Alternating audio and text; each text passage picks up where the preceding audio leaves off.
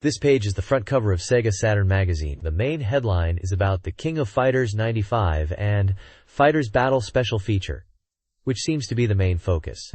It also mentions Virtua Fighter, 3 details are continuing, and Vampire Hunter in a smaller text section. Below the main image, there is a list of featured games, including Gungrafon, the Eurasian Conflict, and Tokimeki Memorial Forever With You, alongside True Goddess Reincarnation Devil Summoner. There's also a mention of Yano Village Hospital People /Pinball Graffiti /Gameware, Super Expensive Man's Counterattack, which sounds like a collection of smaller game reviews or features. Finally, at the bottom there's a list of SEGA Saturn new software previews, which includes titles like Dragon Force, Gradius Deluxe Pack, Sakura Wars, Working File, Victory Goal 96, Linkle Liver Story, Legend of Eldian, Mikuni Zying Warlord Chronicles, and Angelique Special.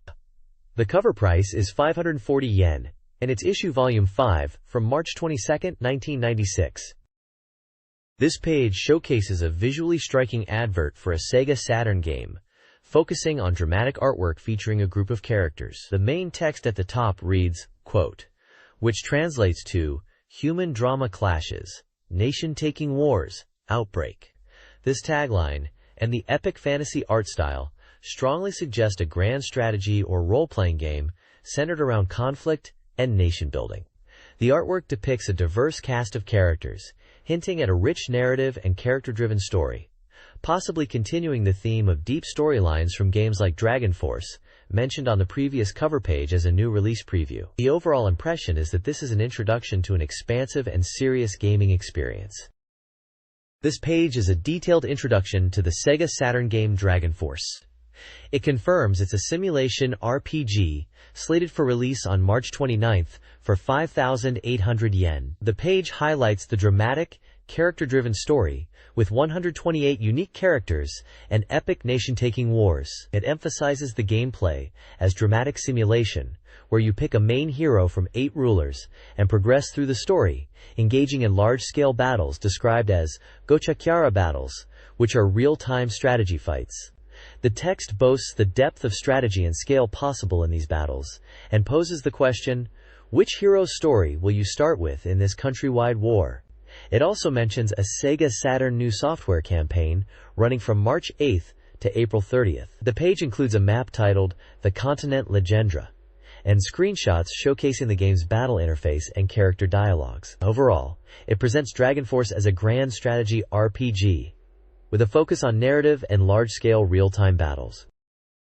This page showcases 2 exciting SEGA Saturn sports games. First up is J-League Victory Goal 96, scheduled for release on March 29th at 5,800 yen. It's touted as a realistic diamond soccer experience, with commentary by Mr. Marinos, likely referring to Kazuyoshi Miura, alongside Kazuto Kimura, who are both pictured.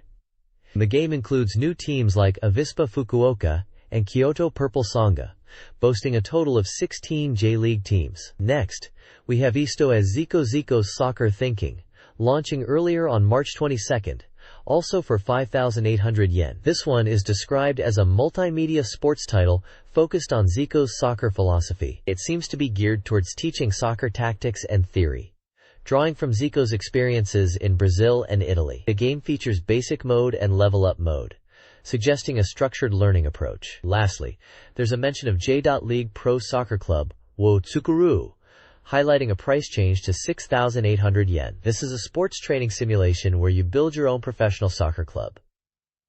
It name-drops various J.League teams like Antlers and Belmare. It seems focused on club management and team building. This page introduces the Virtua Fighter CG Portrait Series, highlighting volumes 9 and 10, which feature Kagemaru and Jeffrey McWild respectively, priced at 1,280 yen each. Volume 9 includes music titled Who Knows, while Volume 10 features Beyond the Waves. These are presented as original CG collections created by the Virtua Fighter 3 design team. Volume 2, Dancing Shadows from Virtua Fighter 2, is also mentioned, including single-cut images and karaoke tracks. It seems collecting 5 application tickets from these CG Portrait Series volumes could get you a duel. There's also a contest for 50,000 people to win a duel by collecting application tickets from the Virtua Fighter CG Portrait Series packaging. The deadline is March 31st, 1996. The page showcases the previous volumes in the series. Volume 1, Sarah, Dancing Shadow. Volume 2, Jackie, Believe in Love. Volume 3, Akira, Summer Shine. Volume 4, Pei, Oh My Shining Star. Volume 5, Wolf. Volume 6, Lao. Volume 7, Shun, and Volume 8, Lion. Finally, there's an advertisement for the Virtua Fighter TV anime, airing on TV Tokyo every Sunday from 6:30 p.m. to 7 p.m. The bottom corner also shows a SEGA Saturn console with the slogan AMR&D Department Number 2, and mentions a SEGA Saturn software new release campaign running until April 30th, 1996. This page is a game advert from Game Arts, promoting a new title that boasts intense 3D battles with new mobile weapons. The text highlights it as a challenge to the limit and emphasizes the use of the latest 3D technology. The image features two mecha or robots engaged in combat in a desert environment. It's presented as a game from Game Arts with their direct graphics branding and includes their company name, address, and telephone number at the bottom. This page showcases the game Gun Griffon, a 3D shooting title. It highlights 4 missions. Mission 1, Dandelion Seed, where you must destroy enemy supply routes. Mission 2, Dark Servant, set in Kyiv, where you need to eliminate Pew forces. Mission 3, Fox Hunt, tasking you to intercept and destroy enemy transport along the Siberian Railway. And Mission 4, Bloodstorm, where you must suppress enemy armor divisions advancing on the Mongolian plains. The advert emphasizes several key features. It mentions detailed robots with approximately 450 polygons each and a screen density of about 2,500 polygons. It boasts realistic action using motion control for walking and running, and detailed sound drivers to create immersive battlefield environments, going beyond other games in terms of realism. The game also recreates Doppler effects and natural battlefield sounds, showcasing advanced 3D rendering techniques for its time, aiming for unprecedented 3D expression in a console game. The advertisement also mentions that the opening and ending CG demos are video CD operator compatible. The bottom of the page announces the game's release date as March 15th, Friday, at a price of 5,800 yen, excluding tax, specifying it's a SEGA Saturn exclusive title. This page is showcasing 2 games from Victor for the SEGA Saturn.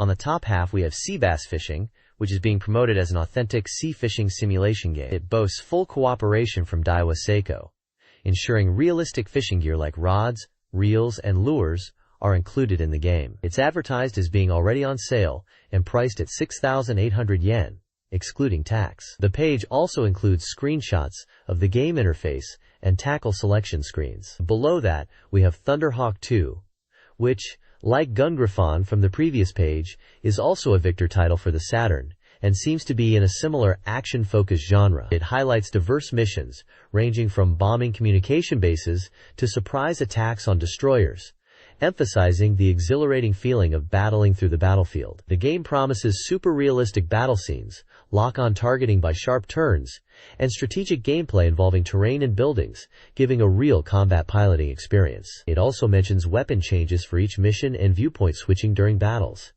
Screenshots show helicopter action and cockpit views. It appears both games are being positioned as high-quality, immersive experiences for the SEGA Saturn from Victor. This page continues to showcase games from Victor. It highlights Sea Bass Fishing further, emphasizing its realism thanks to the supervision of expert angler Masatoshi Murakoshi and the full cooperation of Daiwa Seiko, a real fishing gear manufacturer. The game is presented as a full 3D polygon fishing experience to dynamically recreate fishing. It's still advertised as on sale for 6,800 yen, excluding tax. Next up is Thunderhawk 2. Described as a super sensory battle game. It's a high-speed combat helicopter 3D shooting game. The text boasts about experiencing intense battles and highlights missions such as bombing communication bases and surprise attacks on destroyers. It mentions the game is set in 1999, where conflicts are breaking out across the world, and players are part of the North Atlantic Treaty Organization, NATO, Helicopter Task Force, code-named Firestorm, It's advertised as coming soon and priced at 6,800 yen excluding tax, listed as a shooting game. The page also features an advert for accessing game information online via Victor's website, which includes game information corners, the latest game information, screenshots and movies, and hints and tips. This page showcases a visually striking advert for Horror Tour, a horror adventure game. The advertisement boldly proclaims, "Until you solve the mystery of the castle, you cannot escape this terror." It's highlighted as a full 3D interactive adventure game that was originally a PC hit and is now making its debut on the SEGA Saturn. The game features a group of characters facing various monstrous figures within a castle setting, hinting at a spooky and challenging experience. The release date is clearly stated as March 29th. The bottom of the page is decorated with skeletons, adding to the horror theme. This page continues to highlight the horror adventure game Horror Tour. It describes the game setting as a treacherous, demonic realm filled with alluring but dangerous beautiful women and immense treasures, set within the ancient castle of Radavel. The text mentions being guided by the Tool Curer Mirror, embarking on a journey of mystery and illusion, warning that once you enter this world, you may never return to reality. Below, there's an image of a fortune teller character gazing into a crystal ball, which shows the three main female characters. The fortune teller is saying in English, "Power you need to leave the castle." The Japanese text below this speech bubble translates to, "If you want to leave this castle, you will need power equivalent to that." This reinforces the game's central challenge of escaping the castle, and hints at the need for strength or abilities to do so. This page continues to showcase the horror adventure game Horror Tour, giving us a glimpse into the eerie atmosphere of Radavel Castle. One of the beautiful but dangerous women of the castle invites you to experience its pleasures.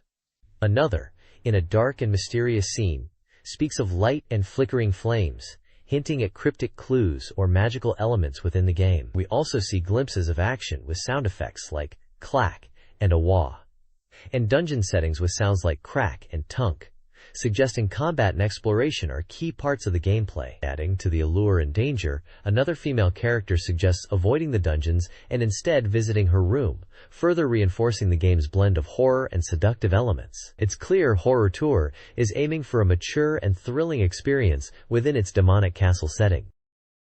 This page continues the focus on Horror Tour, showcasing more of its eerie world. We see various scenes and characters, like a spooky skeleton warning that no one ever returns from further in, and a strange gnome-like character welcoming the player, stating they were expected. Adding to the unsettling atmosphere, a seductive dancer offers to perform for you in another scene. The page uses onomatopoeic sound effects like creak, sway, and spark to immerse you in the horror experience. It highlights the game's release date of March 29th, with a price of 5,800 yen. The text emphasizes Horror Tour as a full 3D adventure game that was previously a PC hit, now making its debut on the SEGA Saturn, promising a world of mystery and illusion to players.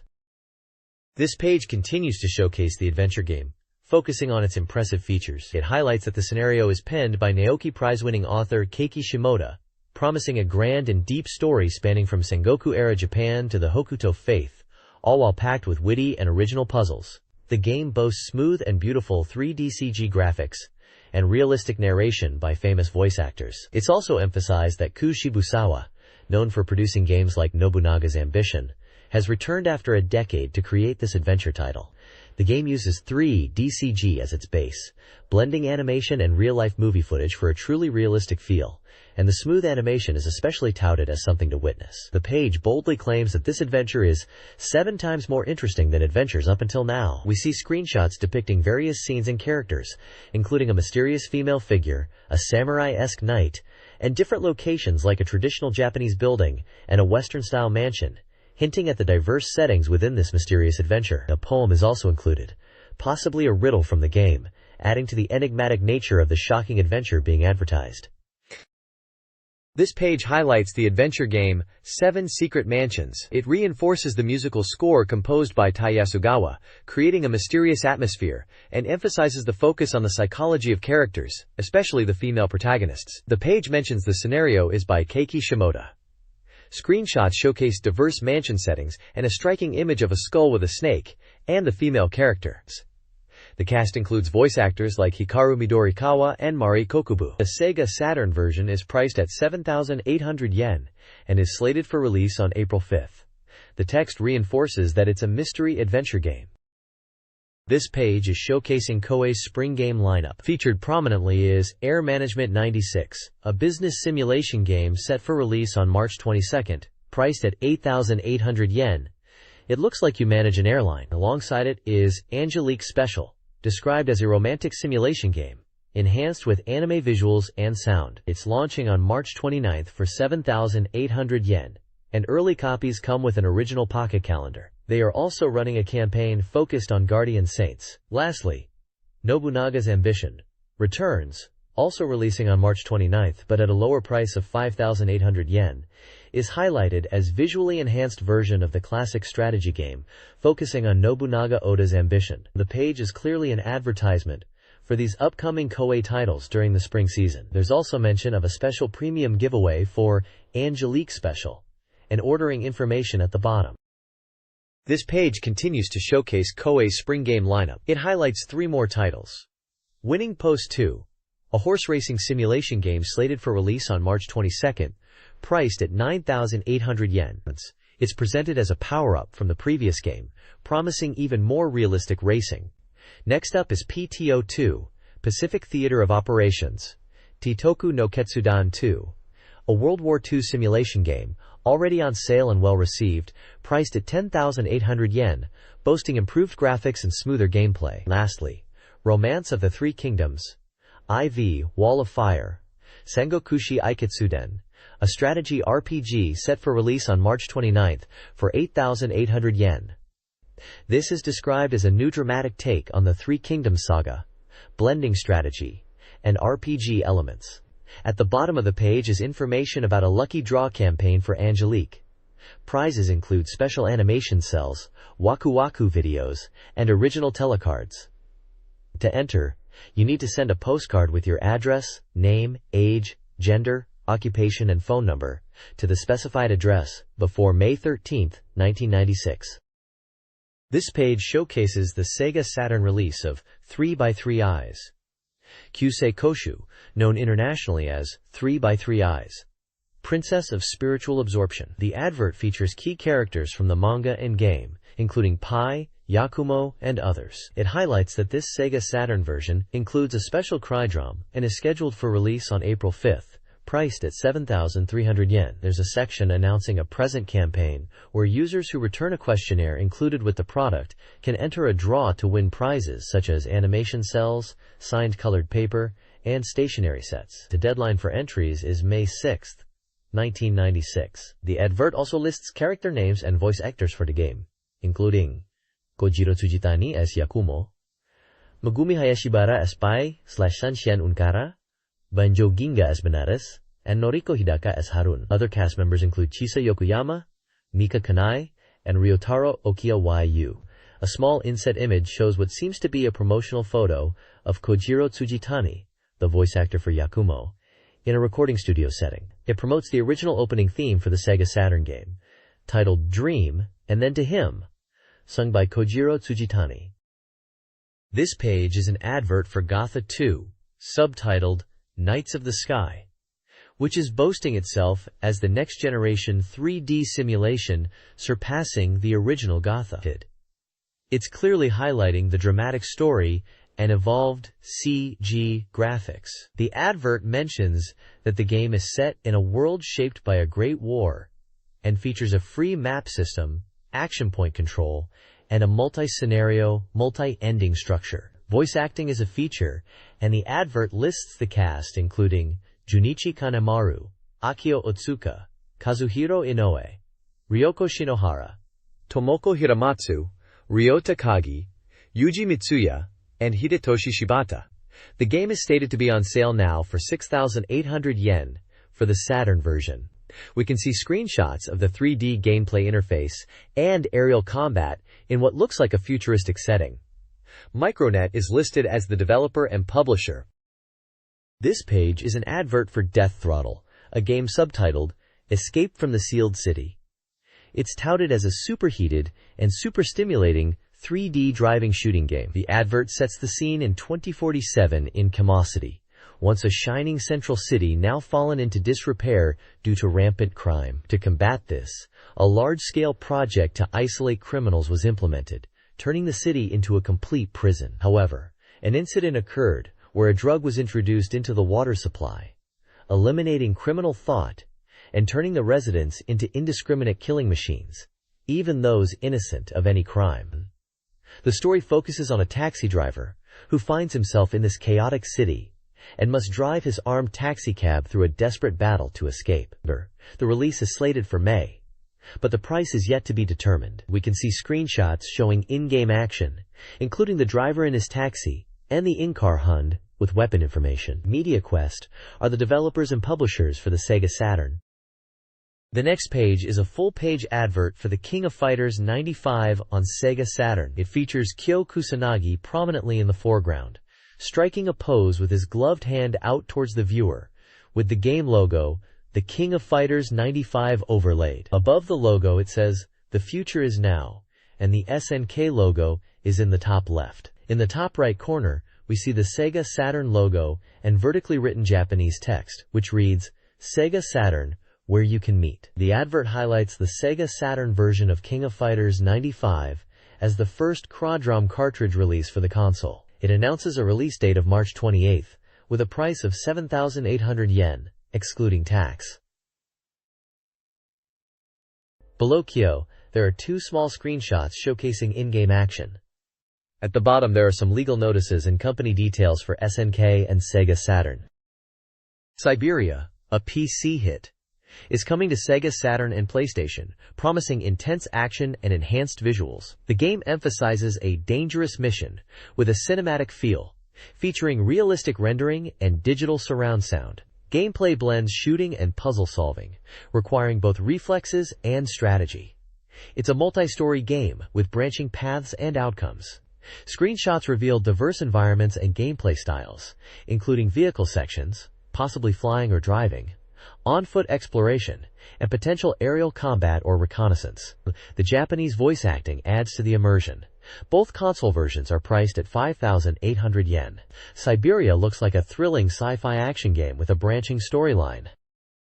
This page is a double feature showcasing two very different SEGA Saturn titles. On one side we have Devil Summoner, the latest entry in the Shin Megami Tensei series, which is already available in stores. This role-playing game is being touted for its fully polygonal 3D dungeons and immersive sound design, promising to throw players into a world of terror and excitement. They highlight the classic Megami Tensei elements like demon negotiation and fusion, and the screenshots show off the first-person dungeon exploration and dialogue sequences. On the other side, we have Danpachi, described as a legendary vertical-scrolling shooting game and award winner from 1995. This is a port of a popular arcade game from the previous year, finally landing on the SEGA Saturn. The page emphasizes unique features like laser bombs and memorable boss characters, all designed to get players' adrenaline pumping. They're also introducing a new GP or get point system, which rewards players for destroying enemies in quick succession, encouraging combo-focused gameplay. Danpachi is slated for release in late April and is priced slightly cheaper than Devil Summoner. Both games are presented as must-haves for SEGA Saturn owners, catering to RPG and shooter fans respectively. This page showcases the return of a popular series with puzzle and action. Tanter! It boasts a collection of over 27 brand new minigames in the puzzle and action genre, all bundled into one title. Releasing on April 5th and priced at 5,800 yen, this looks to be a fun party game experience. The screenshots hint at various puzzle types, and the characters, dressed like detectives or spies, suggest a playful, perhaps slightly comedic theme. It seems like there are preview events planned at locations like Ikebukuro, Sunshine Culture Center, and Osaka ATC Hall, giving players a chance to try it out before the release. This game seems like a lighthearted contrast to the darker themes of Devil Summoners and the intense action of Danpachi featured previously, offering a different kind of fun for SEGA Saturn owners. This page advertises Virtual Casino for the SEGA Saturn, presented as the console's first authentic/full-fledged casino game. The advert emphasizes its realistic graphics thanks to 3D polygons and its dramatic storyline driven by CG movies. It also highlights the two-player mode. Screenshots showcase various casino games like slot machines, roulettes, and card games. A promotion is mentioned where 1,100 people can win original virtual casino goods like t-shirts and telephone cards. The game is slated for release on March 15th, priced at 5,800 yen, excluding tax. This page presents Virtual Casino as a visually impressive and feature-rich casino experience for Saturn owners. This page highlights Sword and Sorcery, which is part of the Riglord Saga series from Microcabin. It's billed as the ultimate RPG legend. The advert is showcasing this fantasy RPG, emphasizing its dramatic story and impressive visuals. They are boasting about the opening animation and the immersive 3D battle stages. It also mentions a strong focus on voice acting, with a cast of talented performers, including Megumi Hayashibara. For those who buy the game, there's a special offer to win original cel art from the opening movie. The game was released in May 1996 and priced at 6,800 yen. This page showcases two acclaimed arcade shooting games making their way to the Sega Saturn. On the left, it's Night Striker S, highlighting its unique intergray ship that navigates through a sprawling metropolis. The game lets you weave through buildings and fly like a combat aircraft, engaging in intense battles. They emphasize the exhilarating speed and the challenge of destroying formidable enemies within the city. It was scheduled for release in June for 5,800 yen. Key features mentioned include stage branching, 6 different endings, original CG movies for endings, and support for mission sticks for an authentic arcade experience. On the right side of the page is Metal Black. This section focuses on the desperate fight for peace against an overwhelming alien threat. They describe the player as piloting the final weapon against a shadowy enemy that emerges when a dying star unleashes chaos. The game is presented as a last stand against annihilation. Metal Black was planned for a May release, also priced at 5,800 yen. It boasts a neuron power-up system based on collecting red, blue, and yellow orbs. All 6 rounds are stage-based in space or on Earth, and mentions intense battles, including boss fights with huge energy cannons.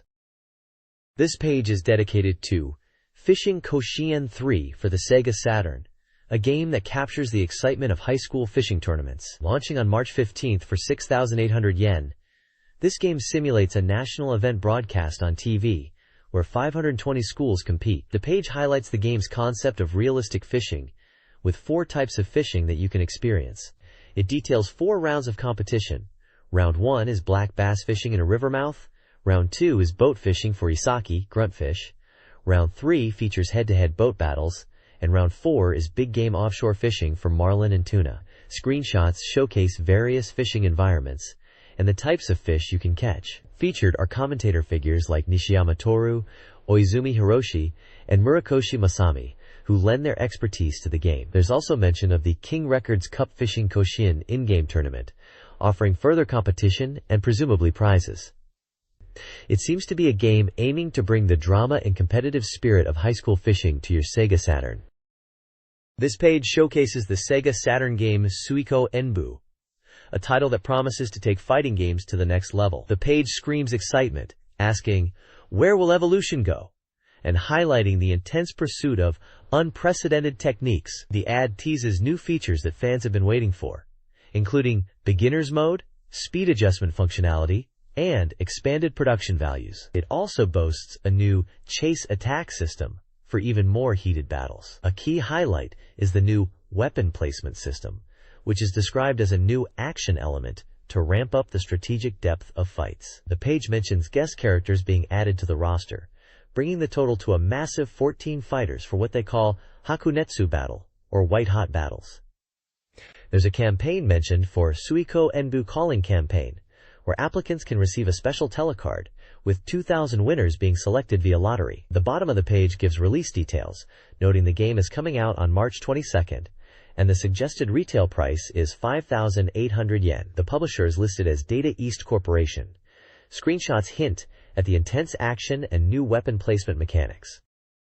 This page is an advertisement for a multimedia art academy targeting aspiring digital artists. The academy boasts about nurturing academic arts and artists in the realm of digital art history. They offer vocational courses to become a professional animator, learn animation production techniques, background art, and comic illustration. The ad highlights several key personnel, including the principal, Akira Takase, and special educational advisors like Hajime Sakamoto, Yoriko Irikura, Toshiaki Inuaki, Tomoko, and Masaaki Fujinami. They are promoting enrollment for April, with one-year courses available for both men and women. The practical training is emphasized, with top professionals like Sadao Tsukioka and Takashi Sugiyama listed as practical training instructors. The advert provides details for those wanting to apply, mentioning course capacity of 40 students, a full-day schedule from Monday to Friday, class hours from 9:10 a.m. to 2:50 p.m., and their Tokyo location in Nishizabu. A map at the bottom helps to pinpoint the academy's location near Roppongi Station.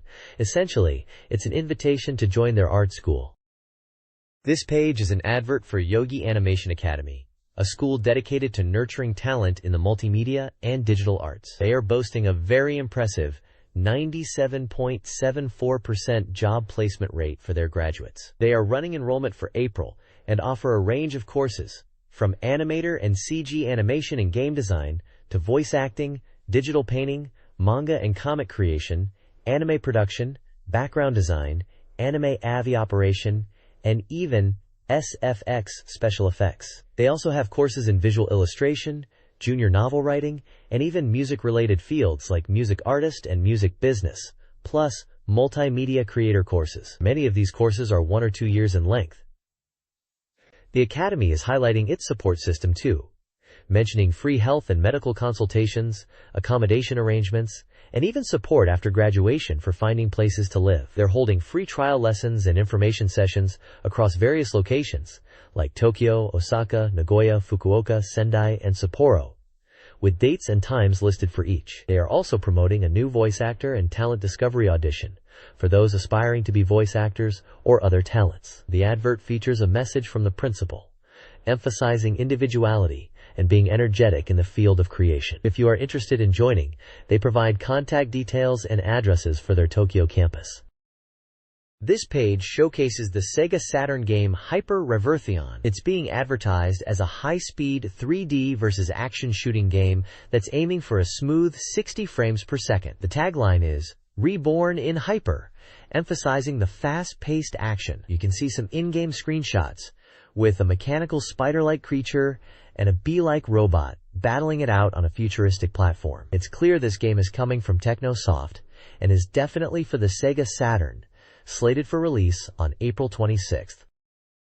This page is showcasing official setting material collections for 2 games. First, there's Final Romance R, advertised as the series' first official collection of artwork and setting materials. It mentions a newly drawn pinup by Sugiyama Genshu and a special first edition bonus gift. This collection is for the Sega Saturn version of Idol Mahjong Final Romance R and is slated for release in early April, although the book itself is coming out on March 15th.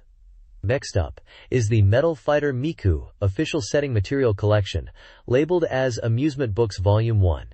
And it comes with an original Credrom for the Saturn. It also includes a special compilation called Rainbow's Decision, Miku vs. Sapphire. This one is scheduled for release in late March. So it's a page packed with goodies for fans of these games who want to delve deeper into their worlds. This page is an apology notice regarding the Sega Saturn game Virtua Photo Studio. It seems the game's release is being delayed. The announcement expresses deep apologies for the delay, especially after advertising that the game was coming soon. The reason given is a problem with image processing. They state they are working to release it as soon as possible to meet user expectations and ask for a bit more patience. The page also features the Virtua Photo Studio logo prominently, calling it a cameraman simulation game. Below the logo, it reiterates the title in Japanese as Bacha Photo Sutahio. At the bottom of the page, there's information about the game being a Bacha Photo Sutahio, with a planned spring release and a price of 6,800 yen for the Saturn version. The developer is listed as Transpegasus Limited, and the publisher is Acclaim Japan, whose logo is also shown with a picture of 4 smiling women, likely connected to the photo studio theme. The age rating is marked as 18+. This page features the game Mahjong Dokusei Special for the Sega Saturn. It's clearly a Mahjong title aiming for a mature audience, judging by the promotional text that talks about sexy voices, climax scenes, and promises 200% excitement. They even cheekily ask if the beautiful girls are naked. Around the central image, we get a look at some of the characters you'll be encountering. On one side are Sakuragi Mai, Kurokawa Satomi, and Saito Mako. And on the other, Tadokoro Natsuko, Sawaki Yoshiko, and Masaka Natsuki. Each girl has her age and blood type listed. The game was released on March 29, 1996. And there were two versions available, a standard version and a premium edition. The premium version, costing 8,800 yen, came with a portrait CD. And they were also running a lottery for 600 people to win a set of telephone cards featuring the characters. It's published by Make Software and developed by ELF for the SEGA Saturn. The next page showcases My Best Friends for the SEGA Saturn, a puzzle game designed for adults, as it's rated 18 and over. It seems to continue the mature theme from the previous page, focusing on anime girls described as angel girls after school. The game promises sexy voices and clear-time-dependent movie changes across 4 stages, boasting animation and voice acting for a realistic experience. The screenshots suggest jigsaw-style puzzles featuring these girls. Released on March 22, the advert highlights replay functionality to view cleared character images. Published by Atlas and priced at 6,800 yen. At the bottom, there's a recruitment advertisement for Atlas staff, looking for various game development roles. This page promotes Mahjong Hyperreaction R for the SEGA Saturn, a title clearly aimed at adults, given the X-rated 18+ label. The tagline is quite suggestive, and it's highlighted as an industry first with a multi-strip system, where the character's undressing depends on your Mahjong score. The advert points out 3 key features. Firstly, it boasts new characters and a story mode, powered up from the arcade versions. Secondly, a free battle mode is included, offering secret pictures as rewards for winning matches. Thirdly, there's an original movie with opening and ending songs, sung by Okamoto Mayako, the voice actress for the new character, Inoue Yuka. The game is scheduled for release on March 8th, and a theme song CD was released earlier on February 21st, featuring 2 songs by Okamoto Mayako. We see profiles for 3 main characters, Matsubara Remi, Otsuki Kaoru, and the new face, Inoue Yuka. All of them are described as Sailor Mars-type beautiful girl soldiers. Voice acting is credited to Tomizawa Michi, Sakakibara Yui, and Okamoto Maya. The character designs are by Shimoda Masami, known for his work on Ranma 1/2 and Video Girl I. Published by Sammy Industry Company, Limited, this page is clearly pushing the adult-oriented angle of this Mahjong title. This page is an advertisement for a Virtua Fighter 2 Perfect Guidebook, published by SEGA Saturn Magazine Books. It highlights the book as a complete guide to the game, featuring information on all characters, including duel, hidden techniques, and strategies. The advert emphasizes that it's a comprehensive guide for Virtua Fighter fans.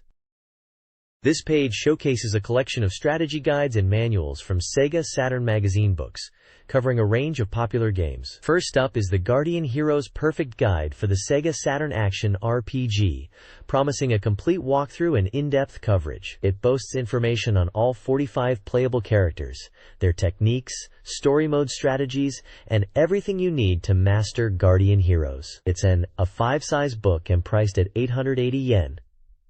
Next, we have an advertisement for the Cyber Troopers Virtualon Varane Training Manual. This looks like a manual for the SEGA Saturn version of the popular mech combat simulator, offering in-depth training for aspiring Virtualon pilots. Then there's the Tower Perfect Guide for the Saturn port of the Tower. This guide highlights the enhanced Saturn version of the simulation game, which allows players to build twin towers and features improved gameplay compared to the PC original. It's also a 5-size book, priced at 980 yen and scheduled for release at the end of March. Finally, at the bottom is the Theme Park Perfect Guide for Theme Park. This guide covers multiple platforms, including DOS/V, Mac, PlayStation, Saturn, and 3DA versions, making it a comprehensive resource for fans of the amusement park simulations. This one is priced at 1,600 yen. All of these guides seem to be aiming to provide players with the ultimate edge in these popular Saturn titles. This page promotes a couple of Photo CD digital photo series. Firstly, There's the Idol Series Volume 8, featuring Ayaka Akimoto. It looks like a collection of digital photos of her, taken by photographer Yasuo Inoue.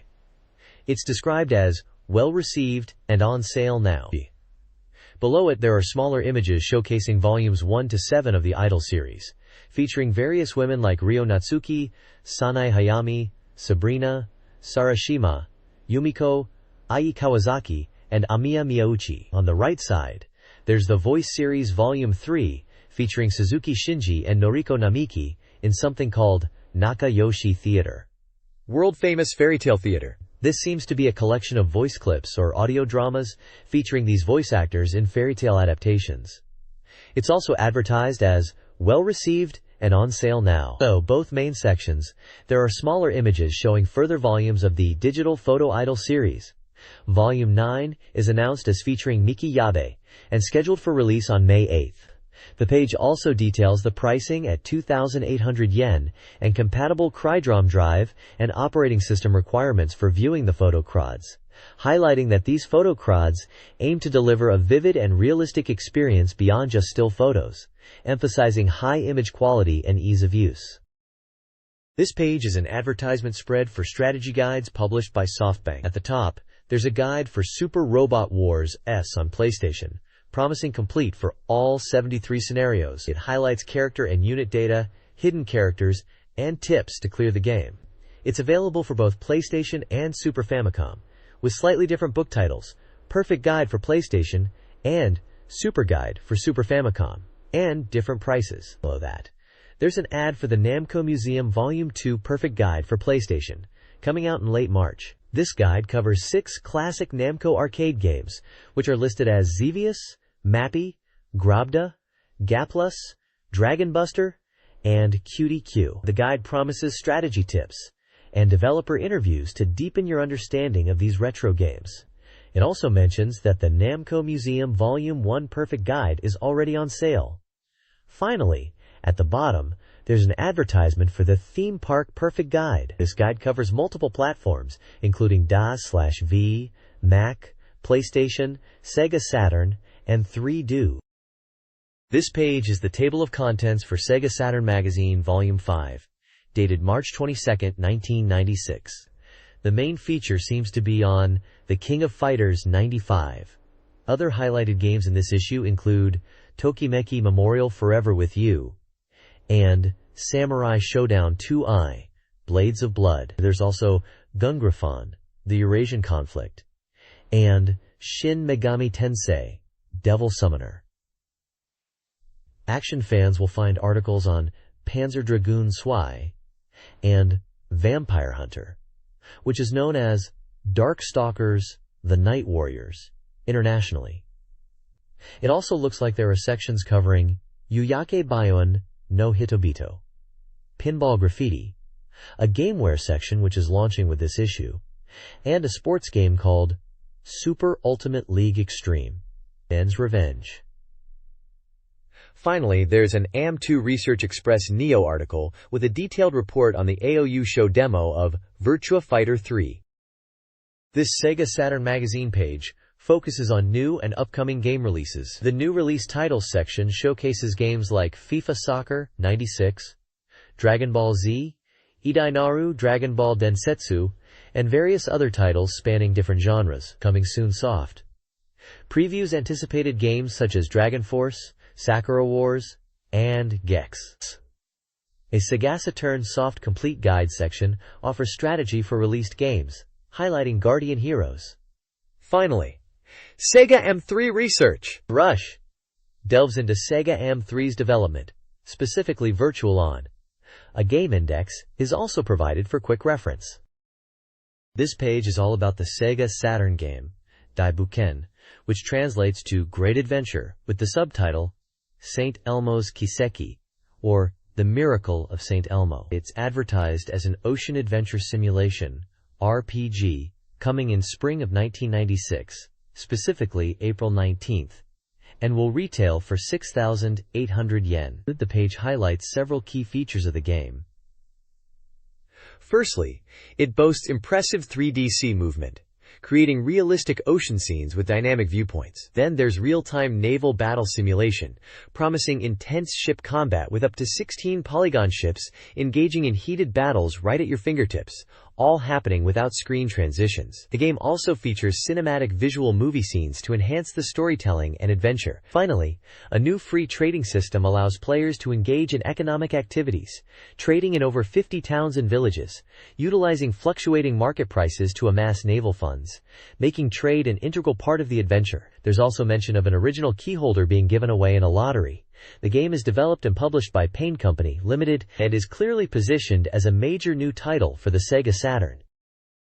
This page announces a Get More and More campaign for SEGA Saturn owners, where purchasing new software released between March 8th and April 30th gives you a chance to win prizes. There are 2 prize courses: the Exciting Select course offering various goods from a catalog, and the SEGA Saturn Life course featuring original SEGA Saturn merchandise. Prizes mentioned are a SEGA Saturn carrying case, described as perfect for carrying the console, software, and cables, and a unique SEGA Saturn-shaped cushion chair. 5,000 lucky winners will receive prizes in total. Moving on, there's news about a new idol group called Feel, debuting from the SEGA Saturn game Omakase Taimagyu, which is actually Night Strikers internationally. These new idols made an appearance in Akihabara in costume to promote the game. Lastly, it talks about the second OVA episode of Sonic the Hedgehog, becoming available for rental soon. This original animation video follows the popular first episode and continues the Sonic adventure with new characters like Metal Sonic. The article highlights the voice actors involved in the recording session, mentioning Yasuhito Eguchi as Sonic, Taeko Kawata as Tails, and Masami Kikuchi voicing Drive Eggman, also known as Robotnik internationally. Apparently, even the main programmer of the Mega Drive Sonic series, Mr. Yasushi Yamaguchi, was satisfied with the production. A special edition Waha version with bonus content is planned for release in May 2. SEGA is supporting the tokusatsu show Chou Senshi Chancelion with a possible game adaptation. NEC is developing Windows 95 PCs with Power VR DCG chips, enabling console-quality 3D graphics, leading to game development by companies like ArtDink, Koei, and Hudson. Namco has already released games for this platform. The popular Saturn game, Super Real Mahjong PV, is becoming a drama CD, featuring an original story and a vocal song. Additionally, audio dramas adapting literary classics with popular voice actors are gaining popularity. Finally, several game music CD releases are highlighted, including albums by Arisa Uchida, Katsumi, Keiji Yoshikawa, Junko Iwao, Ami Minami, ADK Sound Factory, and soundtracks for Albert Odyssey Gaiden and Angelique. These albums span various genres and cater to different tastes. This page presents the SEGA Saturn software sales top 10 chart.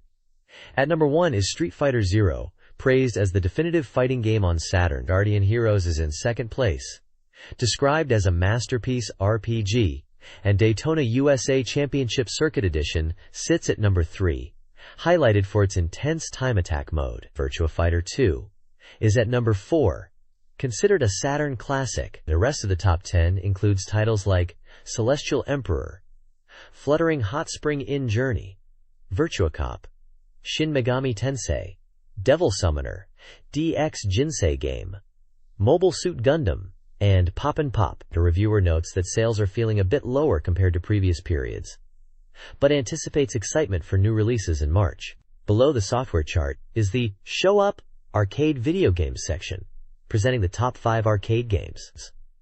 Cyber Troopers Virtual-On is at the top, followed by Virtua Fighter 2, Fighting Vipers, Tetskin 2 Verb, Tekken 2 Verb B, and Real Bout High School. Finally, there's a section titled Latest Arcade Game Popularity Check, focusing on Virtua Fighter 3. It emphasizes the overwhelming visuals and popularity of Virtua Fighter 3 at the Amusement Operators Union (AOU) show, highlighting it as a must-see arcade title and promising more details on page 211. This page continues the SEGA Saturn Magazine coverage, with user polls and highlights of upcoming and desired software. At the top we have the Want to Convert Top 20, which is a user data poll ranking games they'd like to see ported to the SEGA Saturn. Number 1 is the Final Fantasy series, followed by Dragon Quest, and then Virtua Cop 2 in 4th place. Other notable games in this hopeful port list include Policenauts, Phantasy Star series, Marvel Superheroes, and Sonic the Hedgehog games. Next, we have the hopeful new soft top 15, which is a ranking of anticipated new SEGA Saturn games. Taking the top spot is Cyber Machine Cyber Baryon, a mech action title, followed by the King of Fighters 95 at number 2, and Fighting Vipers in 3rd place. The descriptions for the top games talk about exciting developments and high anticipation from fans. For Cyber Baryons, they mention positive feedback from previews. And for King of Fighters 95, they highlight new system elements and improved CD access. Fighting Vipers is noted for its Saturn port quality and the arcade-like experience. The page also has a section commenting on the popularity of SEGA Saturn software, mentioning that Vampire Hunter continues to be a top seller, and there's anticipation for more new releases soon. Finally, there's a small check note pointing to page 219 for more information on Fighting Vipers, and clarifying that the screenshot shown is from the arcade version. This page showcases the SEGA Saturn Readers Poll Rankings, Volume 18, continuing the user-driven content. It details the reader's ranking with two main charts, Table A and Table B, presenting the results of votes for Saturn software. The About This Corner section explains that these rankings are based on reader votes and average scores given by voters for all released SEGA Saturn software. Looking at the rankings themselves, they are split into two tables with games listed along with their genre and average score. At the bottom right, there's a section called New Arrival Horse Introduction, which highlights Pro Mahjong Kiwami S as a new entry at position 20 in the rankings, noting its high score. Finally, there's a small box titled Hunter Top Rank Conquest, which seems to be building anticipation about whether Vampire Hunter, likely from the previous page's discussion of popular software, will reach the top spot in future rankings. The page is essentially presenting the current standings of popular SEGA Saturn games as voted by the magazine's readers. The next page continues the SEGA Saturn Readers Poll, Volume 18, focusing on game rankings as voted by players. At the top, Vampire Hunter, likely Darkstalkers in international versions, is holding strong at number 1, with a very high average score, and there are user comments praising its graphics and gameplay. Further down, there are more game rankings including League Pro Soccer Club Wutsukuru, which is probably similar to Sega Soccer Slam, and Tenchi MUU Gamehen, getting decent scores and user feedback. There's a section introducing Pro Mahjong Kiwamis as a new entry into the rankings, highlighting its popularity. The page also teases upcoming games like Vampire Hunter Again and Panzer Dragoon, in a section called Second Next New Work Rush Arrival. It seems like they are hyping up the next wave of software. There's also an odds table listing Saturn peripherals and their ratings, and a small section about new peripheral products. Finally, there's a call for readers to participate in the next poll, encouraging them to send in their votes. They're also running a special giveaway for a joystick and power memory cartridge for lucky participants who vote. The whole page is driven by reader opinions and rankings, with snippets of user comments adding to the overall player perspective. This page is dedicated to the announcement of Tokimeki Memorial coming to the SEGA Saturn. It highlights the anticipation for this Saturn version, stating it has been about a year since the initial announcement, and finally screenshots are being revealed. The text expresses excitement from fans who have been waiting, joking about the long wait and asking, "What? Still Tokimeki Memorial?" The page mentions that Tokimeki Memorial was originally released for PC Engine Keydrom in 1994, highlighting its popularity as a romance simulation game and its appeal on 32-bit consoles. The article discusses the core concept of the game, where players aim to confess their love to a girl within high school life. It suggests that the Saturn version will offer an even richer experience, with enhanced visuals and sound. Key details listed include it being a romance simulation game for one player and aimed at all ages. The article also touches upon the possibility of a premium edition, with speculation that it might include a special box set, asking readers to look forward to further details. Screenshots showcase in-game scenes, such as classroom dialogues and festival events, displaying typical interactions and scenarios from Tokimeki Memorial. This page announces that in the SEGA Saturn version of Tokimeki Memorial, players are given the chance to confess their love themselves. It's a big change from previous versions where you had to wait for the girl to confess. The article explains that in this Saturn edition, you can proactively pursue the girl you like and confess to her under the legendary tree at graduation. This version gives the player more agency and allows them to directly aim for their chosen girl. Moving on, we get introduced to some of the Kirameki High School students. First up is Shiori Fujisaki, described as a kind and beautiful girl, talented in both sports and academics. Next is Rei Ijuin, who is from a wealthy family, beautiful but self-centered, and lives by her own rules. Then we have Mimiro Kagami, a cool and stylish beauty, confident and aware of her looks. She is described as the idol type.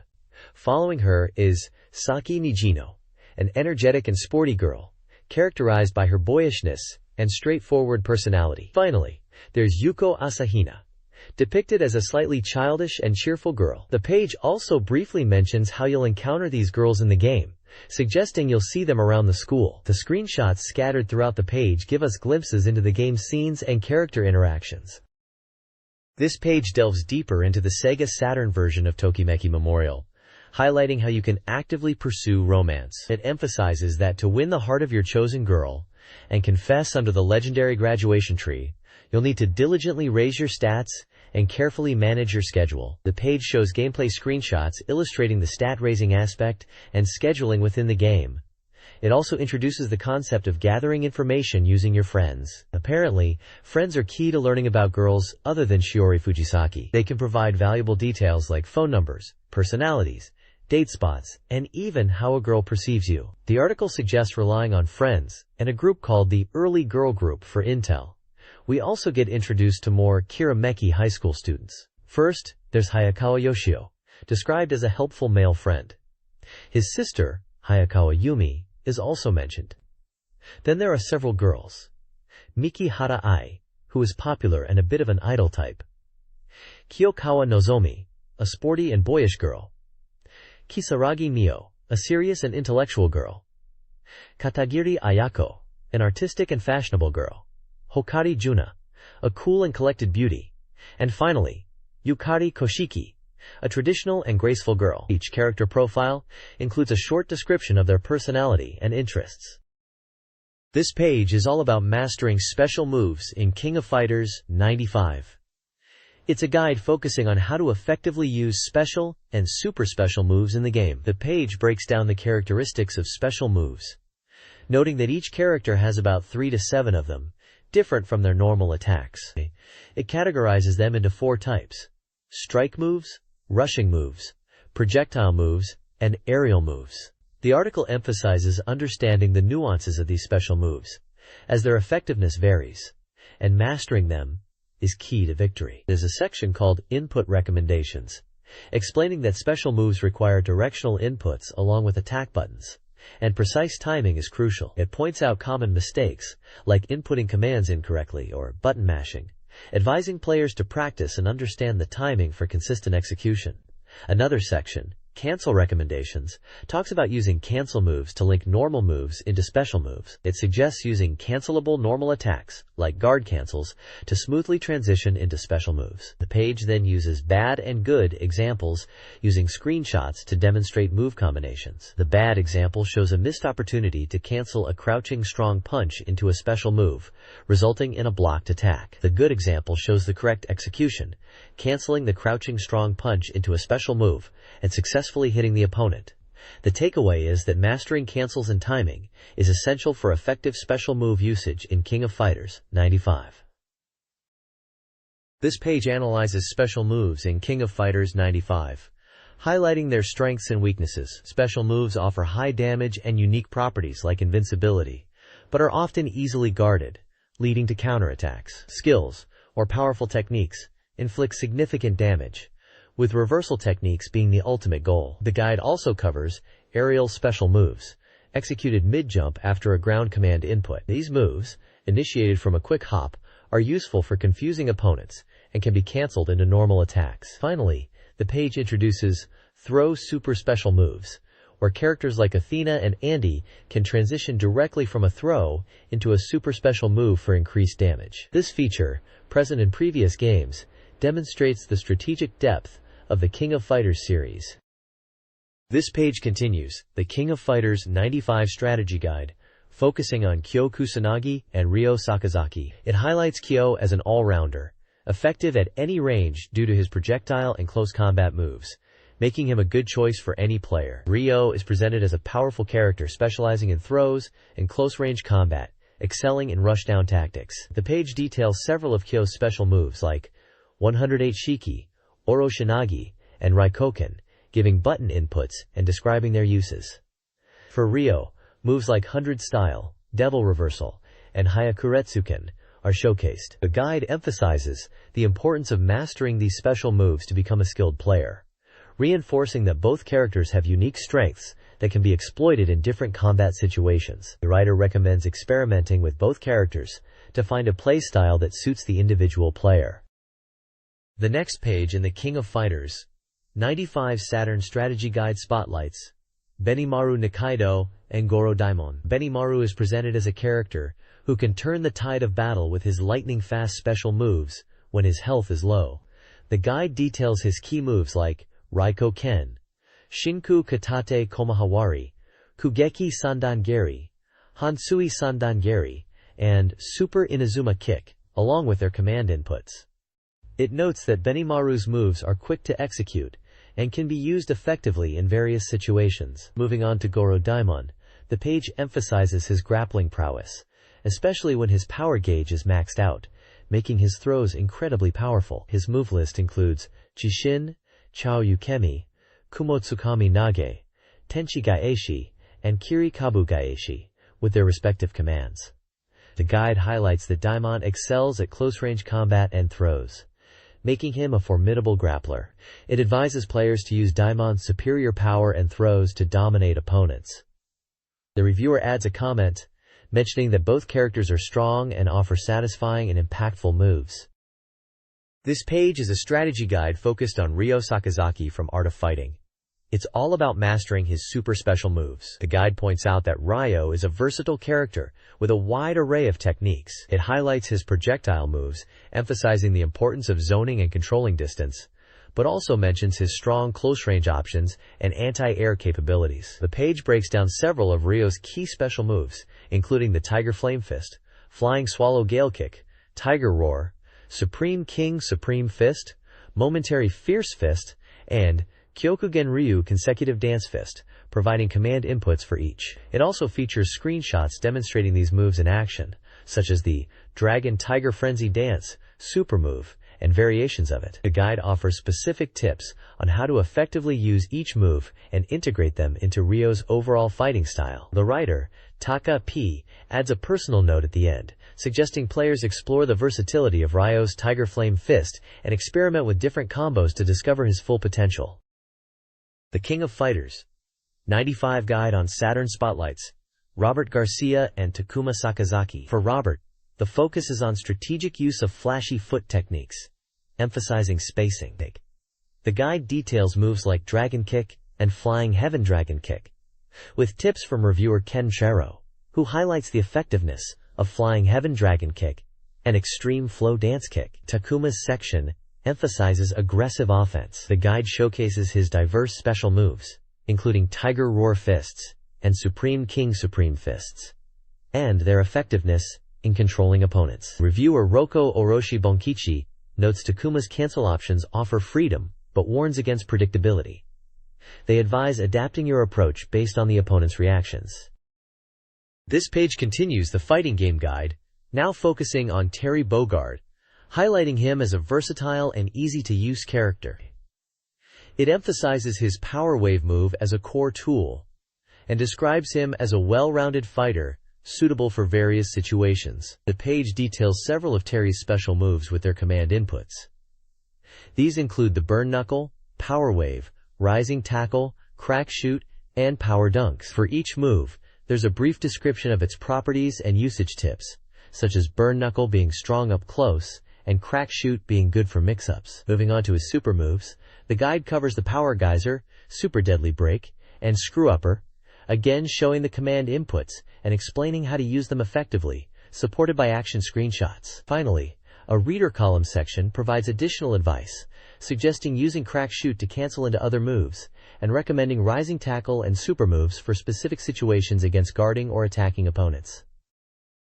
This page continues the King of Fighters 95 guide, now turning the spotlight onto Andy Bogard and Joe Higashi. Andy is presented as a versatile fighter with a wide range of special moves, including projectiles, anti-airs, and rushdown options, making him a rewarding character to play. The page details Entregi's key moves, such as Dragon Bullet, Shadow/Fist, Flying Phoenix Fist, Skybreaking Bullet, and Crushing Wall Desperate Palm. Each move is explained with its command input and accompanied by screenshots to illustrate its use and properties. The reviewer suggests that Andy excels at reading opponents, using projectiles to control space, and rushing in for attacks, emphasizing the Dragon Bullet for knockdowns. Moving on to Joe Higashi, he's described as adaptable in any situation, boasting a balanced style and a rich set of special moves, especially his signature Golden Heel Kick. The guide lists Joe's moves like Hurricane Upper, Slash Kick, Tiger Kick, Exploding Fist Finish, and Golden Heel. Similar to Andy,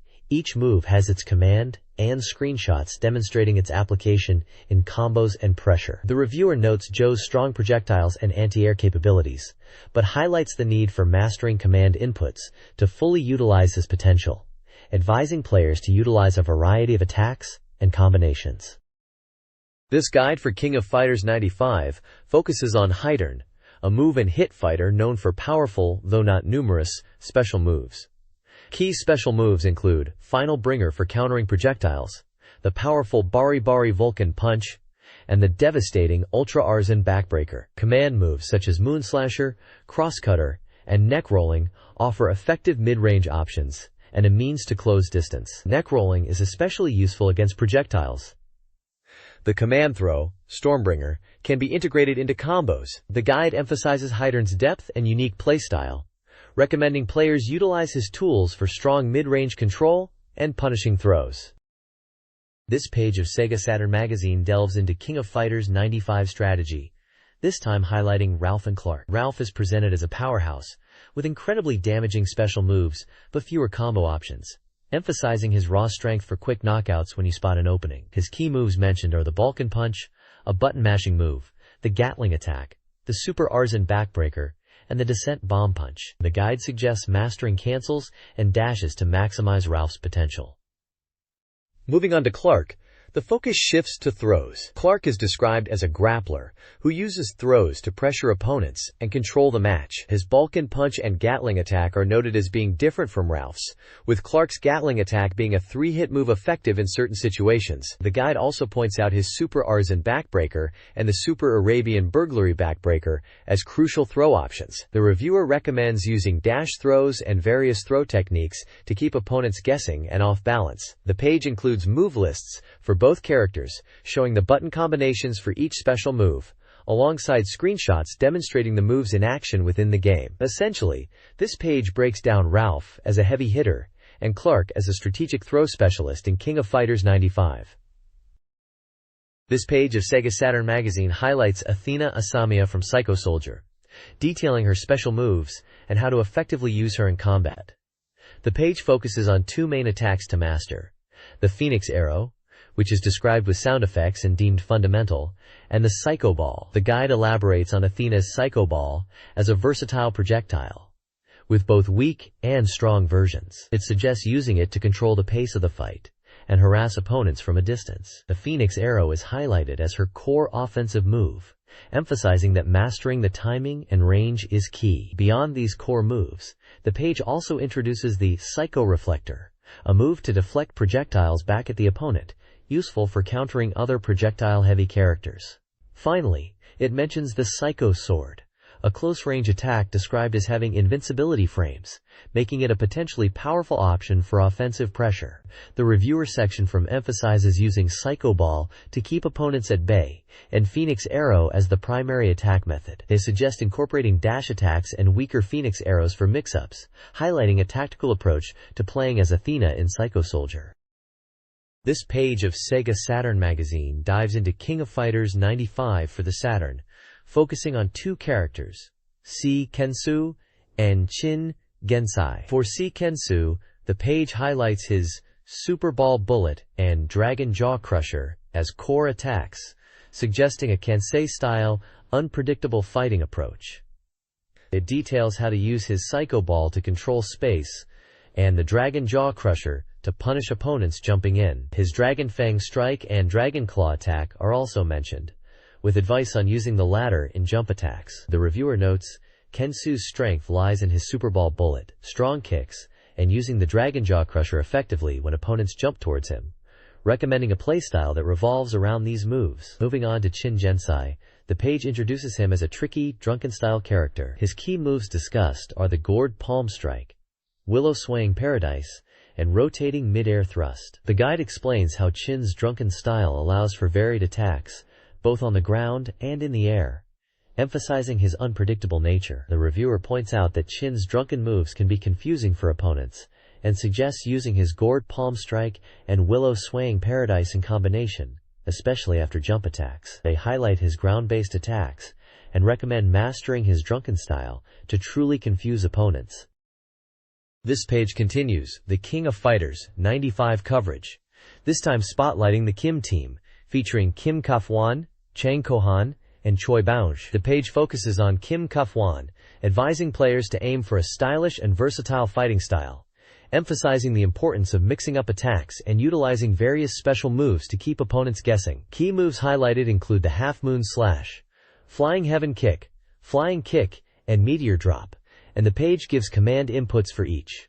For Chang Kohan, the guide showcases moves like Whirlwind Leg, True, Super Absolute Dragon God Fist, and Iron Ball Great Explosion, describing them and their strategic uses in battle. Moving on to Choi Baunj, the page details moves such as Whirlwind Upper Hook and Flying Sky Scratch, again providing descriptions of their applications in combat. The reviewer's comments section provides some pro tips, particularly emphasizing the importance of using Kim's Flying Heaven Kick strategically, suggesting that feinting and visual misdirection can be effective tactics when using this move. The King of Fighters 95 character spotlight examines Chang Kohan and Choi Baunj. Chang, with his large frame, has limited special moves, including the Iron Ball Big Turn, Break, and Flying Slash. The guide recommends using Iron Ball Great Explosion for interrupting guard breaks and focusing on throws, while managing his vulnerability. Choi, in contrast, is small but powerful. His moves include the Flying Sky Cutter, Dragon Whirlwind Slash, weak and strong, Rotating Flying Slash, Flying Slicer Kick, and Rotating Whirlwind Slicer Thrust. The guide suggests using Flying Sky Cutter for mid-range poking and advises players to utilize feints and mix-ups, exploiting Choi's agility and making him harder to hit. This page delves into Yuri Sakazaki's fighting style, showcasing her moves in what appears to be a King of Fighters game, likely the King of Fighters 95, continuing the character guides from the previous page. The page details several of Yuri's special moves, like the Leaping Swallow Kick, Super Hisatsu Swallow Kick, and Illusion Dance. It highlights how to effectively use these techniques in combat, including her projectile Tiger Flame Fist and command throws.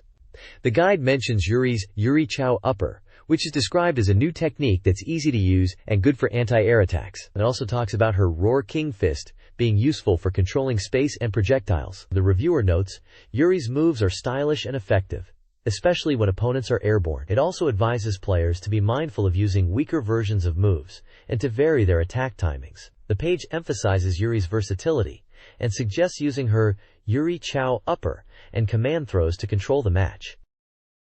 This page continues the character guides, this time focusing on Mai Shiranui and King from the King of Fighters 95. Mai's section, titled Unknown Fire Dance, emphasizes her agility and fire-based attacks, highlighting her powerful special moves like the Flower Butterfly Fan, Dragon Flame Dance, Super Deadly Ninja Bee, Musabi's Dance, and Flying Dragon Flame Dance. The guide gives move inputs and tips, noting her Super Deadly Ninja Bee is a command throw, and her Musabi's Dance can change angle and even be cancelled mid-air. The reviewer suggests using her flying projectile, Flying Dragon Flame Dance, strategically in the air, as it's very reliable. King's section, titled King, Fight Elegantly, focuses on her strong ground-based special moves, particularly the Venom Strike, Tornado Kick, Trap Shot, Double Strike, and Surprise Rose.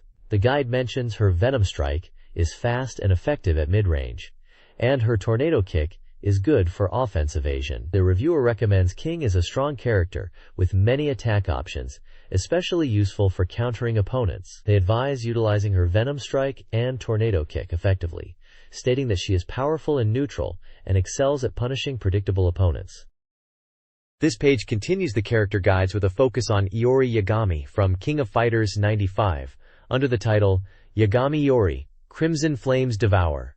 It emphasizes Iori's powerful and oppressive fighting style, describing him as a character who excels at suppression, aerial combat, and trickery, making him a formidable fighter. The page details several of Iori's signature moves, including the 108th style Darkness Sweeper, described as a foundational move similar to Kyo Kusanagi's 108th style Darkness Sweeper, but with unique properties.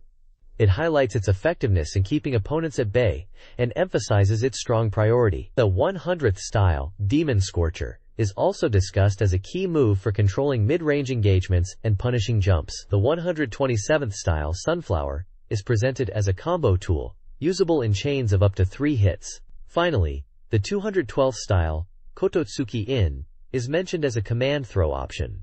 Move inputs are provided using standard fighting game notation. The reviewers section, titled Responsible Writer Masayori, expresses strong enthusiasm for Iori, stating, "If you make your opponent float, it's settled." They highlight Iori's ability to control the pace of the match and exert pressure, especially in corner situations. The reviewer notes that while opponents might be wary of Iori, they shouldn't be overly cautious, as it can limit their own offensive opportunities. The reviewer suggests observing the opponent's patterns to find openings to strike effectively with Iori. The guide features character breakdowns for Kyo Kusanagi and Billy Kane from King of Fighters 95. Kyo, dubbed Prime of Burning, is a rushdown fighter known for speed and aggressive combos. The guide details moves like Shadow Slasher, Bone Crusher, and Flowing Shadow Slash, providing command inputs and strategic use. Masayori Miyame recommends offensive use of Shadow Slasher and Bone Crusher.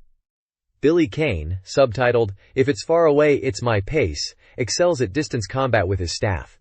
The guide lists moves such as 3-section staff middle strike and whirlwind flying staff, explaining their uses and commands. Roku Jugaoka Orosupan Yoshi highlights Billy's reach and the fire whirlwind staff for potential knockouts.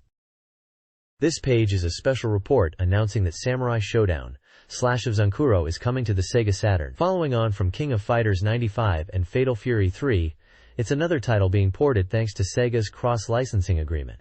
This new Samurai Showdown game is the latest in the series and was a popular sword-fighting action title on the Neo Geo. It boasts a roster of 12 characters, including 7 from previous games and 5 brand new ones, alongside a refined game system. While King of Fighters 95 was ported to Saturn as a cartridge plus CD combo, it's unclear how Slash of Zankuro will be released, but the magazine urges readers to stay tuned for more info. The article emphasizes the unique katana battle gameplay, distinguishing it from standard fighting games and focusing on the tension and realistic sword combat. The Public Relations Department, represented by Takeshi Umemoto, expresses that fan demand is the reason this port is happening and asks players to look forward to it. Essentially, Saturn owners can finally look forward to playing Samurai Showdown on their system.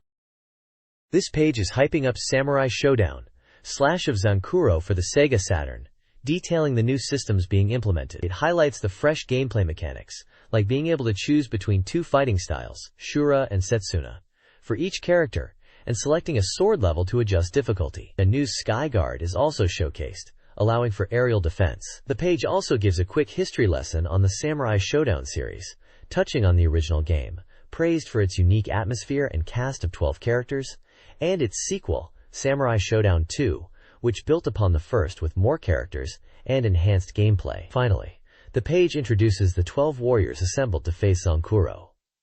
These include familiar faces like Haomaru, Nakoru, and Galford, along with other fighters such as Jinan, Rimururu, Jubei, Hanzo, Kyoshiro, Ukyo, Sankuro, Basara, and Genjuro. It's a solid overview to get Saturn owners pumped for this upcoming sword-fighting action title.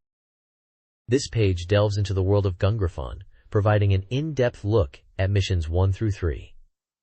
It's a strategy guide to help players conquer these early stages. The page details the Hymax specifications, which is the player-controlled mecha, listing its attributes like HP, armor, and weapon power for gun, ATM, RP, and MG. It also explains how to read the in-game map, clarifying the symbols for player units, enemy tanks, helicopters, and AWGS units. Furthermore, the page offers enemy data, focusing on the Leopard TVM2 enemy unit and its stats, especially emphasizing its high attack power. The strategy tip highlighted is to be wary of enemy attack power and to use jump actions effectively during combat to evade enemy fire. This page continues the Gungraphon strategy guide, diving into Mission 1, also known as Dandelion Seed, and set in Kharkov. The mission objective is to eliminate the enemy supply support forces. It's considered a training mission to get players accustomed to real combat. The guide emphasizes efficiently defeating enemies and finding the best routes to do so. It also warns players to be aware of reinforcement units. The first wave of reinforcements arrives from the south, while the second comes from the northwest. The map is described as beginner-friendly, designed for easy roller dash movement, and doesn't require players to worry about supply. The page also provides enemy data for Mission 1, detailing various enemy units like the Leopard TVM2 tanks, BMX-30 units, Ka-50 Hokum helicopters, Leopard 3 tanks, Panther tanks, and BV-206 units. It lists their stats, including HP, armor, weapon damage, and reload times, giving players a tactical overview of the enemy forces they'll encounter in this mission. This page delves into conquering Mission 2 of Gungraphon, titled Dark Servant, which takes place in Kiev. It highlights that this mission is set at night, emphasizing the importance of using night vision mode to effectively spot enemies amidst the darkness and urban obstacles. The page questions if players are struggling with Mission 2, suggesting night vision as the key to success. It points out that in normal camera mode, enemy identification is difficult in the dark city. Night vision is crucial to clear visibility and target acquisition. A map of Kiev is provided, clearly marking objective points and enemy placements for Mission 2. It also indicates a supply point location, essential for replenishing resources during the mission. The map is linked to an enemy data section, which details the stats of various enemy units encountered in this mission. These include units like the Leopard 3, BMW 30, Tiger 4-legged, Little Rio 4-legged, Augusta a 129, Martyr 2, PZH 2000 SPG, and Sikorsky H-53D, outlining their HP, armor, weapon damage, and reload speeds. Finally, the guide advises players to check supply points, explaining that Mission 2 includes supply drops via DLS. Players should locate the helicopter landing zones for supply refills, available within a 30-meter radius of the landing point. Gungraphon Mission 2 features helicopter and ground infantry encounters. Helicopters, the primary aerial threat, require headshots and continuous MG fire. One variant carries RP missiles. Evade these with jump jets. DL's messages pinpoint helicopter appearances at 2:09, providing enemy data for the Kamofeu Kasub Hokum helicopter. Ground infantry, fast-moving bipedal units appearing at 3:23 from the west, are deployed in squads of 4. Use buildings for cover, especially against the ATM-equipped units, 1 and 4. Jump and lock on to disarm them. DLs, the pilot's navigation system, is crucial for mission success, offering vital information like enemy positions and objectives. This page is focused on Mission 3, Fox Hunt, set in Novosibirsk, for what is likely Gungraphons. It's flagged as the first technical mission, and emphasizes that the objective isn't total annihilation of enemies, but disrupting their Siberian railway transport. The reviewer points out that Mission 3 has a much wider battlefield than previous missions, with more numerous and stronger enemy units. The page includes a map of the mission area showing enemy positions marked numerically, along with a table detailing enemy data for various units like the PZH 2000 SPG, Tiger 26 Tunguska, BMX 230, Lukrile MTB, PT5, Kamofeu Ka-50 Hokum, and Autruche. This data covers their HP-AP weapon damage and reload times. Crucially, the guide highlights supply points, noting that resupply is essential in Mission 3 due to limited starting ammunition. It mentions 2 supply points on the map, but advises players to mainly use the one on the right side, suggesting the left one might be strategically riskier to access. Screenshots demonstrate gameplay scenarios, likely to illustrate the mission environment and combat situations. This page highlights tactics for the beginning and end of the mission, emphasizing that you need to be aware of enemies approaching from both sides. and behind you. It stresses the importance of defending supply points, especially the one on the right, as reinforcements will arrive there. If you lose this supply point, the mission becomes almost impossible, and destroying the supply helicopter or the train will lead to mission failure and MG weapon becoming useless, respectively. The page provides DLS information, stating that 24 seconds after the mission begins, DLS will detect enemies, specifically Panther tanks, appearing from the left and right. It advises prioritizing taking down enemies in front of you first. Later in the mission, as you approach the clear objective, be prepared for new enemies. 4 Autruche AWGS units will appear, along with 2 Tunguska Ska units. The page notes that machine guns are effective against these AWGS units. The final objective is to destroy the target train within 5 minutes and 40 seconds of battle start using RP weapons, specifically targeting the train carriage. This page is all about mastering the Hymax in exercise mode for a time attack challenge. The goal for the beginner stage is a blistering 49 seconds. It suggests that after clearing the first few missions, you should jump into exercise mode to hone your skills and shave off those precious seconds. This mode isn't just for practice. It's a fun way to play the game in its own right, and aiming for a fast, clear time is the name of the game. The page recommends initially aiming for a 1-minute clear. For the beginner stage, you'll face off against 6 Tunguska Ska units, armed with machine guns, and Leopard 3 tanks with gun weapons. Knowing their positions is key to a quick run. Moving on to the expert stages, the page emphasizes that route planning becomes crucial, unlike the more linear beginner stages. Weapon choice is also vital for cutting down your clear time. For heavily armored enemies, RP weapons are recommended, while ATM or standard gun weapons are better for lighter foes. It's all about studying the enemy data to pick the right tools for the job and figuring out the best approach. In the expert stage, you'll encounter Leopard 3 tanks, Kamofka 50P Hokum helicopters, Panther tanks, Tiger tanks, and finally, the powerful Hymax unit itself. This page gives you a good overview of tactical approaches for both beginner and expert stages in what looks like a deep dive into mastering Assault Suit's Vulcan 2 gameplay. Missions 4 to 6 demand strategic adaptation. Mission 4, Bloodstorm, tasks you with eliminating enemies in a grassland, utilizing subtle hills for tactical advantage against agile, numerous foes.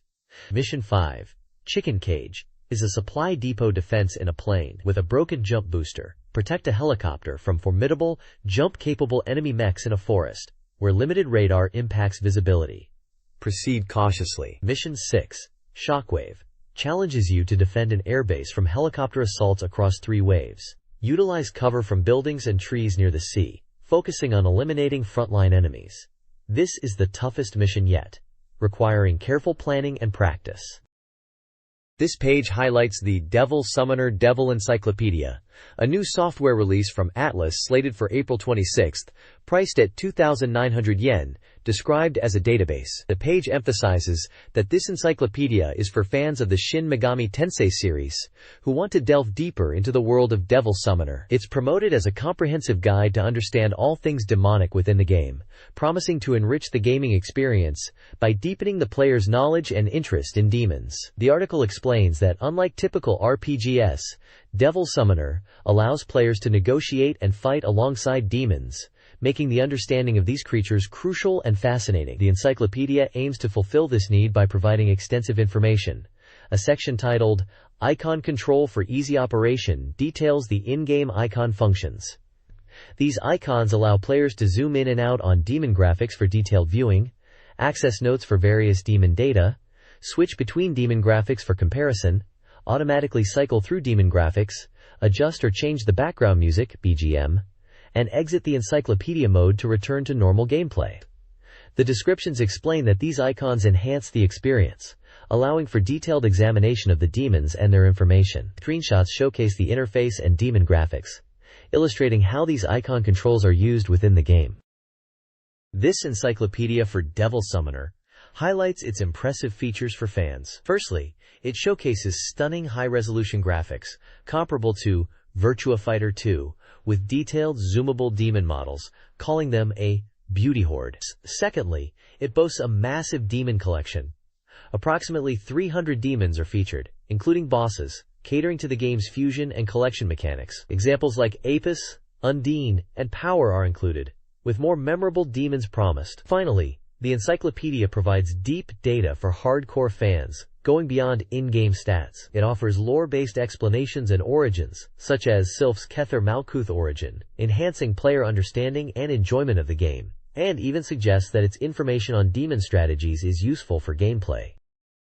This page is all about Panzer Dragoon Zwei as it's approaching its release. The article mentions that it's based on a nearly finalized room, giving a special report on its 95% completion. The focus is on the opening demo, which is said to be 100% complete, and will fully introduce the story and world of the game. The graphics quality is highlighted as being incredibly impressive. The article hints at the storyline, mentioning a peaceful village suddenly attacked by a strange light, and a child named Lundy and his dragon. There are screenshots showing in-game scenes and story moments, including dragon riding, and the village under attack from a beam of light. It seems the overall impression is one of excitement and anticipation for the game's imminent release.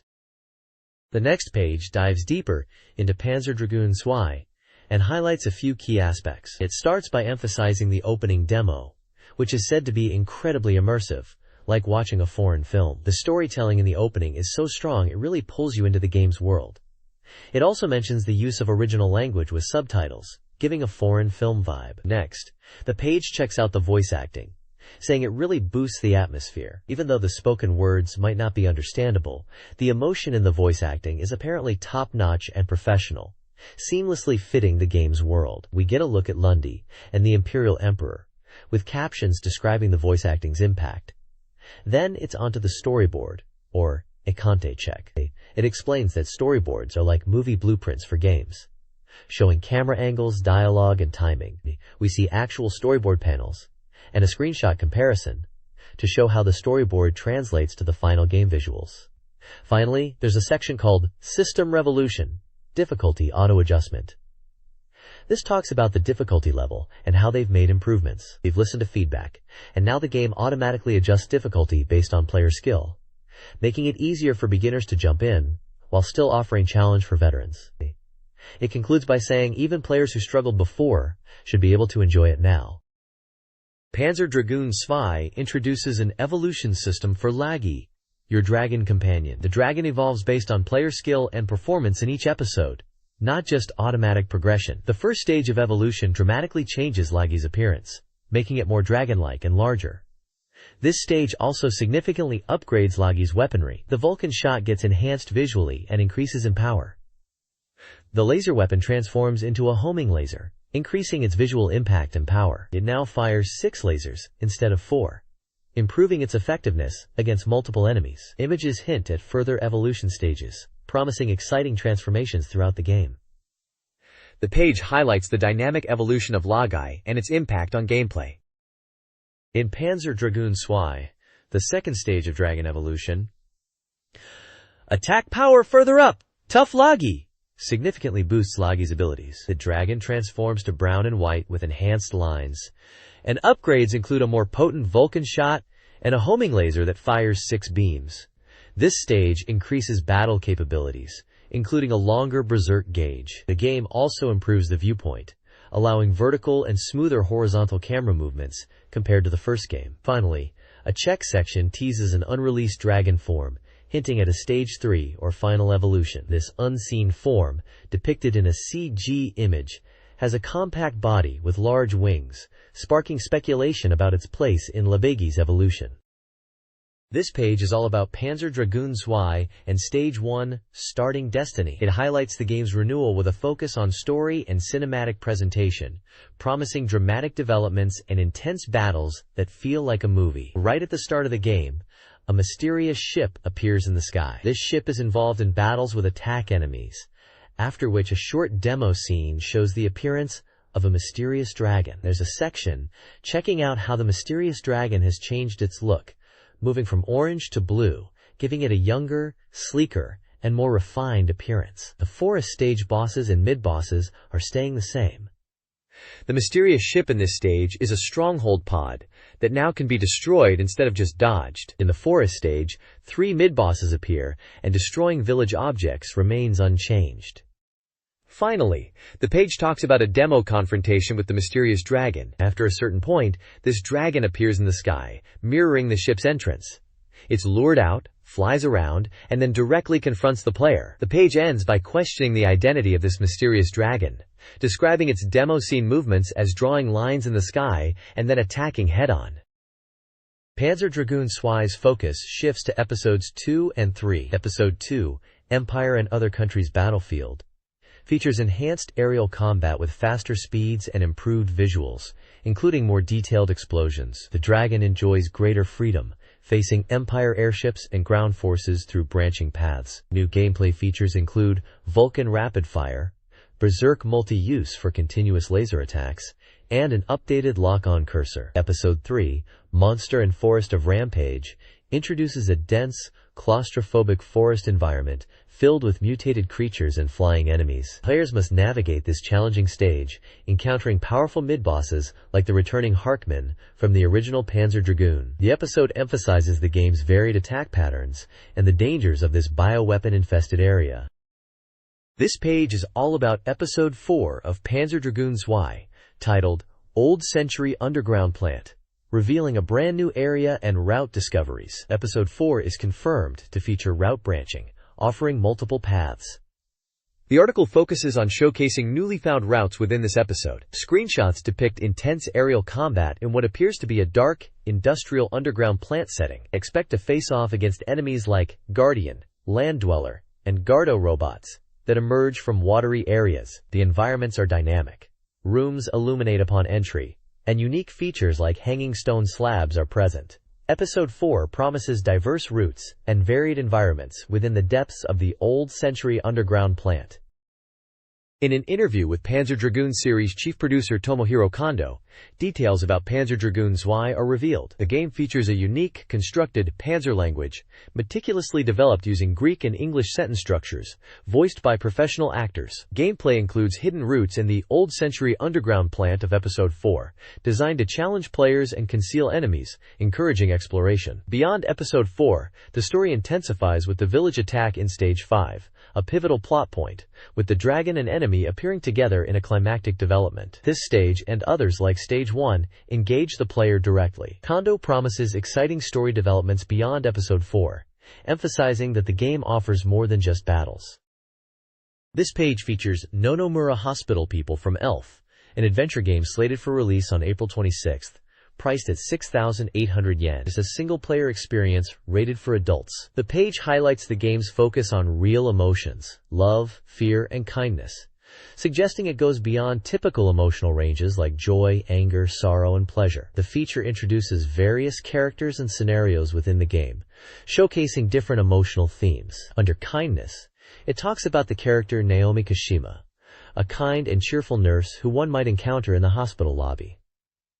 Sorrow depicts a scene with Saiju, likely a detective from Saiju Detective Agency, known to be cynical and sometimes rough around the edges. Love shows Makoto Makinohara getting a kiss from nurse Tomoko Makinohara, exploring the love and complicated past between them, leaving players wondering about the story. Finally, feeling features Saiju again, described as reliable and popular with women, but also someone who can be a bit forceful at times, suggesting a complex personality. The page emphasizes that the game aims to portray real human relationships and emotions, creating a suspenseful and emotional story, unlike anything seen in games before. An interview with Elf's Nonomura Hospital People development staff reveals insights into the game's creation. Graphic Chief T highlights the near-complete visuals, emphasizing high-quality, lust-inducing graphics and a large volume of content. They adapted the PC version for the Saturn, adjusting dialogue, endings, and difficulty, with the Saturn version's selling point being lustful scenarios. Programmer Sad discusses the extensive dialogue and the challenge of directing voice actors. They prioritized nuances in expression and timing. The developers aimed to preserve the original feel while adapting to platform differences. They sought to create a satisfying experience for Saturn users. The interview concludes with a discussion of future plans. Elf is actively recruiting talented individuals, with Graphic Chief Et seeking to leverage the Saturn's capabilities, and Programmer Sky desiring technically skilled and passionate team members. This page is highlighting the SEGA Saturn game, Pinball Graffiti, emphasizing how it authentically recreates the feeling of real pinball machines. It mentions that while pinball isn't massively popular in Japan, it's a big deal overseas, even hosting tournaments. Pinball Graffiti aims to simulate a real pinball experience on digital platforms. The page details 2 game modes. First is Pinball Play, the standard mode where you pick from 3 different pinball tables to play, focusing on high scores. Second is Story Play, a more narrative mode, where you play as a character traveling across America to become a pinball world champion. This mode has a storyline to follow as you compete in pinball tournaments across America. There's also an interview section where the developer, MK, discusses the design philosophy. They wanted to create pinball tables that are fun to look at and play. They aimed to capture the essence of 1980s pinball table designs in a modern way. They mention using polygons to recreate the tables but maintaining a 2D feel for clear visibility of the pinball action. The developer confirms that the story mode is a unique feature, focusing on the atmosphere and feeling of American pinball tournaments. Inspired by TV coverage of these events, they aimed to create a game where players could experience the excitement of traveling America and participating in pinball competitions. Pinball Graffiti for SEGA Saturn offers a fully 3D pinball experience, allowing players to change their viewpoint, including a unique ball's-eye view. Designed for junior high schoolers and up, the game prioritizes an authentic pinball experience, complete with realistic physics and sounds, featuring 3 meticulously crafted tables. The game introduces a unique story mode, a first for the genre. Players travel across America, competing in pinball tournaments to become a champion. You play as a former basketball player using pinball to earn a living and gather information. Players can earn money, collect intel, and purchase items in shops to gain an edge. Story mode adds a layer of depth, as tournament performance determines progression. This page showcases several innovative initiatives for the SEGA Saturn. A promotional corner allows players to experience overlooked games, like the featured fighting game, Last Bronx. A special report announces Game from General Entertainment, a digital entertainment platform launching on April 5th with diverse, low-priced content. The page also highlights tie-up games, interactive advertising designed to align with brands, citing examples like Super Hard Ran Ran Run from Shiseido and Telecom Town from Nippon Telecom. Additionally, a user participation program encourages amateur creators to develop digital content. Finally, a mail-order corner offers games, music, videos, and books, hinting at the potential of online shopping via the Saturn's modem. Gameware Volume 1 is a multimedia software project featuring 3 games designed for continuous enjoyment. Pit-Boy's Great Adventure is a family-friendly puzzle/arcade game with a space-themed story. Ejihan Detective Agency is a cooperative party game for up to 4 players. Series of Dreams focuses on realistic love stories, incorporating movie production elements. Interviews reveal that Gameware aims to revolutionize digital entertainment using CD-ROM media. Kyoichi Mori discusses planning and production, while editor-in-chief Yasuhito Higuchi highlights the project's unique style and freedom within the game experience. A sound and visual information section provides in-depth music, game, and movie content, including interviews and special features like a vampire special. This page is all about the upcoming release of Cho Aniki, Kyukyoku Muteki Ginga Saikyu no Otoko, which translates to Super Big Brother, the ultimate invincible galaxy's strongest man. It's hyped as a special report and is 90% complete. The game is presented as the latest in the Super Big Brother series, known for its over-the-top muscular and brotherly themes. The tagline is, "Heaven knows, earth knows, manly tears. Finally, that guy is coming." It's described as being extreme, invincible, and the strongest in the galaxy, following the core concept of the series, sweaty and muscular. They mention the game having so much brotherly smell that it's overflowing. The game is a side-scrolling shooting game, described as orthodox, but with a unique muscle twist. You can expect to control muscular characters and blast through bizarre stages and enemies. The screenshots show exactly that, beefed-up heroes in unusual scenarios. The music is also highlighted, mentioning that the BGM is from those brothers associated with the series, promising a strong, brotherly sound experience. Names like Kinoyama Ryuji and Don Macau are mentioned as being involved, suggesting they are key figures in the game's development or music. The page concludes by asking if players are ready for this exaggerated and stinky world of manliness. Voyage, the user's voice section of The Circle of Saturn, features diverse user submissions. One story recalls disappointing school lunches, specifically, macaroni of the gratin remains. Another recounts the fried shrimp incident, where a child's curry lunch was ruined. A user debates the proper way to eat agepan, a fried bread treat. A different submission describes a PC problem. A user's cables were chewed by mice, damaging their Neo Geo fighting stick. Another story tells about a woman accidentally showing her part-time friend what appeared to be X-rated software release schedules, which were, in actuality, release dates for the Angelique game series. The final story discusses finding a cockroach in their PC and reflecting on the value of life, pondering philosophical musings about mice and the rings of Saturn. This page reflects on various aspects of game development and consumer preferences. Readers emphasize the importance of originality, particularly for RPGs on the Saturn, citing games like Angelique and Panzer Dragoon as examples. Concerns are raised about forced difficulty settings to access endings, arguing that all players deserve to experience the complete game. The popularity of the PlayStation and the potential for the Saturn's success are questioned, along with Sega's strategic direction. Character merchandise trends are also discussed, covering a wide range of characters. Finally, the suitability of Sonic and Tails appearing in fighting games is debated, with the reader suggesting their strengths are not being used to their best advantage in the fighting genre. This page, titled Saturn Proverbs, is a collection of reader opinions and short snippets related to the SEGA Saturn. It kicks off by appreciating the cool poses in games like Virtua Fighter, calling them stylish. Readers share quick thoughts, from being impressed by fast loading times in games such as Glaylancer and the excitement of Saturn Room cartridges, to the simple decision of choosing a Saturn after school. Some find it hard to remember RPG developer names, while acknowledging that Square Enix being on Saturn is a win for RPG fans. There's a note about getting lost in games like Shockwave on Neo Geo, becoming completely immersed. One comment mentions humming Saturn game music and feeling the console is a bit underappreciated. Numerous Saturn maxims are included, one about the intense nature of bullet hell shooters. There's a funny anecdote about a fighting game move, dubbed Fisherman's Jeffrey from Street Fighter. A radio show story about Saturn's Tokimeki Memorial is mentioned. The strength of PlayStation's market presence is acknowledged, yet there's a strong sense that the Saturn has a special, unique appeal for dedicated fans. The page concludes with illustrations and thoughts, expressing feelings of being consumed by gaming, but also hope for the Saturn's future, and a declaration that ultimately, the Saturn has heart and soul.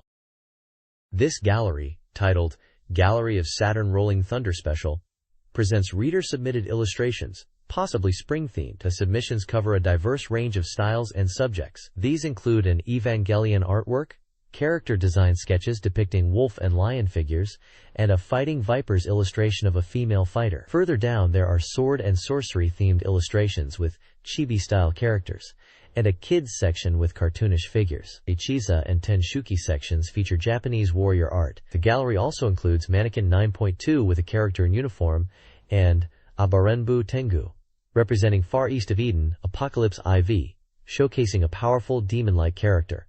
The comments highlight the variety of artistic styles and the appeal to different user preferences, from anime references to cool character designs. This page continues the reader submission gallery titled Voyager E. It features a section called Troubled Chans, showing humorous fan art and comics.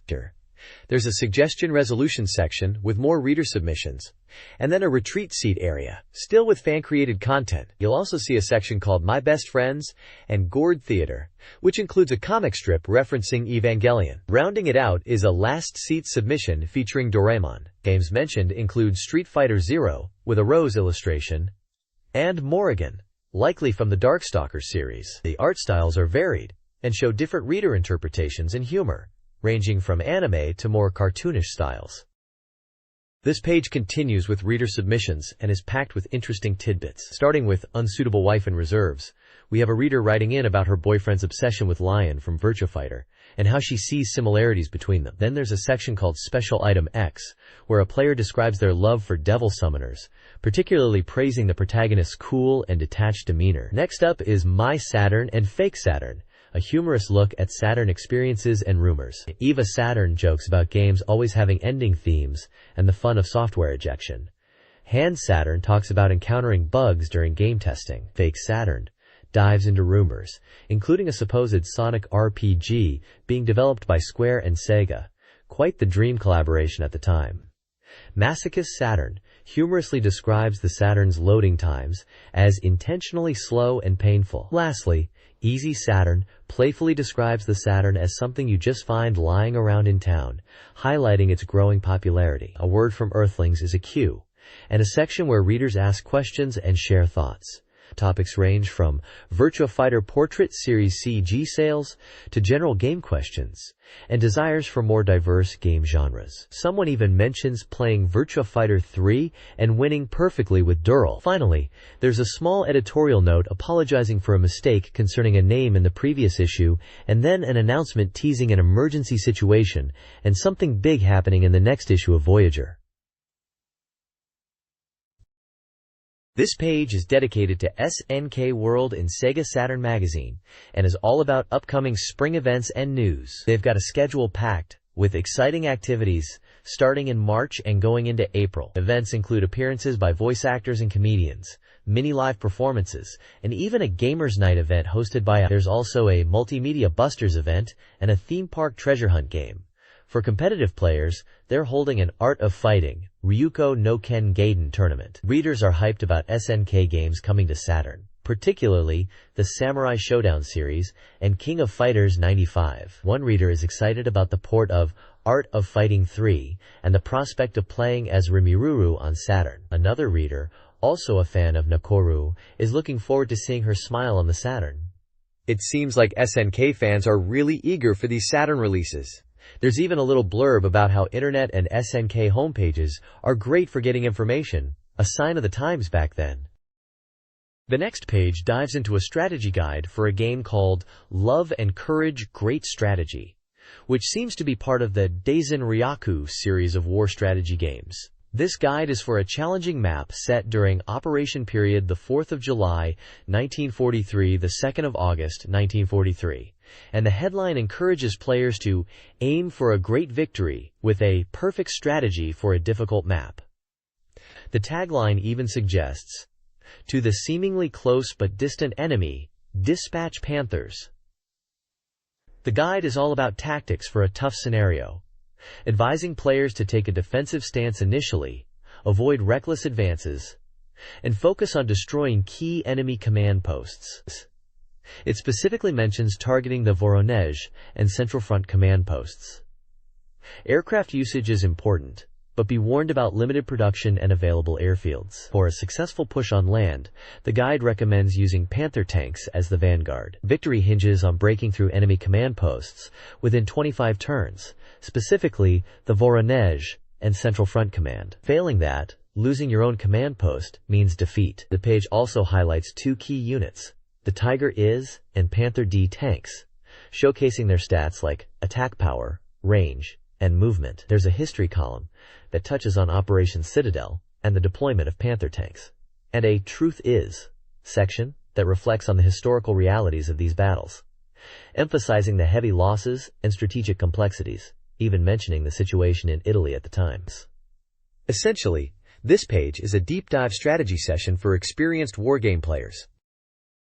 This page continues the discussion around the Way Great Strategy series, asking players what kind of systems and data they'd like to see in future installments. One section talks about things they'd like to see, with players suggesting features for the game.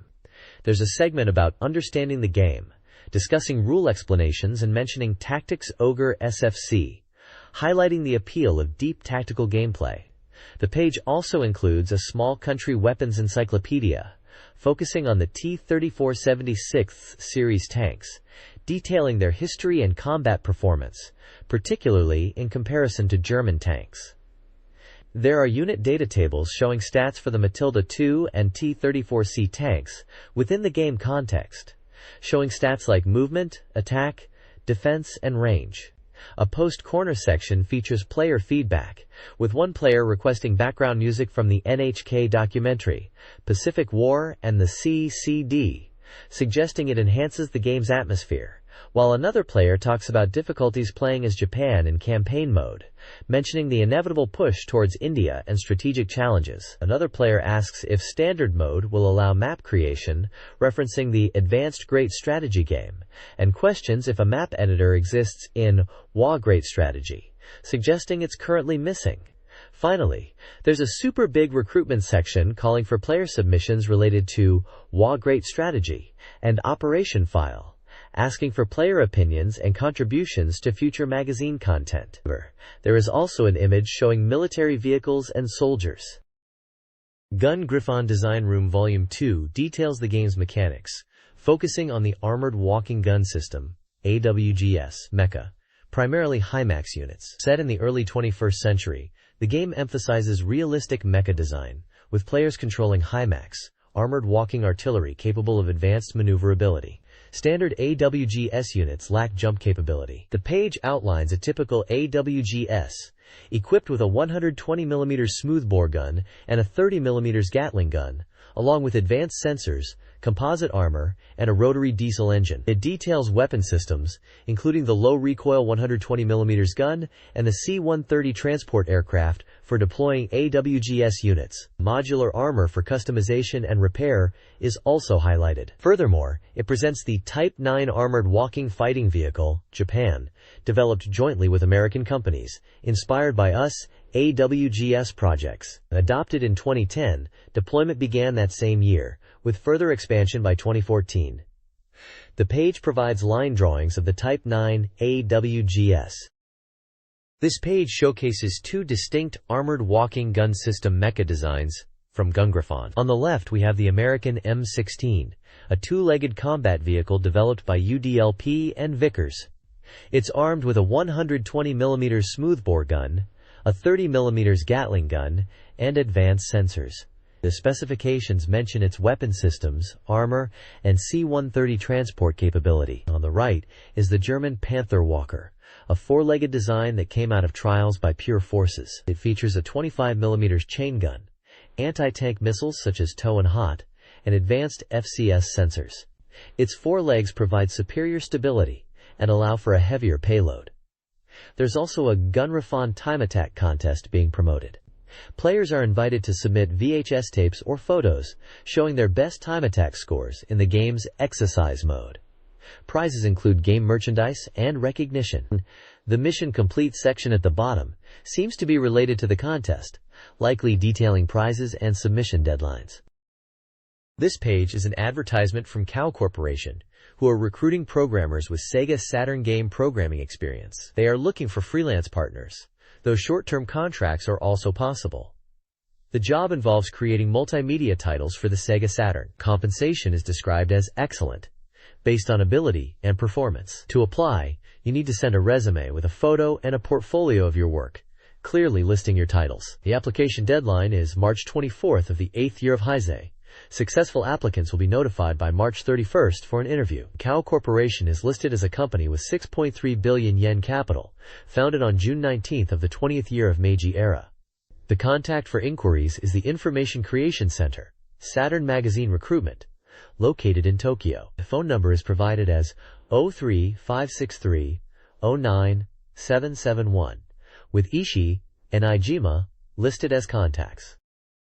This page is a complete guide special from SEGA Saturn Magazine, focusing on Vampire Hunter, Darkstalker's Revenge. It's a versus CPU strategy guide, diving into the best tactics to use against the computer-controlled opponents in the game. The page points out key weaknesses of the CPU in Darkstalkers, specifically mentioning that they are vulnerable when getting up after being knocked down, and they tend to be predictable when using X special moves. The guide suggests exploiting these openings to land guaranteed hits and throws. An index on the right side lists character matchups for versus CPU battles, indicating page numbers for each. The character list includes Donovan, Lai, known as Shienko internationally, Dimitri, Gallon, John Talbane, Victor, Zabel, Lord Raptor, Morrigan, Anakaris, Felicia, Bishamon, Olbath, Rikuo, Sasquatch, Phobos, Huitzil, and Pyron. It seems the following pages will detail specific strategies for facing each of these characters when playing against the CPU in Vampire Hunter. This Darkstalker's Revenge Guide offers strategies for defeating CPU-controlled Donovan. It advises using jump-in attacks to initiate combos, as the CPU readily guards against ground attacks. Capitalize on the Creepu's vulnerability after knockdowns for guaranteed hits. Advanced tactics focus on countering Donovan's predictable use of special, particularly X, moves like Kill Bullet and Lightning Sword. Anticipate and punish these moves by guarding and counterattacking. X moves, though powerful, are exploitable, especially on Wake Up. The guide lists various characters' X special moves, stressing their importance in dealing significant damage. Character-specific patterns are given: Baikon's Soul Smashing and Bishaman's Ensma Stone Slide. It also suggests strategically using Guard Cancel with Lightning Sword for combos against Donovan. This guide provides strategies for defeating Lele, Shenko, in Darkstalker's Revenge. Lele is a close-range fighter who relies on jumping attacks and combos. The primary strategies involve exploiting her tendencies. First, use jumping attacks to start combos, capitalizing on her vulnerability to aerial offense and guaranteed hits after knockdowns. Secondly, anticipate and block her hidden weapon cannon, countering with your own chain combos. Guard cancel with hidden weapon cannon to interrupt her close-range combos. The guide also suggests utilizing X special moves against her, as she uses them frequently, creating combo opportunities. Guard X hidden weapon cannon and counter before her next move. The page also lists character names, possibly indicating specific characters whose X specials are particularly effective against Lele.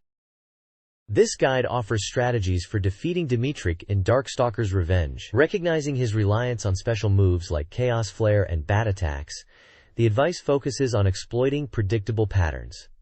3 main strategies are presented. The first is aggressively pursue and attack, capitalizing on Dimitri's predictable Chaos Flare with jump-in attacks and chain combos, emphasizing guard cancels. The second, guard bat spin and counterattack, details how to counter Dimitri's bat spin using character-specific moves like Donovan's standing medium punch. A list of character counters is provided. The third strategy, predict dash attacks, focuses on guarding and reacting to Dimitri's dash attacks, recommending weak attacks to interrupt Demon Cradle and jumping to avoid Midnight Pleasure. The guide concludes by highlighting the effectiveness of guard cancels against Dimitri's moves, especially bat spin, to create openings for counterattacks. This guide provides strategies for defeating Galen, Talbane, in Darkstalker's Revenge. The primary tactic involves anticipating and countering Galen's predictable beast cannon attacks, particularly when he's cornered. Players should guard the beast cannon and then respond with throws or chain combos. Another strategy focuses on guarding Galen's dash attacks, often used after crouch guarding. Players should guard these and counter with throws. The guide cautions against over-reliance on climb laser, preferring throw-based counterattacks. The third strategy involves jump-in attacks, followed by chain combos after knocking Galen down, focusing on maintaining offensive pressure. Guard canceling is also highlighted as a valuable tool to create openings against Beast Cannon, whether in the air or on the ground.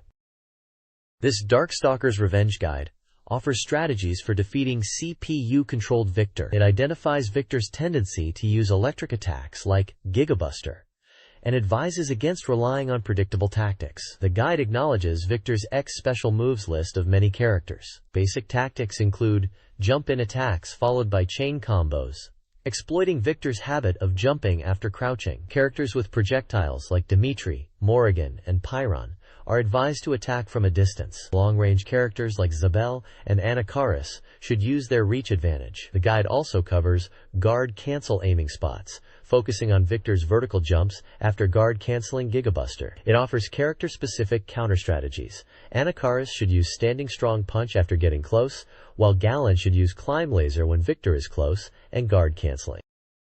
This Darkstalker's Revenge Guide focuses on defeating Zabel. To counter his long reach and CPU-exploited tactics, players need to be unpredictable and aggressive, particularly in the air or up close, as ground combat favors Zabel. Exploit 3 attack patterns. Counter jump-in attacks with strong anti-air moves, punish aerial dashes with chain combos or projectiles, and capitalize on his vulnerability after using Hell's Gate when his health is low. The guide recommends specific special moves for characters like Donovan, Dimitri, and others, highlighting effective counters. It also warns of Zabel's desperate voltage, and emphasizes building the special gauge for countering. Finally, it details guard cancel aiming spots, providing strategies like Anakari's standing strong punch and Galen's climb laser to punish Zabel's despair Harkin. The next page continues the Darkstalker's Revenge Guide, now focusing on tackling Morrigan. This time, the guide assures players that Morrigan isn't unbeatable if you understand her attack patterns. Apparently, CPU Morrigan has two main strategies: spamming projectiles from afar or using quick short dashes to get in close for chain combos and throws.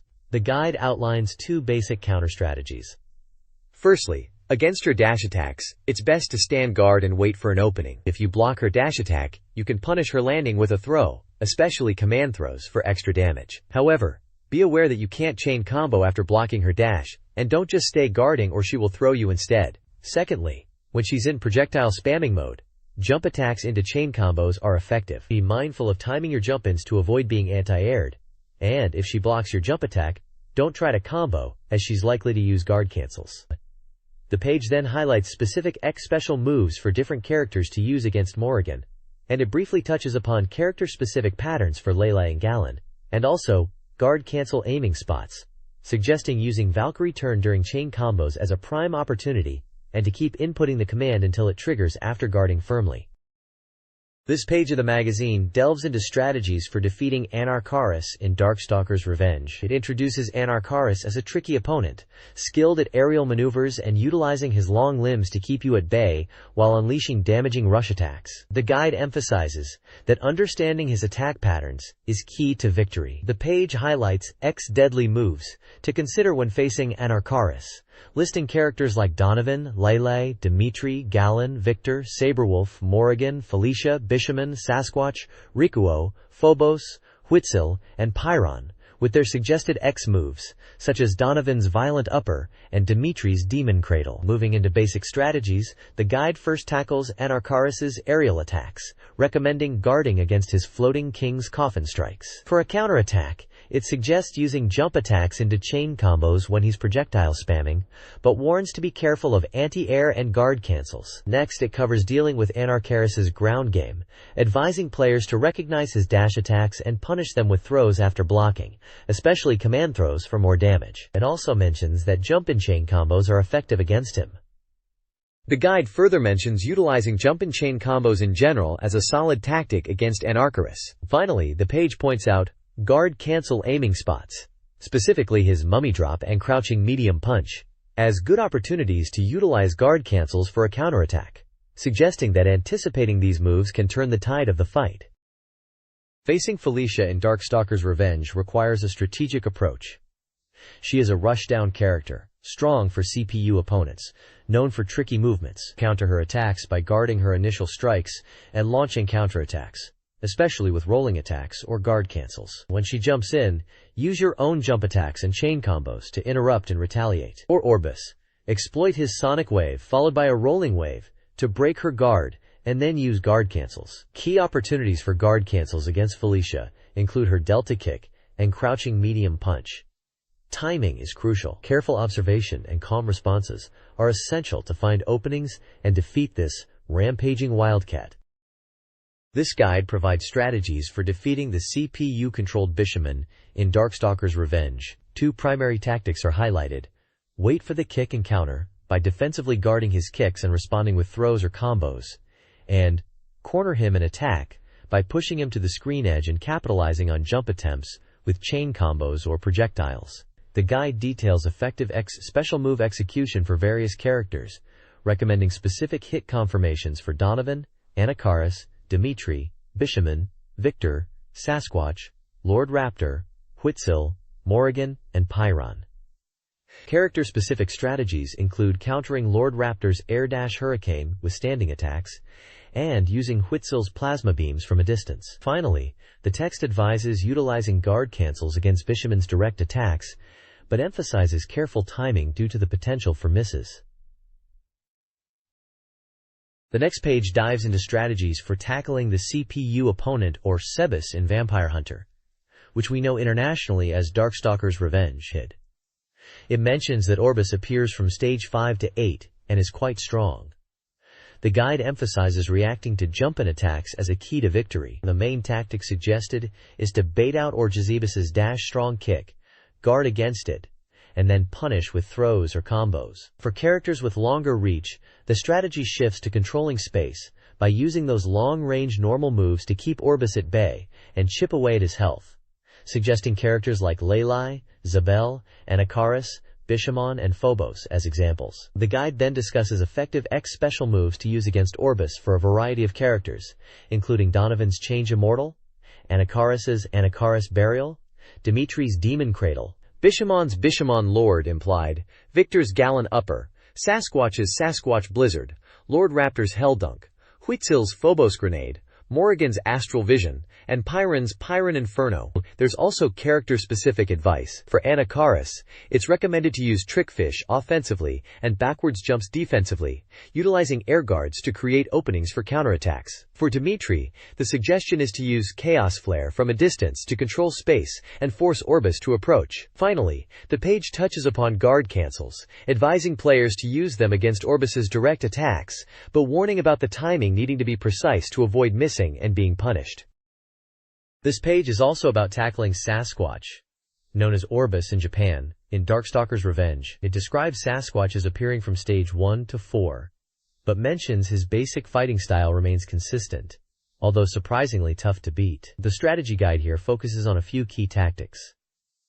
Firstly, it suggests waiting for Sasquatch's dash attacks to counter, recommending throws and combos as punishment. Secondly, it advises capitalizing on jump-in attacks and linking them into combos. For characters who use projectiles, the guide suggests using them from a distance to keep Sasquatch at bay. It also touches on guard cancels, noting they are effective against Sasquatch's direct attacks, but require precise timing. The page reiterates the importance of X special moves, listing characters like Donovan, Dimitri, Victor, Zabel, Morrigan, Anacharis, Felicia, Bishamon, Abath, Sasquatch, Phobos, and Pyron, and their powerful X moves to use against Sasquatch. It's all about exploiting openings and understanding Sasquatch's predictable fighting style to secure victory. This page continues the Vampire Hunter Strategy Guide, now focusing on how to defeat Phobos, known internationally as Huitzil. Phobos is described as a tough guardian boss you'll encounter on stage 9, known for his high attack power and aggressive fighting style. The guide emphasizes that understanding Phobos' attack patterns is key to victory. There are 3 basic attack patterns detailed here. The first is opponent's jump-in attack, suggesting you wait for Phobos to jump in and then counterattack, especially if you are playing as Dimitri or Donovan, who can utilize command throws and projectiles effectively. The second pattern is countering after an aerial guard, which is useful if you're not playing as one of those characters. It advises guarding Phobos' jump-in attacks in the air, and then immediately counterattacking. The third pattern is dash attack counter, recommending you bait out Phobos' dash attacks and punish them. The guide also mentions a character-limited pattern for using projectiles continuously, specifically for Dimitri, Morrigan, Sasquatch, and Pyron. These characters can keep Phobos at bay with projectile attacks, as he is vulnerable after being hit by them. Finally, it touches upon guard cancel aiming points, suggesting that Phobos often uses guard cancel combos when up close, so you should aim to use guard cancels yourself to break through his defenses. The page uses screenshots from the game to illustrate these strategies. This page is a strategy guide focused on defeating Pyron, the final boss in Darkstalker's Revenge, or Vampire Hunter as it's known in Japan. Pyron is described as a powerful space ruler who relies heavily on projectiles and zoning tactics, making him a formidable opponent. The guide breaks down 3 basic attack patterns to exploit against Pyron. The first strategy is to bait out Pyron's jump attacks, encouraging players to wait for him to jump in and then punish him. The second pattern focuses on capitalizing on Pyron's Galaxy Trip move, suggesting players should aim to initiate chain combos after he uses this attack. The third tactic is to counter Pyron's Cosmo Disruption move, advising players to be ready to retaliate when he uses this attack. The guide also features a section on utilizing X special moves effectively against Pyron. It gives specific character recommendations including Donovan, Anacharis, Dimitri, Felicia, Gallon, Talbane, Bishamon, Victor, Sasquatch, Zabel, Lord Raptor, Phobos, Huitzil, Morrigan, and Pyron himself, implying these characters have advantageous X moves in this matchup. Finally, it points out that Pyron uses guard cancels frequently when up close. The advice is to anticipate this and use guard cancels yourself to break through his defenses, turning his own tactic against him. Overall, the page gives practical tips and strategies with visual examples using game screenshots to help players conquer this challenging boss. This beginner's guide to Darkstalker's Revenge fighting against CPU opponents focuses on fundamental strategies. It emphasizes using jump-in attacks offensively, stressing proper timing, distance judgment, and character-specific jump ranges. Defensively, it advocates for firm guarding, particularly when landing, and understanding guard direction. The guide cautions against rushing in after knocking down an opponent, recommending repositioning instead to avoid counterattacks, and exploring throws or jump-ins upon their rise. It introduces guard canceling as a technique, useful for breaking CPU defenses, and mentions specific inputs for Victor and Pyron. Finally, the guide provides advice on countering jump-in attacks, the suggested strategy for which is employing anti-air moves. It includes a table listing characters and recommended anti-air moves for various characters. This page is a game store advertisement, a price list from a shop called SEGA Specialty Store Santa. It's packed with listings of SEGA games across various platforms and accessories, all priced in Japanese yen. You can find software for SEGA Saturn, Mega CD, Mega Drive, 32X, and even Game Gear, alongside peripherals for Mega Drive and MD, likely Mega Drive, related items. There's a huge selection of games from different genres, all listed with their prices. It looks like a great place to pick up your favorite Sega titles and gear back in the day. They even have sections for specific genres like golf, football, and baseball games. They also mention bundled deals and various MD Mega Drive peripherals available for purchase. Basically, it's a comprehensive catalog for Sega fans looking to expand their game library and hardware. This page is a Q and a special feature from Dr. Skay's Hardware Talk section, focusing on reader questions about the Sega Saturn. The first question asks about connecting a Saturn to a PC monitor with a 15-pin RGB input. The answer explains the technical details of video signals, horizontal sync frequencies like 15 kHz and higher, and the importance of checking monitor specifications for compatibility. It mentions that older monitors might support the 15 kHz needed for Saturn, while newer ones may not. Adapters from 21-pin to 15-pin are also touched upon. The second question is about using headphones with the Saturn. The answer clarifies that the Saturn does have a headphone output, but for better audio quality, especially if you want to use a headphone amplifier, it's recommended to use the A/Versus output on the back of the console instead. The final question asks for simple explanations of technical terms like architecture, rendering, and texture in the context of game development. The answer breaks down architecture as the design concept, rendering as the process of drawing 3D graphics, and texture as the images or patterns applied to surfaces in 3D models. It then briefly explains byte and bit, clarifying the relationship between them and file sizes, and addresses a potential misunderstanding that 512 kilobytes is equal to 2 megabytes, correcting it by stating 512 kilobytes is actually half of a megabyte, or 0.5 MB. This page from Dr. K's Hardware Q&A addresses several topics. The first clarifies that the Saturn's sound quality isn't drastically worse than the PlayStation's, despite different compression methods. Next, it explains the SHESH-1 chip in the Saturn's CD-ROM drive is a cost-saving measure, acting as a dedicated CD controller. The page then tackles the Nintendo 64's polygon count claims, suggesting they're overstated, and emphasizing that overall visual quality involves more than just polygon numbers. A section on cartridge versus CD-ROM media discusses their respective advantages. The page ends by soliciting reader submissions, particularly for hardware modifications, emphasizing safety and offering an address for contributions. This page is a hypercolumn section titled, Games Are Good, I Love Games. In this article, Yamato Sawamura from the band Blow recounts a story about gambling in Las Vegas and realizing he actually knows a lot about video games. He talks about how his gaming knowledge, specifically from playing Virtua Fighter 2 and doing well in arcade quiz games, became surprisingly relevant. He even mentions a quiz game called Ultra Quiz 96 High School Exam Prediction Problem Edition.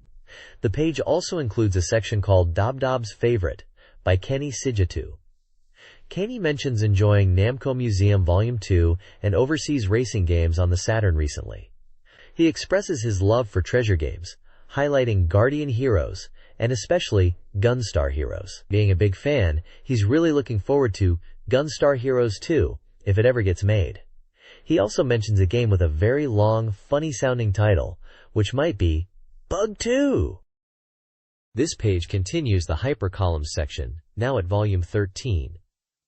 We've got two main articles and a comic strip section. First up is Pond Bags Sarah, which sounds like a personal story. It seems to be about a guy's experience with a woman who calls him at odd hours, even while sleeping, and takes sleeping medication. He talks about how this unusual calling pattern and her behavior is a bit concerning and hard to deal with, especially when he's trying to get some rest.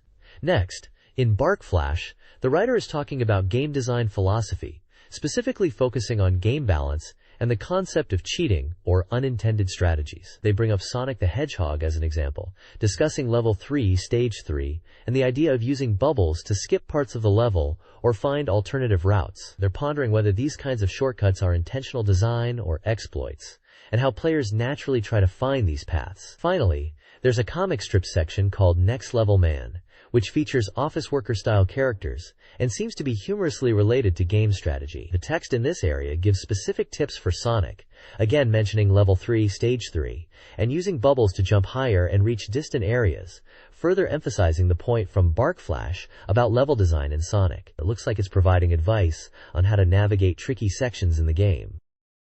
This page features advertisements for strategy guides for two popular SEGA Saturn games. First up is Virtua Fighter 2.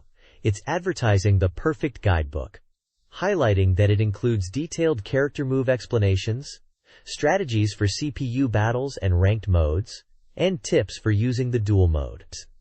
It also mentions it's packed with content originally featured in SEGA Saturn Magazine and more. There are screenshots of Virtua Fighter 2 gameplay showing in-game action. It's advertised as hot selling and priced at 1,100 yen.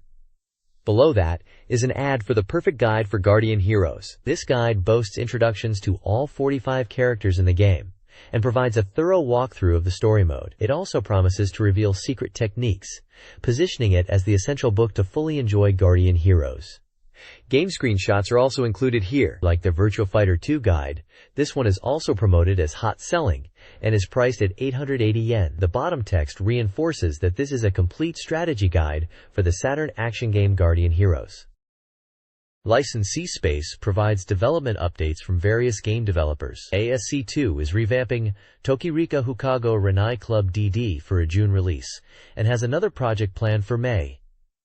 Especially is developing a Saturn title but needs more time. NEC Interchannel is working on Graduation S and Monster Maker for future announcements. Gainax offers a brief enigmatic message. Success is developing Guardian Force 2. Systemsoft is working on World Advanced Daisen Ryaku Strategy Iron Intentions. General Entertainment released TIS Tokyo Insect Zoo 200 on March 22nd and is developing a Saturn version. SoftBank's Arena is under intense development, exploring mature themes. Time Warner Interactive is developing Kokoro Iro Kate Kyushi. Nihon Batsusen is developing 4 titles, including Super 3D Baseball and VR Hanafuda. Pioneer LDC is working on the delayed Farah Dune. Hudson is updating development based on player feedback. Banpresto is creating Grandlet, a Polygon SLG. The MG Victor is working on 3D Baseball, tentative.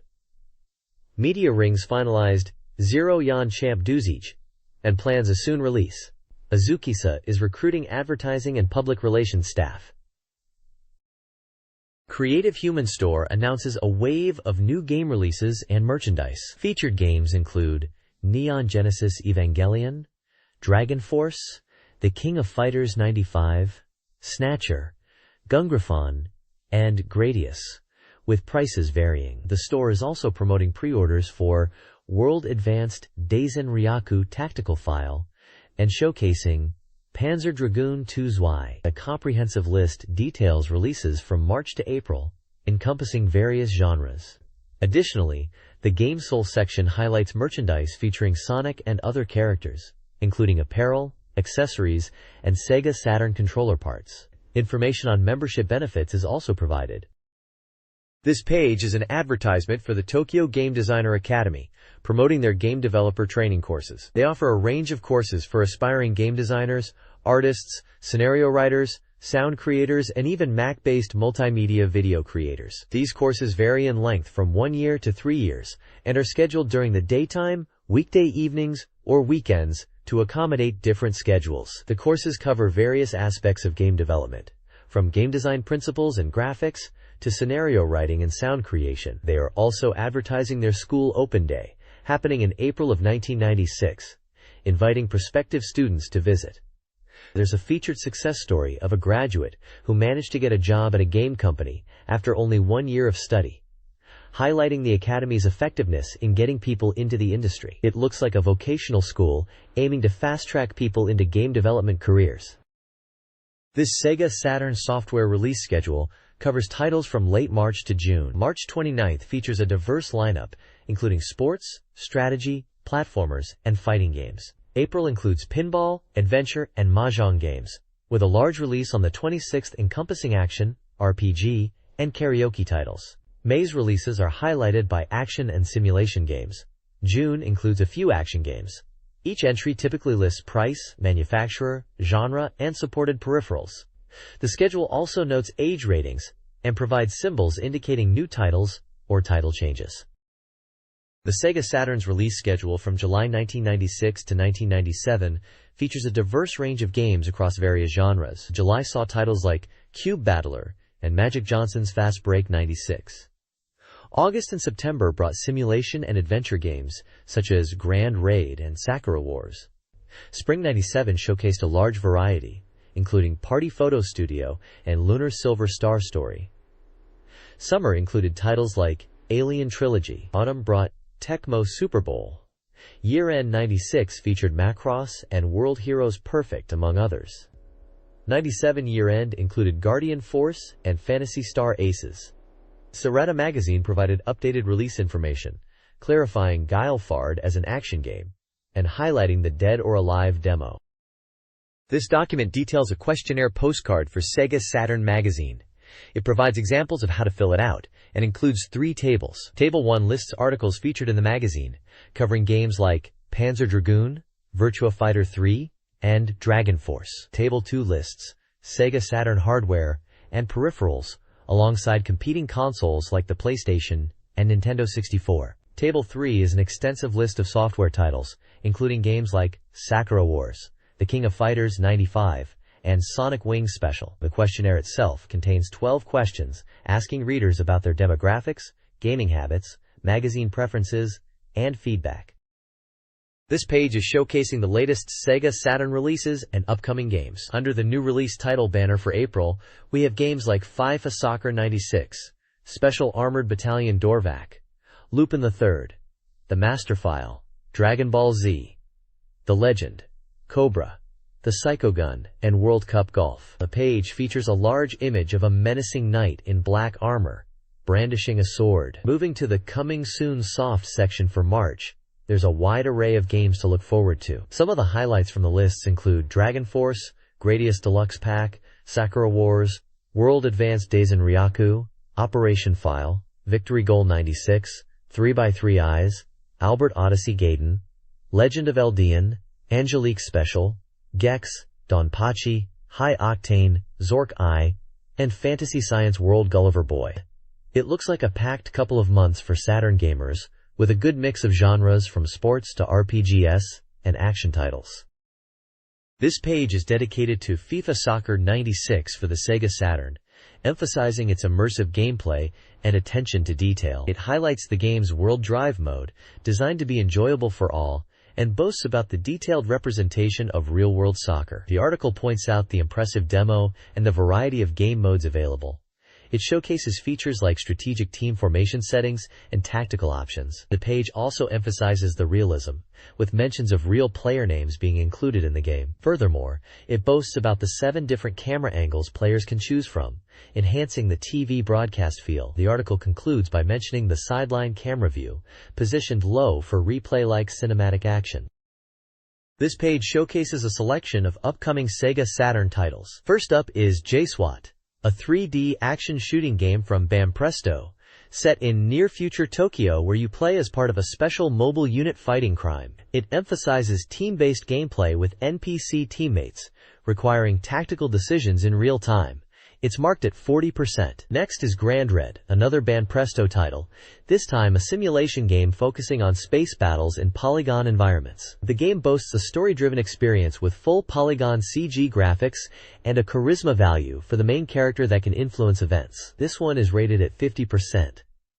Then there's Lupin III, the Master File, a database software from Mizuki dedicated to everything Lupin III.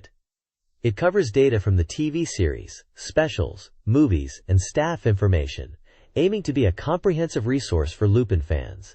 It's presented with a perfect score of 100%. Lastly, there's Tokimeki Mahjong Graffiti Younger Angels, a nude mahjong game from Sonic Computer Entertainment, marked at 80%.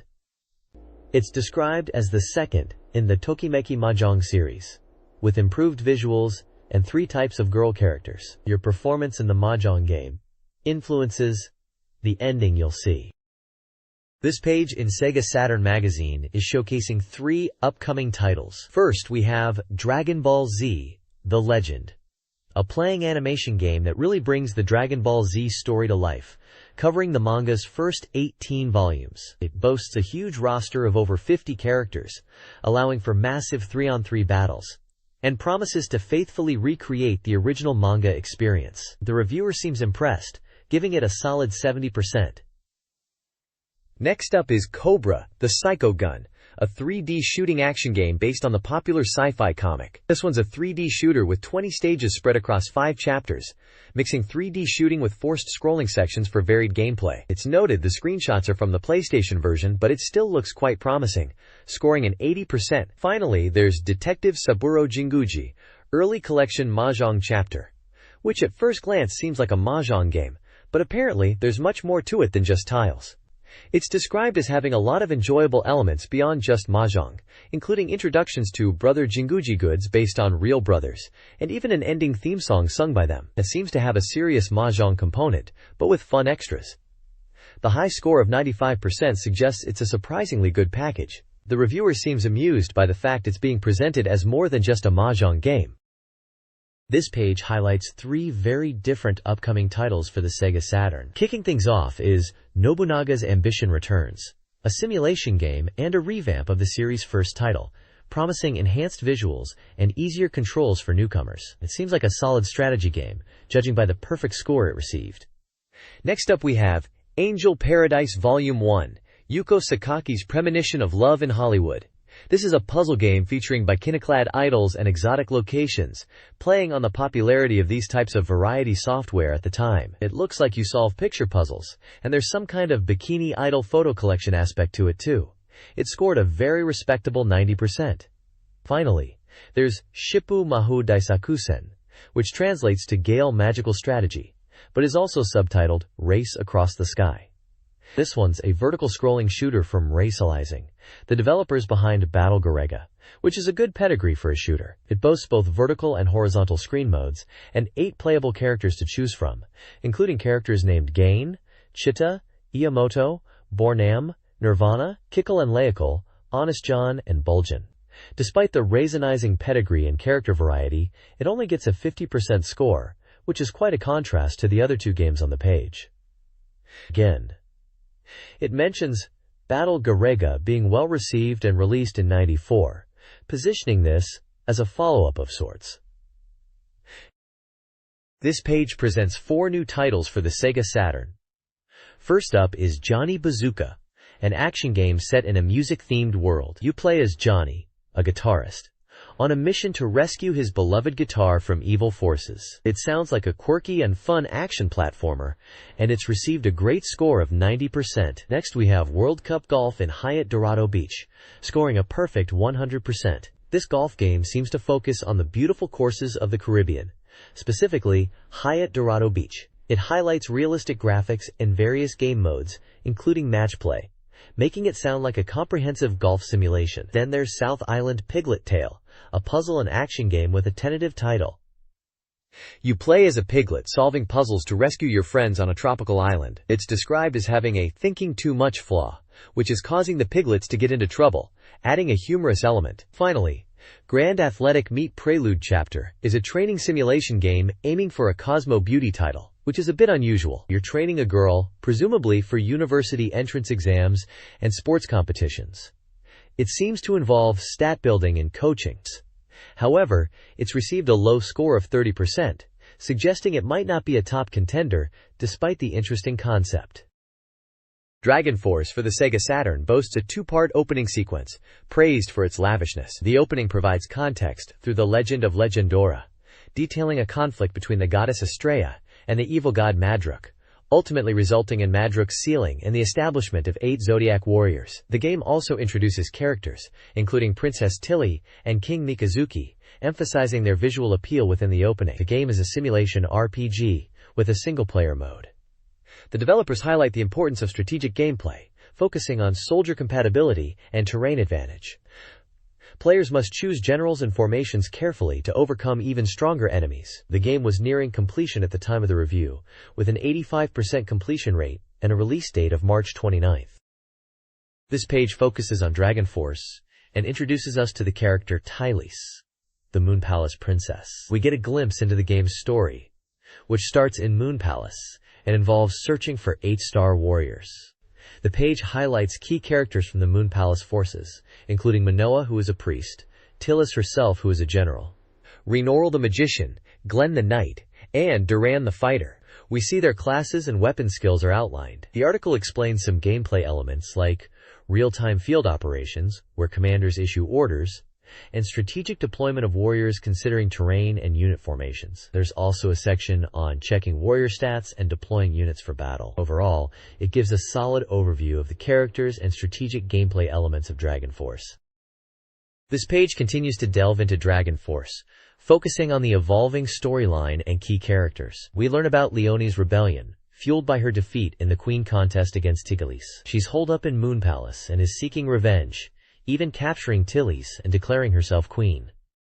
The story then shifts to Wayne's reunion with Tylis, an old friend. During their meeting, Tylis's dragon crest glows, signaling the start of their quest to find the 8-star warriors. It's highlighted that Moon Palace and Highland will form an alliance as part of this journey. We also get introduced to an encounter with Haim in a ruined tower near Moon Palace. Haim is described as an immortal and a powerful enemy, and the text suggests players will face challenging battles against him and his forces. The page mentions that depending on player choices, the scenarios will change, particularly concerning Wayne and Tylis's actions. New characters are introduced, such as Leon, who is a mage with salamander skills, Parcel, Leon's fiancé, who is a knight using flame cannons, Nilkamo, a fighter known for sonic booms, and Vanilla, Leon's attendant, who is a seminar using aura shots. The page also touches upon game mechanics, like recruiting soldiers in conquered cities to bolster your army, and appointing great generals in castles to strengthen defenses and manage resources. Finally,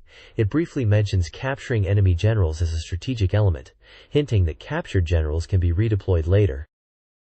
This page shifts focus to the Mikazuki country in Dragon Force, depicting it as the starting point for players. We learn that Mikazuki, the ruler of Izumo country, is a master of the Kusaganiryu sword style and a skilled samurai general, driven by a desire to unite the land. The page introduces several key military commanders from Izumo: Mikazuki himself, who is a general, Bakura, a former knight known for sonic boom techniques and can be a soldier, Ashigaru or ranger, Slyan, a female ninja leader skilled in stealth and magic using flame cannon, and Hurai, another skilled warrior rumored to be Mikazuki's younger sibling, also proficient with sonic boom and a capable soldier. Jubei is also mentioned as a general and a right-hand man to Mikazuki.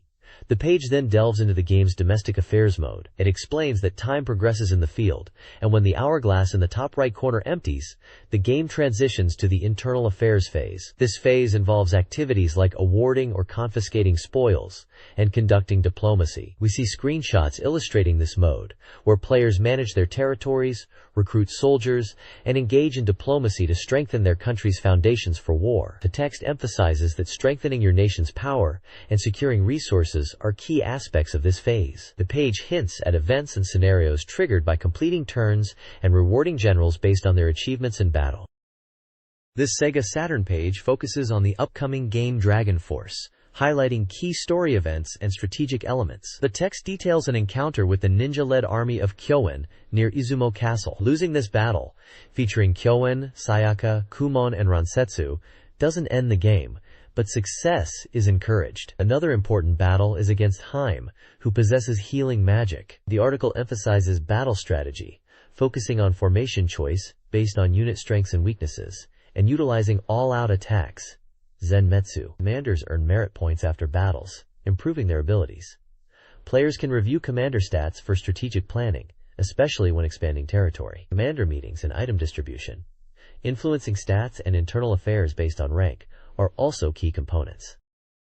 This SEGA Saturn magazine page previews Dragon Force, focusing on Wayne, the Prince of Highland, and his quest to unite the Pandaria Empire. Wayne, a star dragon warrior, must gather allies. Key encounters include Hicks, a knight, Hilda, a pirate rebelling against the antagonist, Lord Bolgarno, and Rock, another pirate ally. The Radiant Knight Order, led by Igrathio, can be persuaded to join Wayne.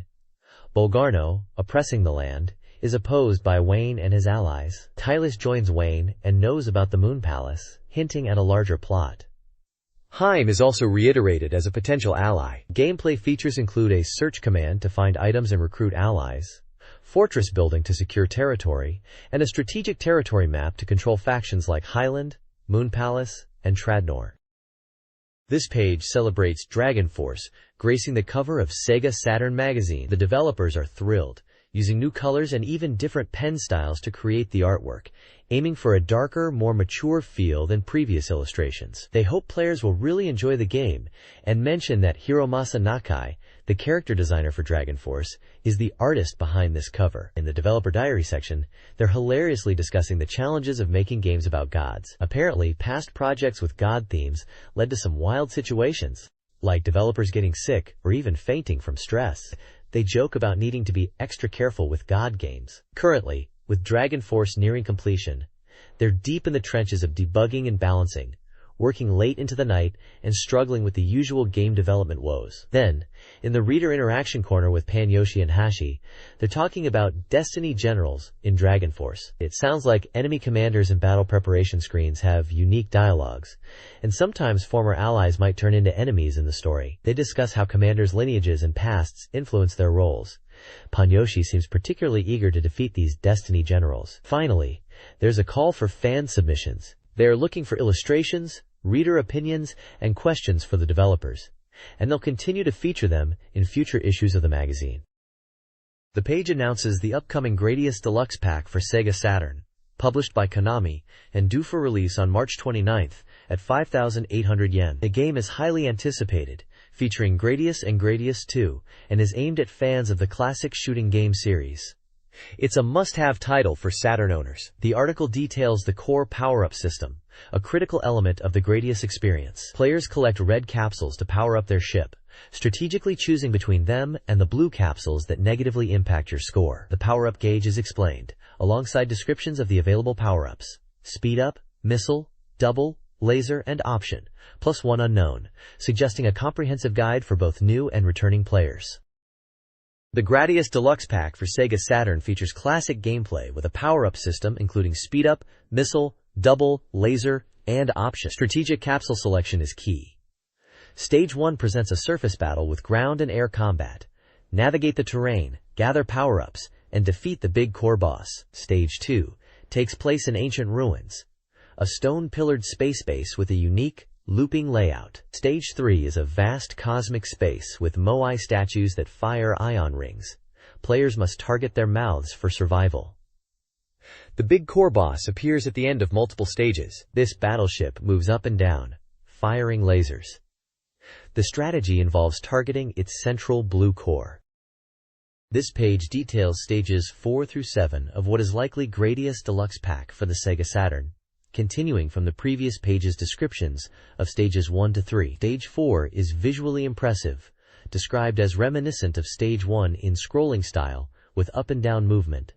It highlights the effectiveness of the laser and double power-ups, especially against the larger enemies encountered here. Stage 5 is set in a dark space filled with unique, flesh-colored, meatball-like enemies. This stage uniquely lacks terrain obstacles, emphasizing enemy formations and requiring strategic shooting of tentacles that launch bullets. Stage 6 is themed around organic life and has a biological feel. It's described as visually striking, focusing on the detailed graphics of organic enemies. Importantly, it notes that the big core is not the end boss of this stage, suggesting a more unique challenge. Stage 7 is the final stage. Set within a heavily defended, giant fortress, it emphasizes the high defense power of enemies and the need for strategic gameplay, including utilizing various techniques, option formations, and barrier management to succeed. The reviewer notes that reaching the end is considered as good as winning. Finally, a section called Catch-Up describes the deluxe mode, focusing on screen display options. It mentions that the deluxe pack provides various display modes to suit user preferences, including original and widescreen options for home TVs, indicating a user-friendly approach to screen size compatibility. The Gradius Deluxe Pack for SEGA Saturn is previewed, showcasing its power-up system: Speed Up, Missile, Double, Laser, and Option. Strategic use of these is advised, with specific tips for each. Stage previews reveal a visually intense Stage 1, the dragon that fights born from prominence, set in a fiery environment, and a dark, claustrophobic Stage 2, Him, Alien, and Recognition, inspired by the Alien film series. The Catch-Up 2 section emphasizes the deluxe pack's commitment to authenticity, meticulously recreating the original arcade experience, including the bubble system, startup screen, sound effects, name entry, and high score system, ensuring a nostalgic feel. This Sega Saturn software preview focuses on an intense shooting game, possibly a Gradius title. The preview details several stages: Stage 3, an icy challenge; Stage 4, a volcanic level emphasizing projectile dodging; and Stage 5, featuring upgraded Moai enemies and dynamic formations. Stage 6 offers fast-paced gameplay in narrow corridors. The preview also highlights exclusive Saturn enhancements, including clearer graphics than the arcade version, and original CG opening movies. A planned OVA release, Sands of Destruction, is linked to the game's imagery, suggesting a more involved storyline. The opening demo showcases the Big Viper fighting Moai battleships, setting the stage for the game's narrative, which is described as having an urgent atmosphere. Stage 7 of the upcoming shooting game, Gradius Deluxe Pack, is a challenging boss rush featuring powered-up versions of bosses from Gradius and Gradius 2. Stage 8 takes players into the enemy fortress, emphasizing survival and resource management, culminating in a final battle against Gopher. The game replicates processing slowdown from arcade games, offering players the option to enable or disable this effect in the Saturn version. An option mode allows adjustments to difficulty, lives, and weight control. The next issue will feature reader-submitted strategies and illustrations. The game is nearing release, confirmed by the Gradius Deluxe Pack logo. This page is all about the highly anticipated Sega Saturn title, Sakura Wars, and it seems there's been a delay. The developer, Yamada Hiroaki from Sega's consumer software development, explains in an interview that the release, initially planned for spring, has been pushed back to September. The focus is very much on quality and volume, wanting to create something truly exceptional. They've apparently brought in top talent from various fields to achieve this high quality and are really emphasizing content. The game is massive, spanning 2 cry drums, which is double the data volume they originally anticipated. Yamada mentions they are really focused on boosting the overall volume of the game. He touches upon different aspects of development, confirming that BGM and scenarios are being expanded. Graphics and movie scenes are also getting attention. It's mentioned that the game structure remains in 2 main parts: the adventure segments and the battle, or simulation, segments. The basic game system is unchanged, but they are adding mini-games and other fun elements to enhance the experience. The overall aim is to create a massive hit, focusing on providing maximum satisfaction and enjoyment to players. Yamada sounds very confident and asks for continued support, emphasizing their commitment to delivering a truly amazing game. This page is showcasing World Advanced Daisen Ryaku operation file for the Sega Saturn, and it's just 1 week away from release with development at 100% completion. This operation file is designed to be enjoyable for both experienced players of World Advanced Daisen Ryaku and newcomers alike. It seems to be an expansion of sorts, offering a wealth of new scenarios and data. The page details different modes, starting with Standard Mode, which is described as perfect for single-player battles, offering various map sizes and options for both beginners and experienced players. Then there's Multiplayer Mode, geared towards human versus human play, featuring specially designed maps. Moving on to Expert Mode, it lists several scenario packs, like Kiev, which focuses on Soviet tank units and air raids, Berlin depicting the final battles of WW2, Smolensk emphasizing tactical battles, and Red Bear, which seems to be a high-difficulty Northern European map. Finally, under Next Level, there's a scenario called Giant Battleship Roars, which focuses on naval warfare and large sea battles, promising a different kind of strategic challenge compared to the land-based scenarios. Overall, the page is advertising a rich expansion pack with diverse scenarios and gameplay options for strategy fans on the SEGA Saturn. This page highlights more of the upcoming World Advanced Daisen Ryaku operation file. It showcases two main campaigns, the Soviet campaign and a hypothetical campaign. The Soviet campaign dives into intense battles between Soviet and German forces, emphasizing the strength of Soviet tanks and artillery support. They mention a scenario called Map 4, Harikofu's Brightness, which seems to be set around the Battle of Stalingrad. Then there's the hypothetical campaign, which takes place in a fictional world and focuses on island-based warfare and naval combat. One featured scenario here is Island Fleet, where you're dealing with naval engagements around islands. The page includes screenshots showcasing the gameplay, map views, and unit information screens, giving you a glimpse into both campaign types and the strategic depth on offer. It looks like this expansion is bringing a good mix of historical and imaginative scenarios to the game. This text summarizes 3 scenarios from World Advanced Daisen Ryaku Operation File. Wings of Lament focuses on land battles, tasking the Omura forces with encircling and defeating enemies on a narrow map, advising flank attacks toward the enemy headquarters. Port Island, also using Omura units, emphasizes naval combat on an island, requiring defense against landings and subsequent counterattacks, with air power being crucial. Right Wing of Lament is a variant of Wings of Lament with fewer units, highlighting flanking maneuvers and exploiting enemy weaknesses towards their headquarters. The text also emphasizes the importance of resource management for expensive units and the strategic advantage of air superiority. This page is all about J.League Victory Goal 96 on the SEGA Saturn, and it's introducing players to the game's controls and coaching features. The page boasts about bringing real soccer to the game, highlighting player movements, techniques, tactics, and even featuring famous figures from the Japanese soccer scene. It's breaking down the controls into player actions and coaching commands. For player controls, buttons A, B, and C are for core actions like shooting, passing, and long passes. The R button is for dashing, C is for long passes and centering, and XLR is for keeper controls and marker changing. For coaching, the Y and Z buttons are used for tactical instructions like marking, offside traps, pressuring the opponent, and initiating overlaps. The screenshots show in-game examples of these coaching features in action, demonstrating how to use commands like mark, press, offside trap, and overlap to strategically influence your team during a match. Essentially, this page is a quick guide to get players up to speed with the fundamental controls and strategic coaching aspects of Victory Goal 96.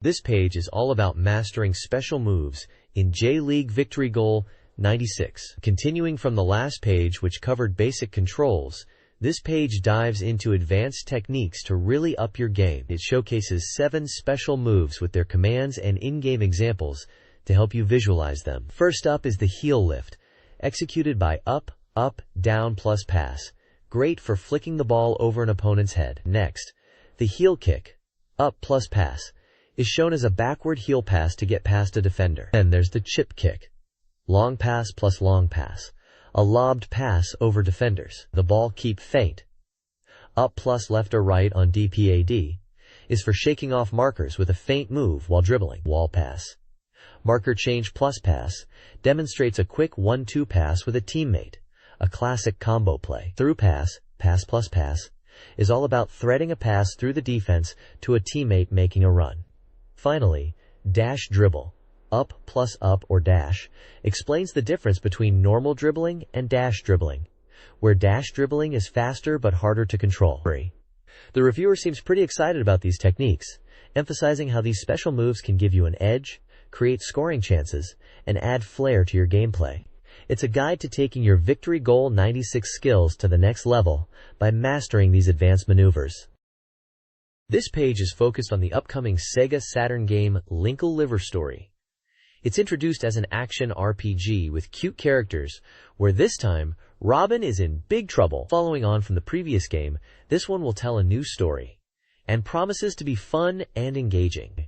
The game is nearing completion at 100% and is scheduled for release on March 15th. The page details the game's story, which revolves around Robin falling into a deep sleep due to monsters plaguing the land. The player, presumably as the character Kitsch, needs to find ingredients to make a dream potion to wake Robin up. There's also a side quest highlighted called Help Kashi, showing some in-game dialogue and situations.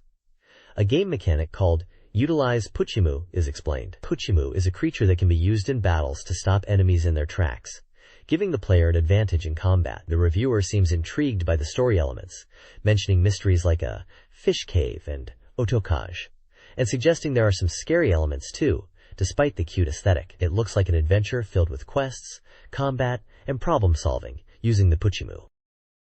This page continues to delve into the details of Linkle Liver Story, showcasing different areas and objectives within the game. It breaks down the gameplay into sections, starting with Helene Mountain Path, where your goal is to get flower fruit, which involves collecting flower pollen for honey. Then we move to Rocky Square, where the objective is to find the otokage's tail hidden amongst the rocks.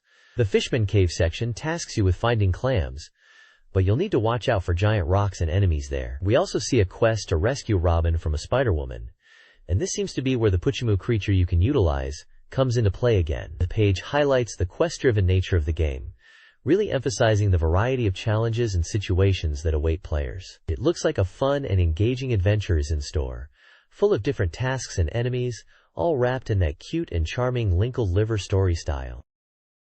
This page is all about the upcoming SEGA Saturn game, 3x3 Eyes Absorbing Princess S. It's boasting a 99% completion rate, and the developers are saying they're really pleased with how it's shaping up, especially with the 3CDDA soundtrack. That's audio CD quality music for the game. There's a big focus on the multi-development of 3x3 Eyes, highlighting its success across different platforms. But for the Saturn version, they are really pushing the fact it's got an original storyline and enhanced graphics. So even if you've played 3x3 Eyes before, this Saturn version promises something new. The page emphasizes a key narrative element.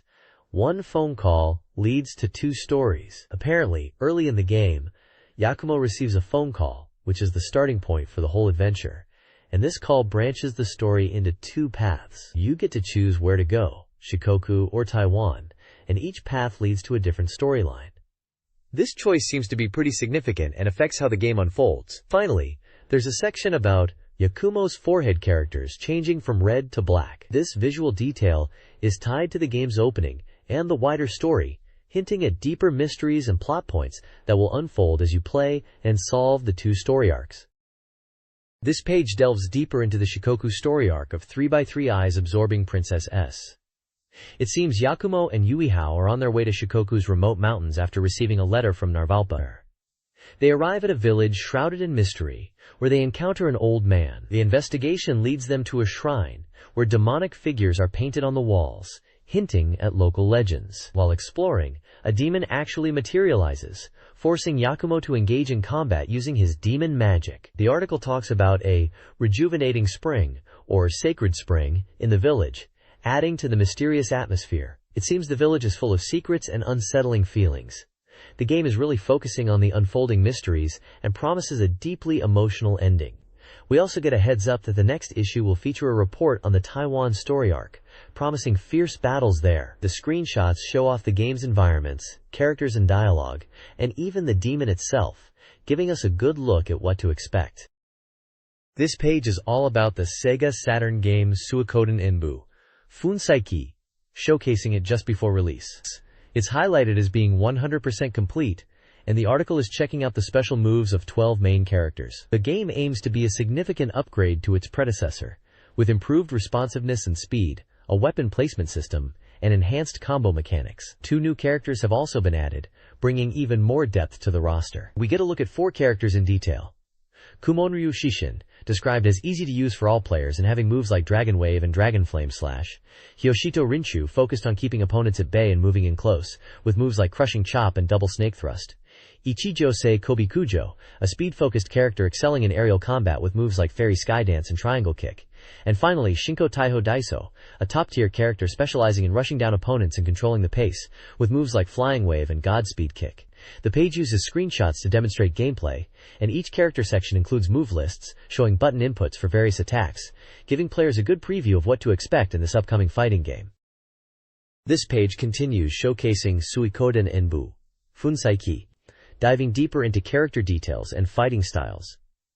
We're looking at 5 more characters in this installment. First up is Kurofu Rene, a power-type fighter who excels at close combat with devastating attacks. However, he is noted as being slow, so timing is key. Then there's Keizeto, another power character but focused on keeping opponents at a distance, leveraging his reach advantage. Next we have Gyosha Budo, a rushdown specialist who thrives in close-quarters combat, relying on speed and aggression. Tachiki Tairo Shoji is introduced as a technical character who uses water-based attacks, suggesting a more nuanced and strategic playstyle. Finally, Katsuryu Tenno Kyogai is a unique character with a transformation mechanic. He starts in a weaker state but can transform to unleash more powerful attacks and enhanced abilities, adding a layer of strategy to his gameplay. The page highlights various special moves for each character, continuing to give players a taste of the diverse roster and fighting mechanics in Suikoden Enbu. This page is all about Albert Odyssey, Legend of Eldian for the Sega Saturn, highlighting the upcoming RPG. It's described as a grand adventure with a focus on a young boy and his companions. The article mentions the game is 80% complete and emphasizes the impressive graphics and story, stating they are aiming for the highest quality and even planning a music CD release for Albert Odyssey fans. We get a story introduction focusing on the main character, Bike, who is setting out from his village to find people to teach Leia. It seems Bike's village was attacked by monsters, and Leia, his adopted sister, was turned to stone by a magic stone. The story kicks off with Bike seeking help and encountering new companions. The page introduces 3 characters. Bike, the protagonist. Rue, described as a half-elf girl and a songstress who fights alongside Bike. And Ika, another companion, depicted as a girl from a village of singers, who joins Bike after he hears her story from Leia. The article hints at battles and party formations, showcasing screenshots of the gameplay and character interactions within the world. It suggests that the game will feature various scenes and encounters as Bike travels to different villages and meets new people. This page continues the preview of Albert Odyssey, Legend of Eldian, diving deeper into the story and characters. We're introduced to Leos, the priestess of Solace, who Bike seeks out for help. The story seems to involve a journey through Chestria and Solace Town, where Bike is on a quest to save people from a vampire threat. The article highlights the encounter with a mysterious vampire residing in an ancient castle in Frontier. It mentions the vampire was sealed away by Leos's father in the past. We see screenshots of battles against vampire-like creatures in castle settings, emphasizing the action RPG gameplay. Next up is the Dragonkin storyline and the introduction of Elder. Apparently, a plague is affecting the Dragonkin youth, and Bike is asked to help find a cure. Elder, a Dragonkin elder, and Lechesta, a sorceress from the Radria Magic Guild, are introduced as key figures in this part of the adventure. Screenshots here show battles in a grassy overworld area and some kind of magical attack being used. Overall, the page is building excitement for Albert Odyssey, showcasing different parts of the world, introducing important characters like Leos, the vampire, Elder, and Lechesta, and hinting at the different challenges and storylines players will encounter. It reinforces the RPG adventure aspect and the variety of enemies and locations in the game. This page introduces Romance of the Three Kingdoms, Heroes Legend, a simulation RPG described as being easy for beginners to pick up. It highlights that even though the game is approachable, it also contains challenging battles for experienced players. The game is based on the classic Romance of the Three Kingdoms story, and the article emphasizes the focus on the main protagonist, Liu Bei, and the heroes around him, specifically Guan Yu and Zhang Fei. We get a look at character stats for Liu Bei, Guan Yu, and Zhang Fei, which show various attributes like endurance, attack, defense, strategy, and intelligence. Screenshots show both character portraits and in-game battle scenes. The article mentions the game is 100% complete and will be released by Koei on March 29th for 8,800 yen. It's presented as a user-friendly entry into the Romance of the Three Kingdoms world in a simulation RPG format. This page continues the introduction of Romance of the Three Kingdoms. Hero's Legend, highlighting its two core gameplay components.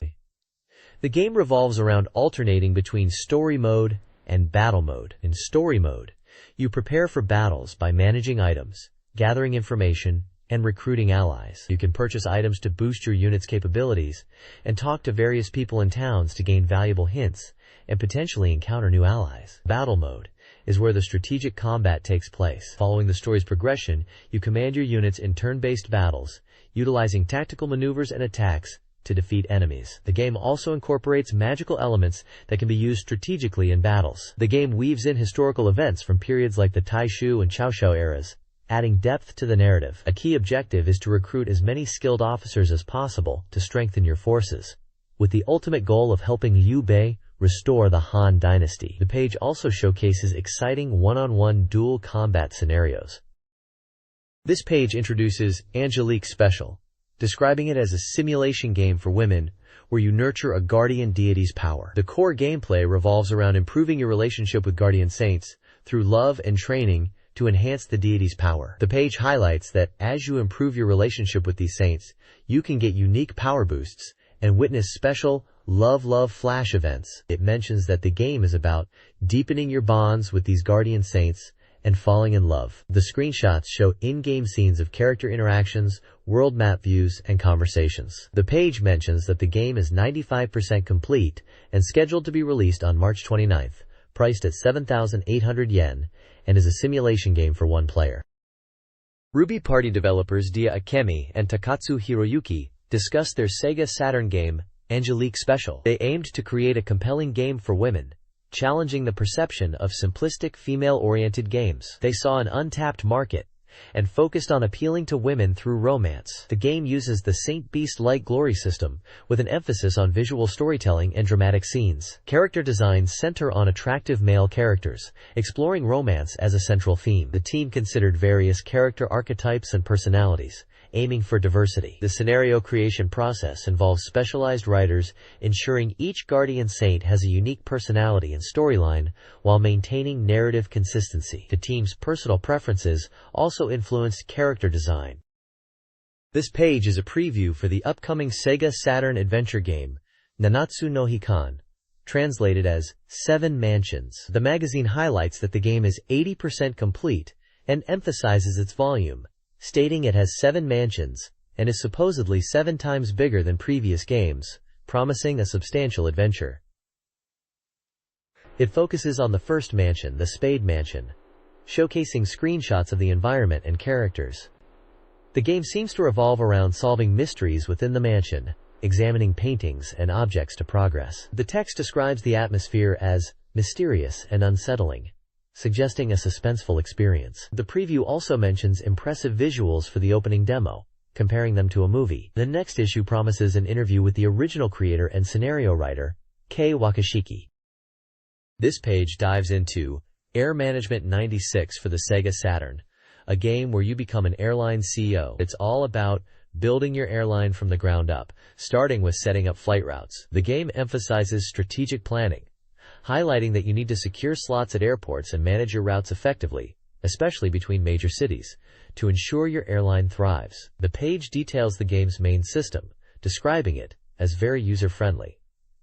The game progresses in yearly quarters, with 4 command phases each year. You'll use commands related to flight routes, aircraft, company resources, and more, totaling 13 different command categories. These include network setup, ability management, route creation, flight operations, negotiations, sales of aircraft, facility construction like hotels and stock trading, campaigns, investments, meetings, information gathering, system settings, and even ending the turn. The game also tracks your profits and current funds. The article stresses the importance of choosing your headquarters city wisely, noting that starting in a smaller city might lead to lower initial profits. It mentions weather conditions, like typhoons, will impact flight schedules. The game aims to give you the full experience of airline management, from negotiating slots to handling unexpected events. The completion rate 100% at the top suggests the game is finished and ready to be released in March of '96, indicating it was a highly anticipated title back then.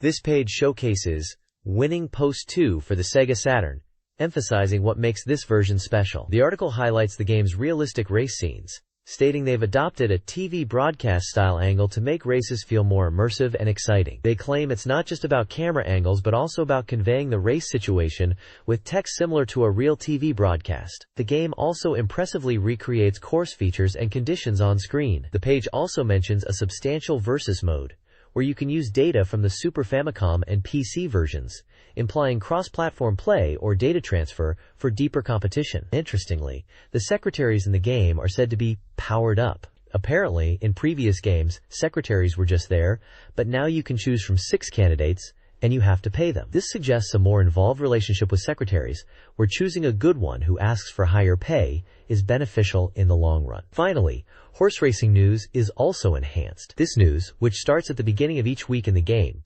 provides crucial information like jockey and trainer performance and race conditions. It's presented like newspaper articles and is important for making informed decisions as a horse owner, suggesting a deeper level of strategy in the game. The game is scheduled for release on March 22nd, and it's classified as a horse racing simulation. This page is all about the upcoming SEGA Saturn game Gex. It's hyped as coming soon soft and boasts a 100% completion rate, which is probably a marketing claim highlighting its polish. The tagline is, Gexkun's big adventure, drawn into TV. The article describes Gex as a gecko who loves TV and is drawn into the TV world. It mentions the game has 5 plus alpha channel worlds to explore. The reviewer emphasizes Gex's unique ability to stick to walls, which is described as a key feature, allowing him to reach places that are not possible in normal action games. They mention using his tongue to grab items and his unique reptile-like actions. We get to see screenshots showcasing different levels, like a ghostly mansion setting with skeletons and zombies, a forest with deer, and an underwater-themed stage with a submarine. One section highlights using a remote control, suggesting puzzle elements or item usage. There's mention of an instant camera as a save point. The reviewer seems enthusiastic about the game's unique gameplay and unconventional actions, emphasizing the unexpected strategies players can employ due to Gex's wall-sticking ability and reptile-like moves. The article finishes by mentioning the release date as March 29th, with a price of 5,800 yen, being an action game for one player. This page showcases the upcoming SEGA Saturn title, Can Can Bunny Premiere 2. It's advertised as coming soon soft, and emphasizes that it's a power-up port of a PC romance adventure game. The game is described as a love adventure game, where you play as a protagonist who is surrounded by 7 lucky gods, and it features a cute goddess character called Swati. The Saturn version boasts enhanced graphics, sound effects, and voice acting compared to the original PC release. The storyline is said to be branching, leading to multiple playthroughs and surprising scenarios, with a focus on portraying the psychology of girls. They even mention scenes are included. There are screenshots featuring Swati and 2 other girls, named Suzuya Misato and Ogawa Mayuka, who seem to be dateable characters of the game. The game is set in locations like a family restaurant and a karaoke room, suggesting dating sim elements. The text implies the gameplay involves making choices that affect your relationships with these girls. The reviewers' comments seem positive, highlighting the enhanced features of the Saturn version and the branching storylines that offer replayability. They seem to be recommending the game to players who enjoy romance adventure games, especially those interested in stories with female characters and branching narratives. This page continues to showcase the upcoming SEGA Saturn title Can Can Bunny Premiere 2, highlighting its romance adventure gameplay. The tagline emphasizes a real throbbing experience and introduces the concept of date double booking, challenging players to manage dates with 2 girls simultaneously. The game emphasizes strategic dating, requiring players to pay attention to time, day of the week, and money. Players can also receive blessings from the 7 lucky gods. You'll need to manage dates with 2 girls, named Fukami-san and Yuyu-chan, and the game seems to involve gift-giving and even finding lost items to progress relationships. Locations like restaurants and karaoke rooms are mentioned again as date spots. A new gameplay element is introduced, 3 part-time jobs to get money and love. The second chapter is set at a gas station where you'll meet 2 new girls, Eto Ayana-chan, who loves bikes and works part-time, and Arimagawa Manako-chan, a wealthy girl with a refined personality. Finally, the page details O-Make mode, which is packed with bonus content. This includes a wallpaper selection mode to customize the game's backgrounds, a CG mode to rewatch scenes you've unlocked, and a letter mode, where you can read letters from the girls, deepening your understanding of their feelings towards you. This page introduces the SEGA Saturn game, Blazing Hunter, an adventure game where you play as a character named Karo and chase after girls. It's based on a TV show, but with original elements and voice acting. The reviewer notes that fans of the original work will appreciate the detailed costumes and scenarios. There's a completion rate of 85% mentioned, indicating it's still in development but nearing release, scheduled for April 26th. The gameplay is described as story-driven, progressing through command selection. Dialogue and character voices are present. There are also minigames, one called Doppelganger, which is a flag-capturing game for 2 players, involving choosing characters and switching after misses, culminating in a final 2-character duel. Another game mechanic is the slot battle, described as a slot machine battle system, where you attack and defend against enemies, with various attack types. The page emphasizes the diverse attack strategies available. This page is showcasing the upcoming SEGA Saturn game, My Best Friend's St. Andrew's Girls Academy arc. It looks like a puzzle game, with a focus on beautiful girls, and the big question they're teasing is how much the girls will undress in the game. It seems to be all about completing jigsaw puzzles to reveal more graphic scenes of the characters. They're highlighting a character named Rei Ikegami in this article. We get a profile on Rei. She's described as a bilingual Bairingaru, or bilingual girl, a 20-year-old college student from St. Andrews who helps out at her family's Chinese restaurant, Koryu Hantan. She's fluent in Chinese, English, and speaks with a Kansai dialect. The article then really pushes the bathing scene featuring Rei.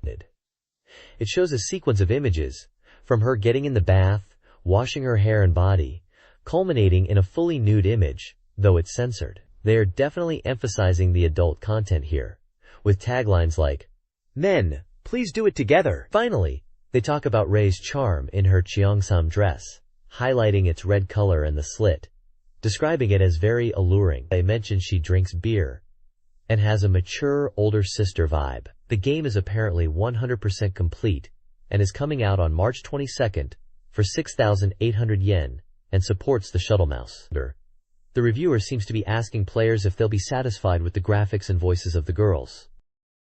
This page showcases the SEGA Saturn version of Donpachi, a popular arcade shooting game.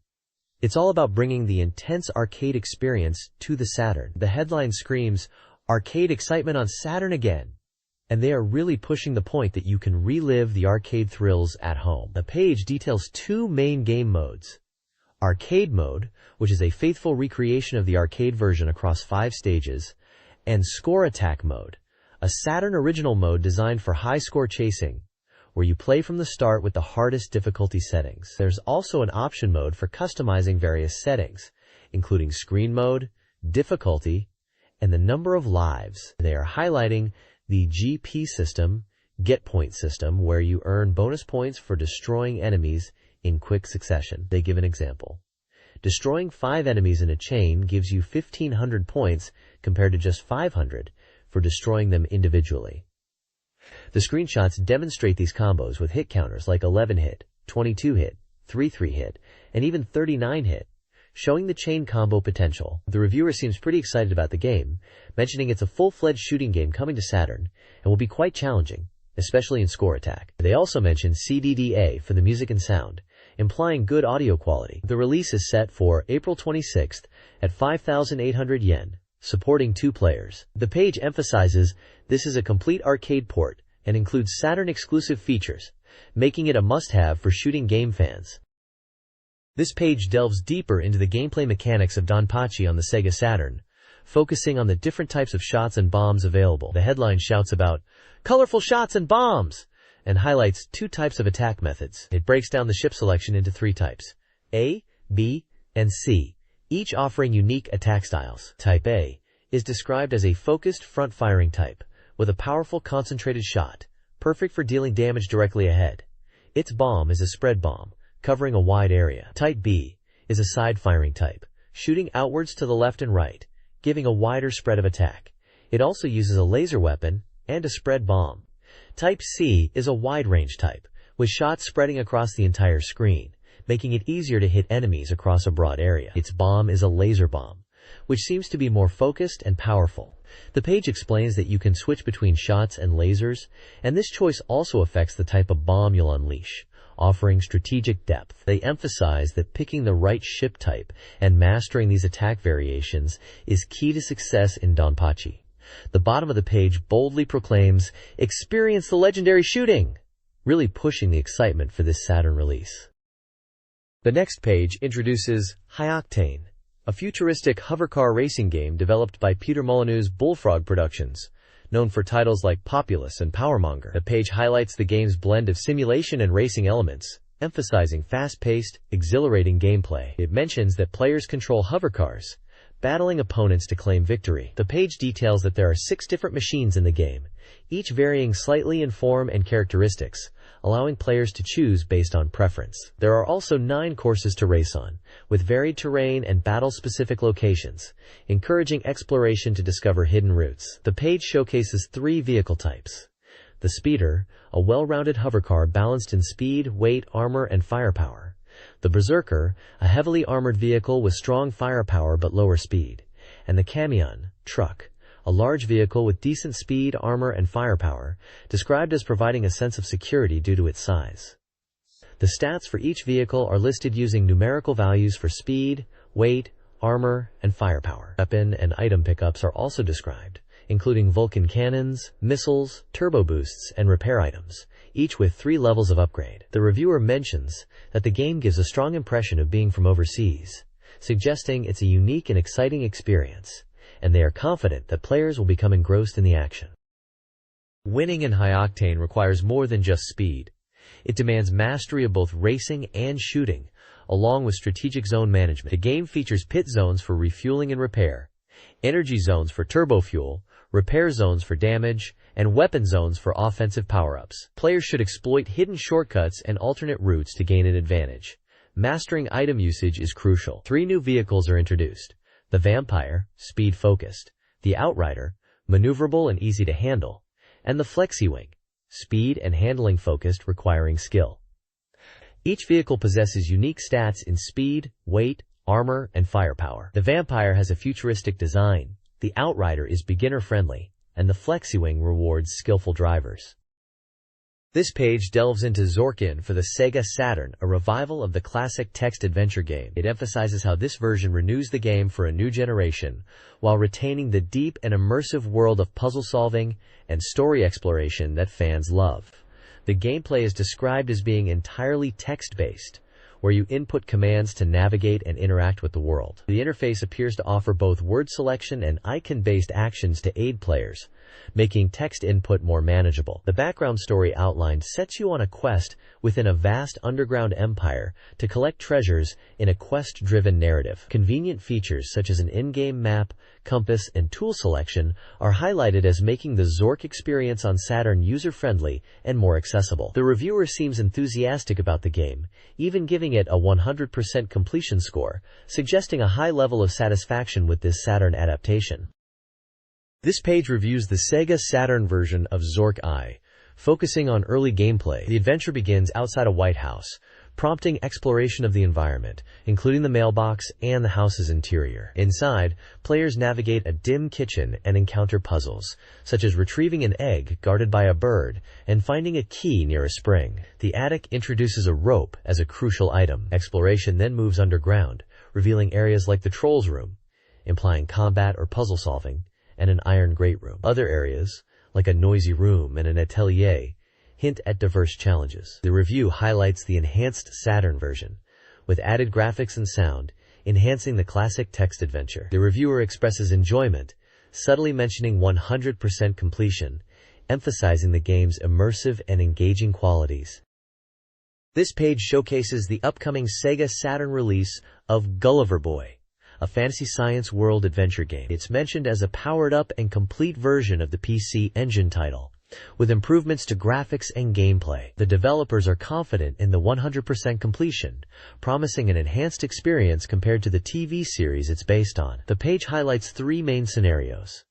First, you must defeat General Doga, the enemy who killed Gulliver's father. This involves liberating Naboli and finding a flower key, which seems essential for progression. Next, you journey to Rome, described as a historical city where advanced machinery exists, and you can earn money by fighting robots in the Colosseum. The second scenario involves rescuing Starcesia, Duke Mushkildi's daughter, from Nabona village.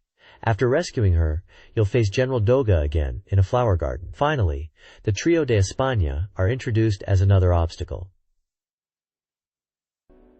To liberate Rome, you need to defeat these 3, and then engage in a mecha battle after obtaining the Giant's Key. Bosses like Golgos and Eroiga are also mentioned in this context. The screenshots showcase various scenes from the game, including battles, town exploration, and dialogue sequences. Gusun Oyoyo S, a SEGA Saturn game, is coming soon, with a claimed 100% completion rate, set for release on March 29th at 6,800 yen. Featuring 2-player simultaneous play.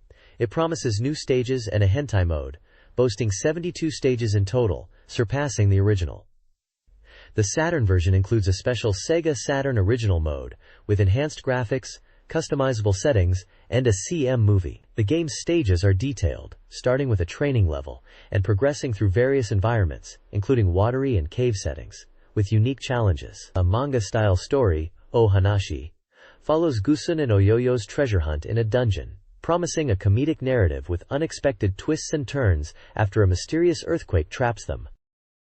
Uncharted Waters, a SEGA Saturn simulation RPG, is generating excitement for its sea battle system. The game combines RPG elements with naval combat and trading, allowing players to customize ships, recruit crew, and build wealth. Real-time 3D battles with dynamic camera angles are a key feature.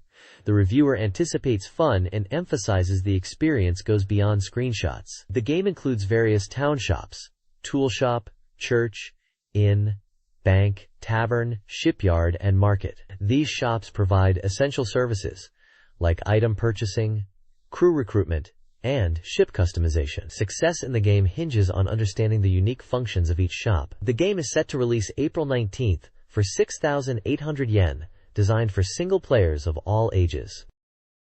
This page for SEGA Saturn Press announces, "Passionate men's naval battle. Run through the vast ocean!" quote, which seems to be building on the previously mentioned excitement for the sea battles in Uncharted Waters. It highlights the shift to a dedicated battle screen when engaging in naval combat, describing it as a simulation-style experience demanding strategic thinking. The page then details 2 types of naval battles. Cannon fire battle, which is about long-range bombardment where aiming and anticipating enemy movements are key, and close combat, which occurs when ships get close and involves intense ship-to-ship fighting, potentially even boarding actions. There's also a section emphasizing ship customization, suggesting that having powerful and well-equipped ships is crucial for success, even more so than just relying on player skill. The phrase, "Will it bloom or will it scatter like petals?" poetically frames the stakes of naval warfare. Finally, a strike section depicts a successful attack and a triumphant victory message, showing the payoff of strategic combat. Overall, the page is showcasing the exciting naval battles and strategic depth of Uncharted Waters. This page highlights Gen War. Looks like a fast-paced action game. As the title suggests, let's get down to business. The article dives right into combat strategy, focusing on Mars Mission 1 and 2.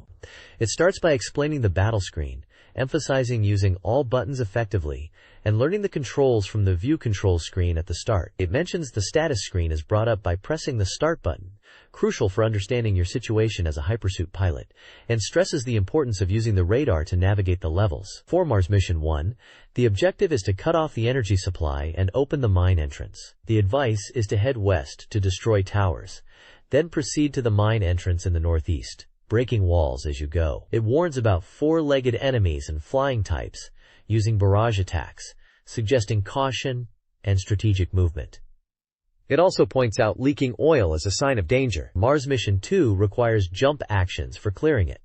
It recommends using the status screen map to plan attacks, and highlighting that breakable walls are shown as thin lines on the map, hinting at hidden items.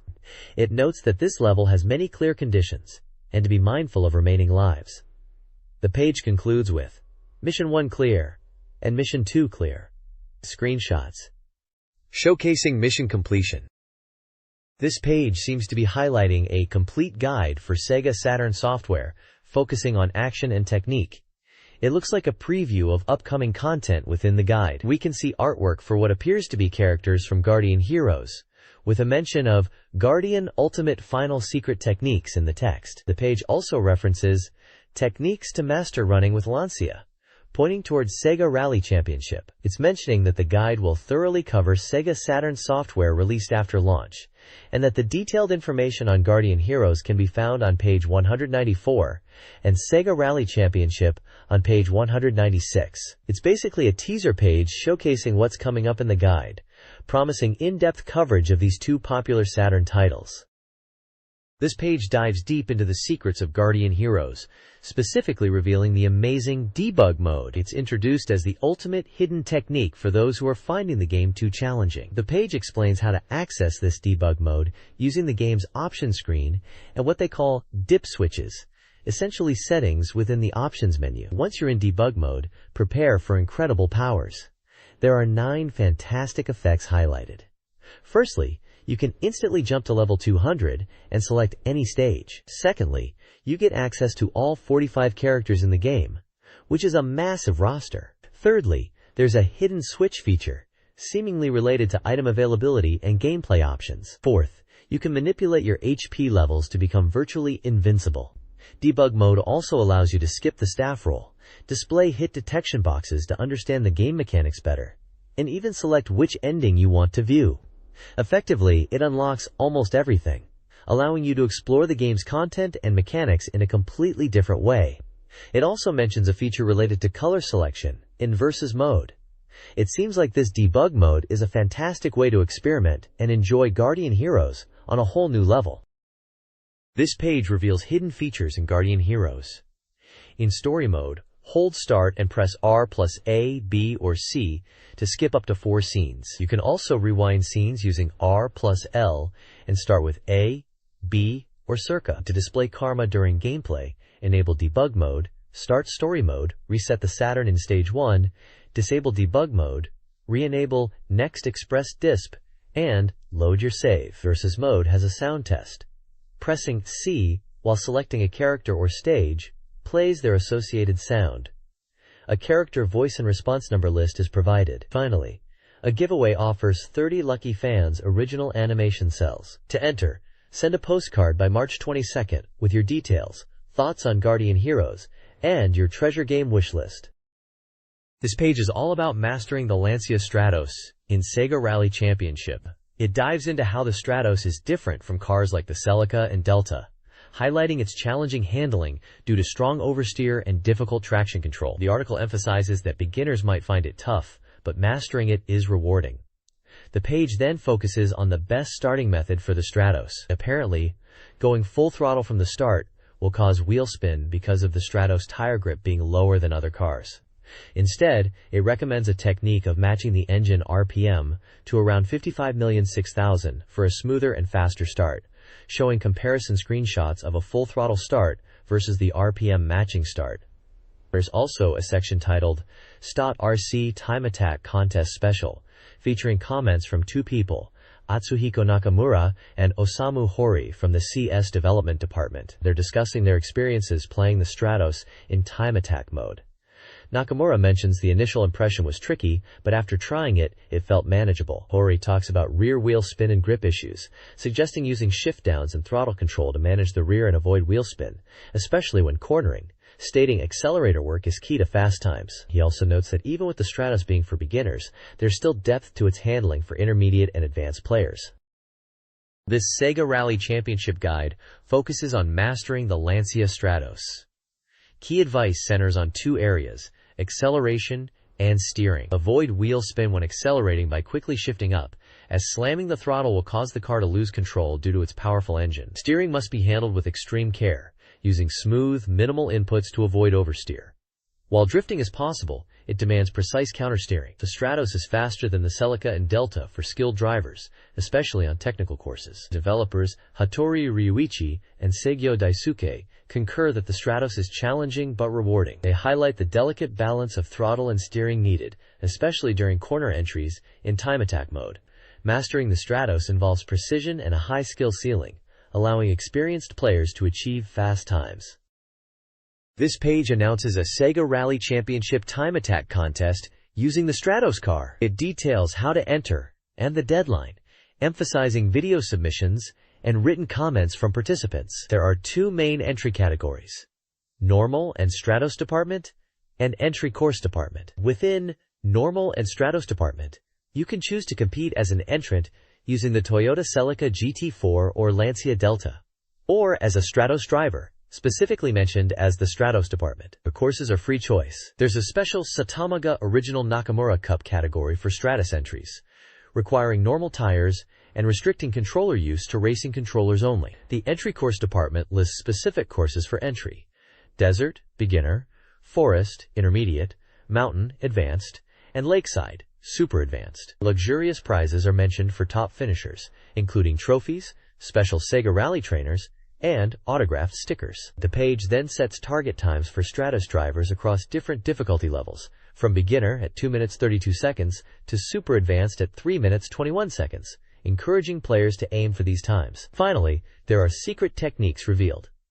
Firstly, you can race against the Stratos itself as a rival car by holding the Z and C buttons during course selection. Secondly, you can remove all on-screen texts, including the speedometer and timers, for a more immersive experience by holding X and A buttons when the game starts. In 1996, Taiwan's gaming market was booming, mirroring Japan's past success. SEGA was establishing official distribution, fueling the enthusiasm for the Saturn, which had already sold 70,000 units. The author describes a lively scene with numerous software stores, offering a wide selection of games, including Saturn titles. SEGA showcased games like Virtua Fighter 2 and Daytona USA at a Taiwanese show, drawing large crowds. Handheld games were also popular, with Game Gear and Game Boy titles readily available. PC gaming thrived on DOS/versus machines, with a shift towards legitimate software distribution despite ongoing piracy. Though locally made PC games lost ground to imports, strategy games were gaining popularity. The article anticipates the rise of RPGs and Saturn software due to official distribution, predicting 32-bit consoles will dominate in about 2 years. The overall outlook was optimistic for the future of gaming in Taiwan. This page covers the Computer Edutainment and Multimedia Show 96 in Taiwan, and it seems like the author is quite impressed with the energy and enthusiasm at the event. Despite it being the busy year-end period, the computer show was packed with visitors. The booths were crowded with people eager to see the displays, and the atmosphere was buzzing. The article points out that Taiwan's gaming market is vibrant and growing, fueled by a strong interest in imported Japanese games. The author notes a feeling of power and passion, observing people intensely focused on the game screens. There's mention of Taiwan Sega's official agency, and the booth being a major attraction, showcasing the strength of Sega in Taiwan. The page also highlights Taiwanese food with sections titled Taiwan Good Place, Delicious Place, featuring photos of dishes and praising both high-end Taiwanese cuisine and affordable street food. Interestingly, there's a section about a Taiwan-made game machine called Akan. The article mentions it's a pure Taiwanese-made arcade machine, and despite only having around 10 units currently, with sales of about 2,000 planned, there are high hopes for its future. Lastly, there's a small section titled Unfortunate Incident, Case of Mr. Shimada from Game Arts, with a picture of a man looking weary. It briefly mentions an unfortunate event after the show, involving Mr. Shimada from Game Arts. Taiwan's gaming scene is highlighted, showcasing 5 prominent companies. Softstar Information Company, Limited excels in RPGs like Chinese Paladin, and porting games. King Formation Company, Limited, is known for Princess Maker, and offers excellent user support with games like Doom. C&E develops across platforms, including the Mega Drive, with titles like AQ Environment. Interserve International Inc. creates adventure games with unique 3D graphics, akin to Myst. Dynasty, based in Kaohsiung, specializes in humorous gag-style games like Warriors of Fate. The article also mentions Japanese manga artist Zheng Wen designing characters for a Saturn game, Heroes of the Eastern Zhao Dynasty. The review notes the rapid growth and enthusiasm within the Taiwanese gaming industry. It concludes with the prediction that Taiwan has the potential to become a major force in game development, potentially rivaling Japan in the future. The SEGA Saturn version of Lunar Silver Star Story is a significant upgrade from the Mega CD release, promising a complete remake with revamped graphics and music. Starting in Berg Village, the game's walkthrough details the peaceful mountainous setting and the annual Goddess Festival. Key characters like Aris, Luna, and Ramus are introduced.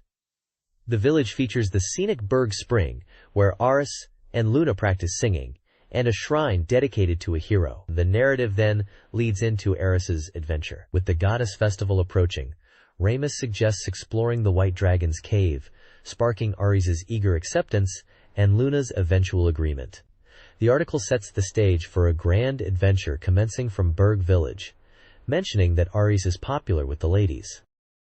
This page showcases the main cast of the Saturn version of Lunar Silver Star Story. Following on from the previous page introducing Berg Village, we get a closer look at the key characters. First up is Arcase, a spirited young boy from Berg Village who idolizes the hero Dine and dreams of becoming a dragon master himself. He's depicted as being popular and well-liked, especially by the ladies in the village, and is described as growing through his adventures and interactions with others. Next is Luna, a mysterious girl found as a baby at a red altar and raised by the village. She's portrayed as the heroine of the story, with a kind and gentle nature, and is a village idol known for her singing. It mentions she can be shy in front of Ares, but is deeply fond of him. Finally, we have Null, a creature described as a mysterious being, born from a dragon's feather and raised with Ares and Luna. He's known for his sharp tongue but deep friendship with the main characters. Null is described as the mascot character of the game, and acts like a porter or baggage carrier, similar to previous appearances, but it's hinted his role might be slightly different in this Saturn version. Overall, this page gives us a solid introduction to the main characters, and sets the stage for the adventure in Lunar Silver Star Story on the SEGA Saturn. This page delves into the mechanics of the Sakura Wars universe, specifically focusing on the Kubu, the main combat unit. It's presented as an interview with Mr. Okada Kuji, who is described as the CG chief director for Sakura Wars. He explains the design philosophy behind the Kubu, revealing that the initial idea was inspired by deep-sea diving suits. The concept evolved to incorporate elements of steam engines and industrial machinery, emphasizing functionality and a sense of heaviness. Okada highlights the challenge of balancing realistic mechanical design with the artistic style of Sakura Wars. They aimed for a design that felt both functional and aesthetically pleasing, incorporating curves and details to avoid a purely linear, rigid look. He mentions the Kubu's maneuverability and combat capabilities, suggesting it's designed for both close combat with swords and ranged attacks using manipulators. The interview touches upon the technical aspects, mentioning the use of hybrid steam and electric power, and sophisticated joint mechanisms for smooth movement. It also discusses the visual presentation, with Okada mentioning various CG versions and detailing the standard version with a Vulcan cannon and manipulator arms. The page also features a photograph comparing the scale of the Kubu model with a person, emphasizing its size. Overall, the page provides insight into the thought process behind the Kubu's design and its role within the world of Sakura Wars.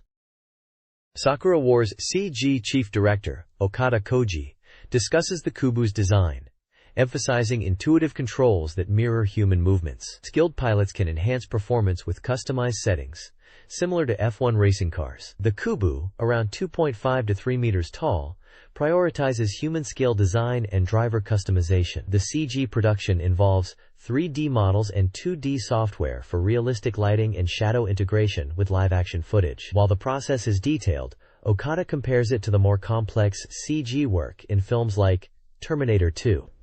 The page also includes a business diary entry by Red Okumura, detailing his daily life, including ordering food, socializing, and attending anime and game events, offering a glimpse into a game developer's personal life.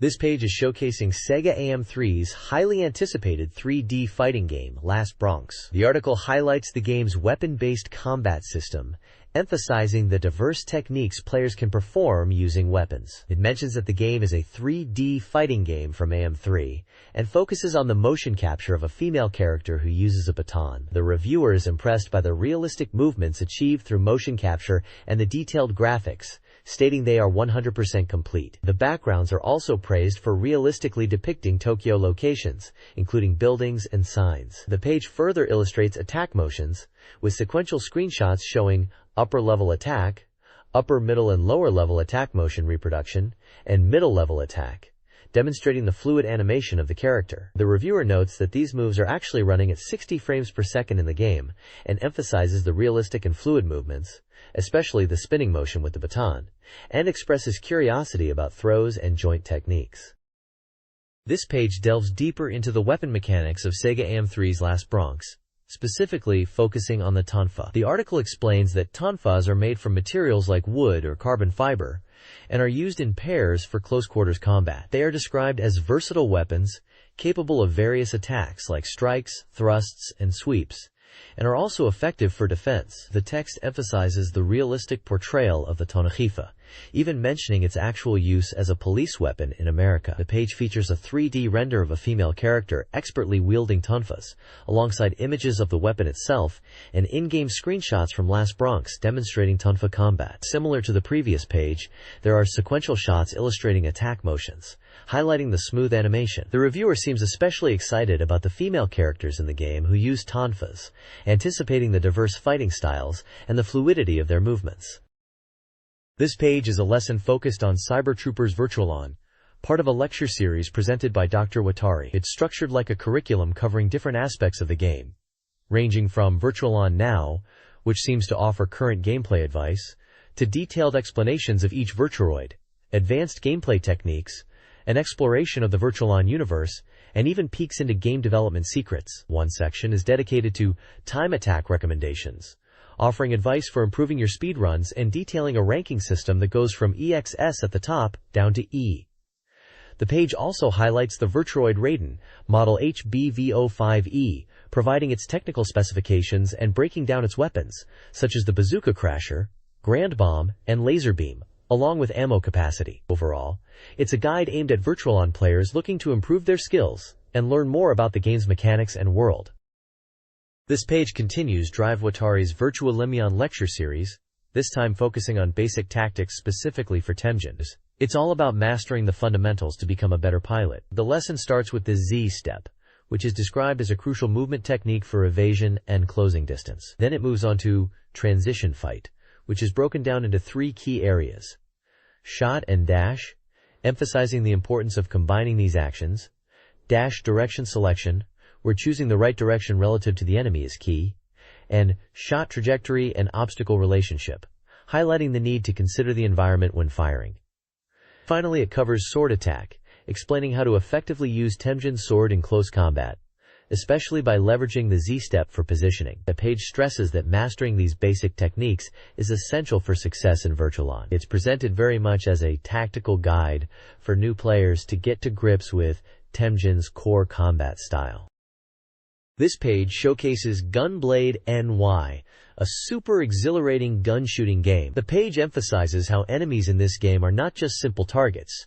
They react to your actions dynamically, dodging, hiding, and requiring you to rely on your reflexes rather than memorizing patterns. The game's story is set in New York in 2005, where terrorist groups are using advanced android soldiers. These heavily armored androids are proving too much for the regular police. As a result, the U.S. government's counterterrorism organization, NCTC, initiates Operation Applestorm, using the special anti-terrorist helicopter Gunblade. The helicopter is armed with 7.6 2mm miniguns, 20mm cannons, and HEDP rounds for taking down armored targets. The screenshots show intense on-rail shooter action, with explosions and cyborg-like enemies. The page highlights the thrill of taking down these android soldiers, noting their metallic parts make them feel like cyborgs. It's presented as a fast-paced, reflex-based shooting experience, where you need to anticipate enemy movements to succeed.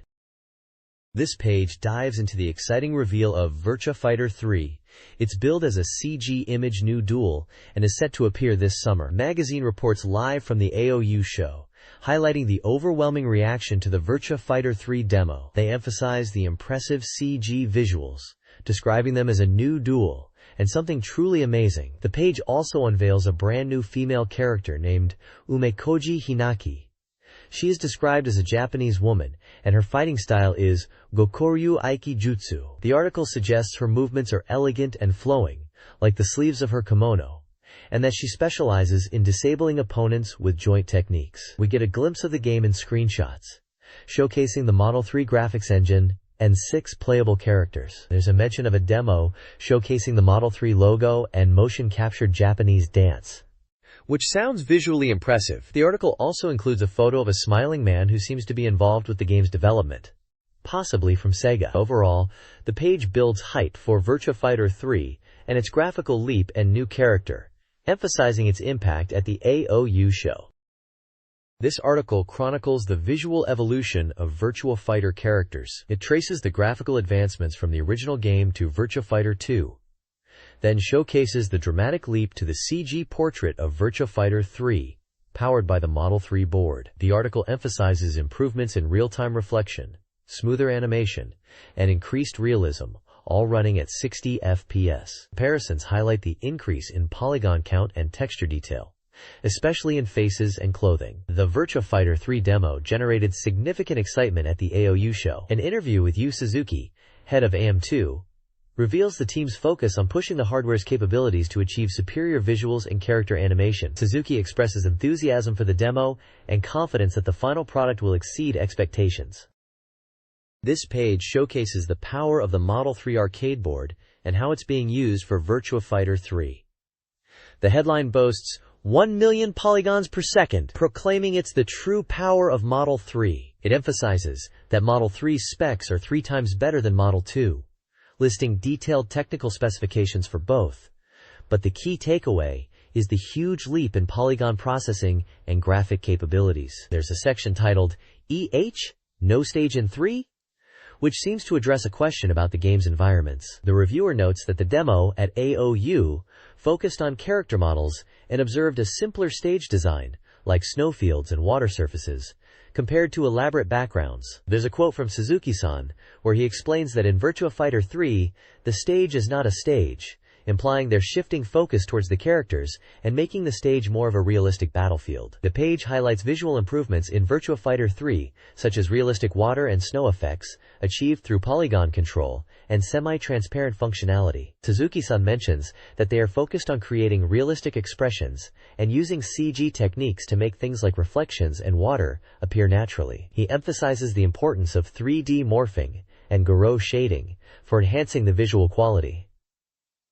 Essentially, this page is really hyping up the graphical fidelity of Virtua Fighter 3 on the Model 3 hardware and detailing the technical advancements that make it possible.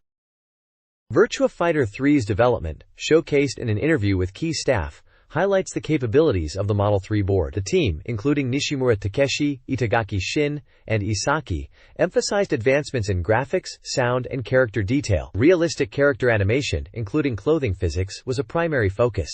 Stage design shifted from detailed backgrounds to battlefields, emphasizing character action. Improved sound and dynamic background music were also goals. A secondary interview with Suzuki Yu emphasized the realism of character expressions and mouth movements, with positive comparisons to Spielberg movies. Voice recording was ongoing with a focus on high quality. The page concluded with a promotional offer for readers. This page is all about a special premium version of the Virtua Fighter CG Portrait series, specifically focusing on Dural. It seems this is a limited edition, non-sale item for 50,000 lucky people, and it's being touted as having the highest quality CG in the series so far. They're calling it the Dural Edition, and it's being created using imagery from Virtua Fighter 3. The page highlights how designers had more freedom when working on Dural for this edition, moving away from previous character constraints. They're aiming for a poster-like quality. Apparently, in Virtua Fighter 3, Dural's design was significantly revamped, particularly in terms of visuals. They talk about experimenting with various CG techniques, aiming for a much more polished and visually appealing Dural, mentioning it will look fantastic on the SEGA Saturn. Below this, there's a list of the entire Virtua Fighter CG Portrait series, which includes 10 volumes in total. Each volume focuses on a different character from the game. The characters featured are Sarah Bryant, Jackie Bryant, Kagemaru, Pai-chan, Wolf Hawkfield, Lao-chan, Shundi, Lion Rafale, Akoi Hinokami, and Jeffrey McWild. For each volume, they list the release date, the number of CG images included, and the title of a featured song. It looks like this series was already on sale and quite popular. This page is all about the arcade release of Virtua Fighter Kids, which is coming out in April for the STV arcade system. It seems to be a bit of a surprise announcement following the Virtua Fighter 3 demos at the AOU show. They mention it's a different direction from VF3 and showcases a cuter kids style, but still with Virtua Fighter gameplay. There's a focus on the humor in the game's advertising, especially a comical ad where the character Shundai is shown drinking sake. Which is funny because they are supposed to be kids. The page highlights that even though they are kids, the characters are still expressive and have depth. There's also an interview with Makoto Osaki, the chief of Virtua Fighter Kids. He talks about the game's appeal, emphasizing that it's not just a simple chibi version of Virtua Fighter, but has its own unique charm. He touches upon things like improved camera angles and how the character expressions and reactions are more pronounced in the kids version. He mentions the gameplay is fast-paced and enjoyable, and that the development team focused on making it fun and appealing. Finally, the page mentions the AOU show, where large character standees for Virtua Fighter Kids were displayed, and that they were showing off the two-player color variations at the event. This page is about the rise of Virtua advertising, which is in-game advertising pioneered by SEGA AM2. It features an interview with Fumio Kurokawa, the AM2 publicity manager, who discusses the effectiveness and future potential of this new advertising method. He explains that in-game advertising, like product placement in movies, is a natural way to promote products. We see examples of this in action through screenshots from various SEGA AM2 games. Daytona USA showcased Car X with 40 company logos in the arcades, while Virtua Striker featured brands like Coca-Cola in the soccer stadiums. Fighting Vipers used Pepsi branding, and even Virtua Fighter Kids incorporates Java Tea advertising within the game. The article highlights the massive reach of this advertising, claiming PR exposure to around 4 million people in just over a year, making it a very new and powerful advertising medium. The timeline shows the evolution of Virtua advertising, starting with Daytona USA in '94, moving through Virtua Striker and Fighting Vipers in '95, and culminating in Virtua Fighter Kids in '96, demonstrating how AM2 is actively pushing this advertising format forward. Kurokawa believes this is the future of game advertising, moving beyond traditional methods to integrate brands directly into the game world itself. Sonic the Fighters, a 3D CG fighting game for Sega arcades, is in development by AM2. The game, about 50% complete, features fully playable characters, impressive 3D backgrounds, and utilizes the Model 2 board's 3D capabilities. Players will choose from Sonic, Amy Rose, Tails, and Knuckles, alongside the original characters Bean and Bark. The game mechanics include a Varia button for guarding, rings that affect damage and allow recovery, and evasion attacks. Inspired by Virtua Fighter and Fighting Vipers, the game aims for a similar character fighting game experience. A Saturn version is also in development. The developers hope players will enjoy the battles against Eggman's mechs and other exciting elements. This page continues the coverage of Sonic the Fighters. The story involves Drive Eggman's space base and Sonic and his friends aiming to stop him.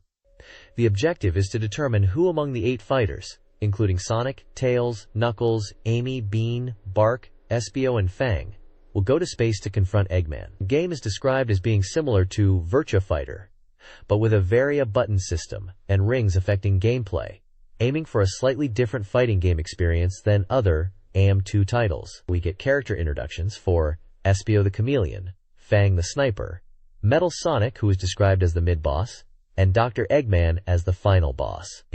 Each has a small description highlighting their role or fighting style. The bottom section shifts to Fighting Vipers, mentioning it's also under development and focusing on the armor break feature. The developers are incorporating elements from the Saturn version into the arcade game, and it seems the visual representation of armor breaking is a key element they are working on. There's a mention of Saturn development progressing smoothly. We also see screenshots of characters from Fighting Vipers, like Grace, Tokyo, Peppermint, Jane, and Bond, showcasing some of the armor break and character poses. This virtual cop strategy guide, presented as an official AM2 research document, aims to help players achieve high scores and the 9th Dan rank. It targets scores of 1 million points, normal, and 3 million points, total. The guide features super tech tips, emphasizing headshots, grenade usage for group takedowns, and avoiding damage during boss battles. Stage-specific strategies, including enemy spawn point knowledge, are also provided. Players are encouraged to experiment and anticipate enemy movements to maximize combos in the Chasing In Scroll section. The guide concludes by summarizing its points and encouraging players to strive for 9th Dan. It also announces the final results of the Virtual Cop ranking attack for Japan, a collaboration between Satomaga and AM2 Research, with KS leading the Kanagawa Prefecture rankings with a score of 34,611 points. AM2 Research plans to release more content and anticipates the next round of rankings.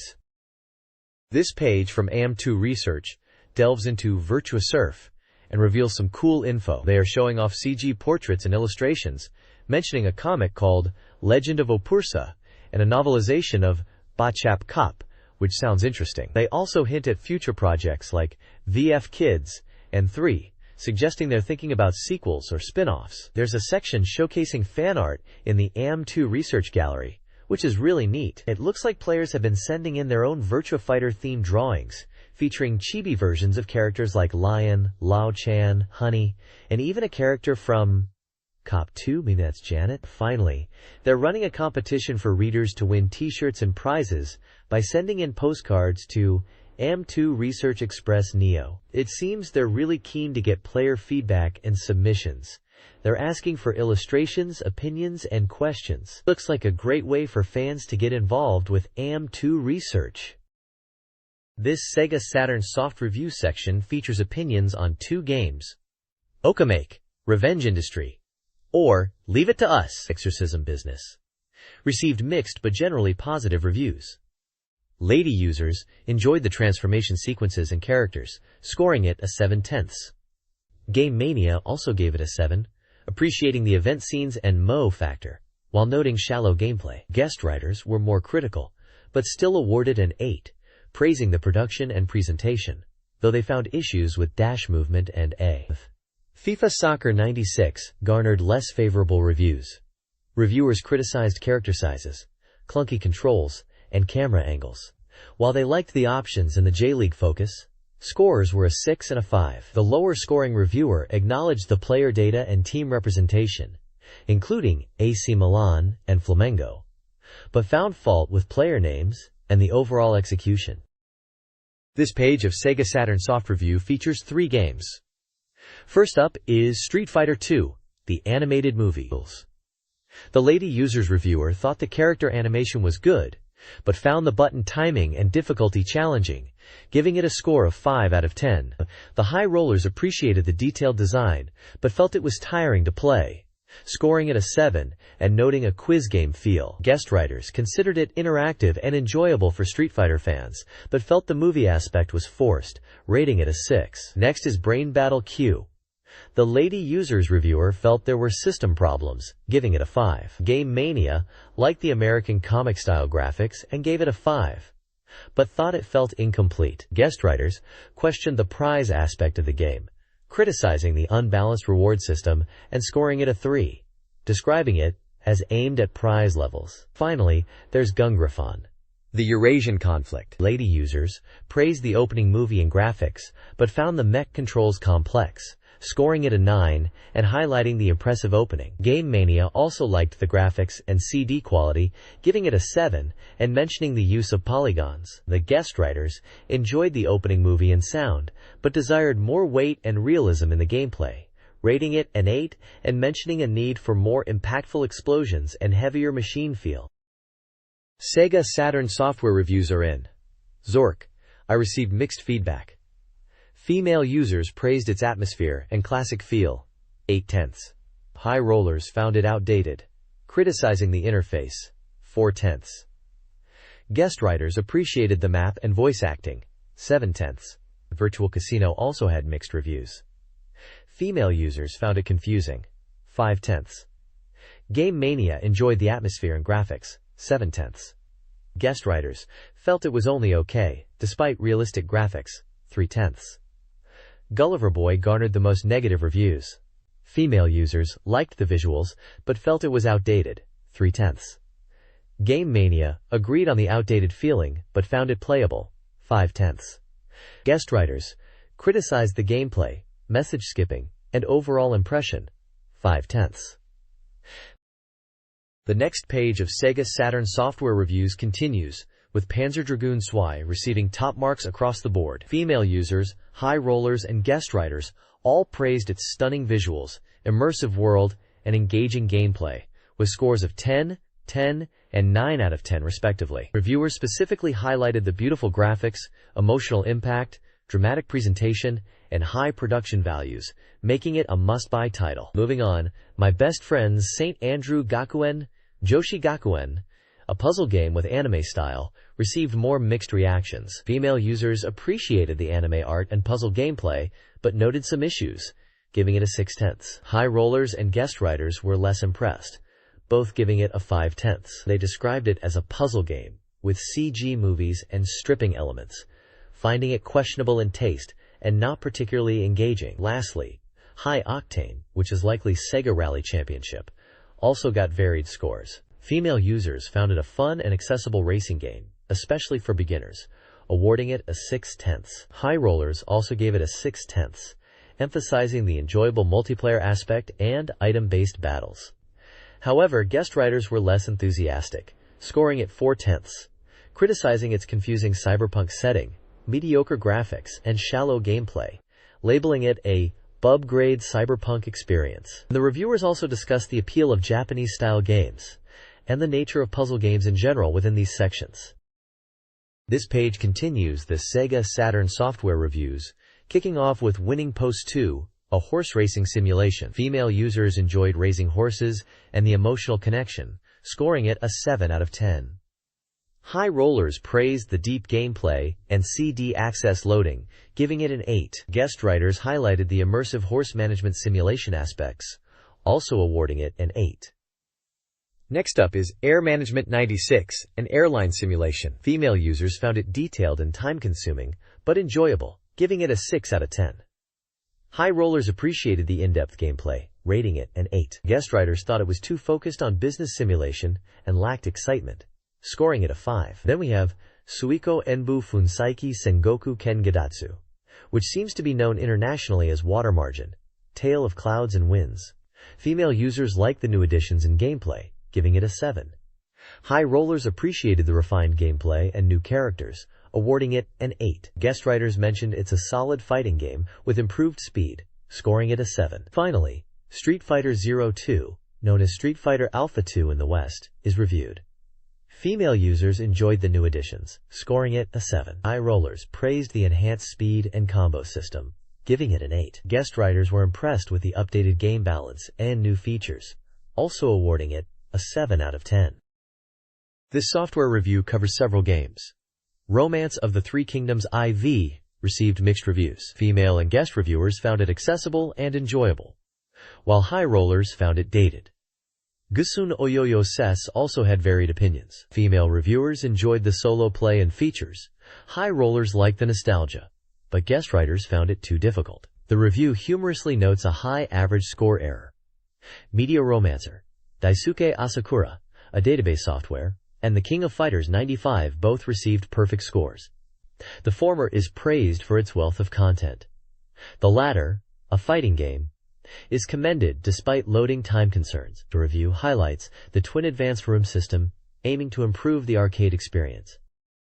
This guide reveals secret features in several SEGA Saturn games. In Puzzle and Action, Treasure Raiders, likely based on context, enter X, B, Y, A on the title screen, then select Mikhail with up to play as the hidden boss, Barobaro Dayu.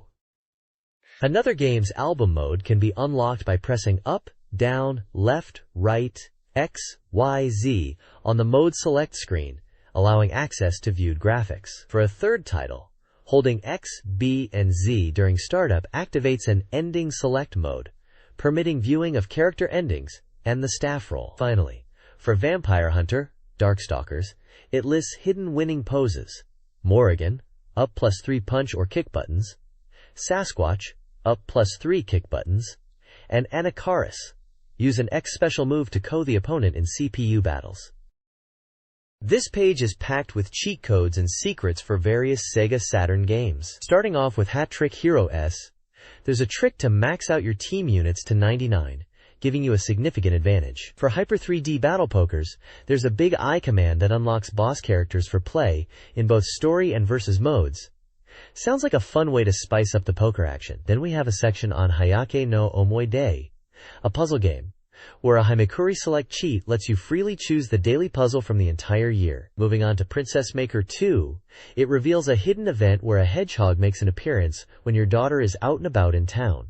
Lastly, for Mahjong Kyo Jidai Kogel Hukago Hen, there's a BGM select code, allowing you to change the in-game music by pressing specific buttons when the initial score is displayed at the beginning of a game, which can alter the game's atmosphere. At the bottom, there's information about a Backtech Grand Prize, where readers could submit cheat information for Sega Saturn games, with prizes offered like Saturn software and gift certificates depending on the bit level of the game. They are looking for cheat details for Sega Saturn, Super 32X, Mega Drive, Mega CD, and Game Gear games.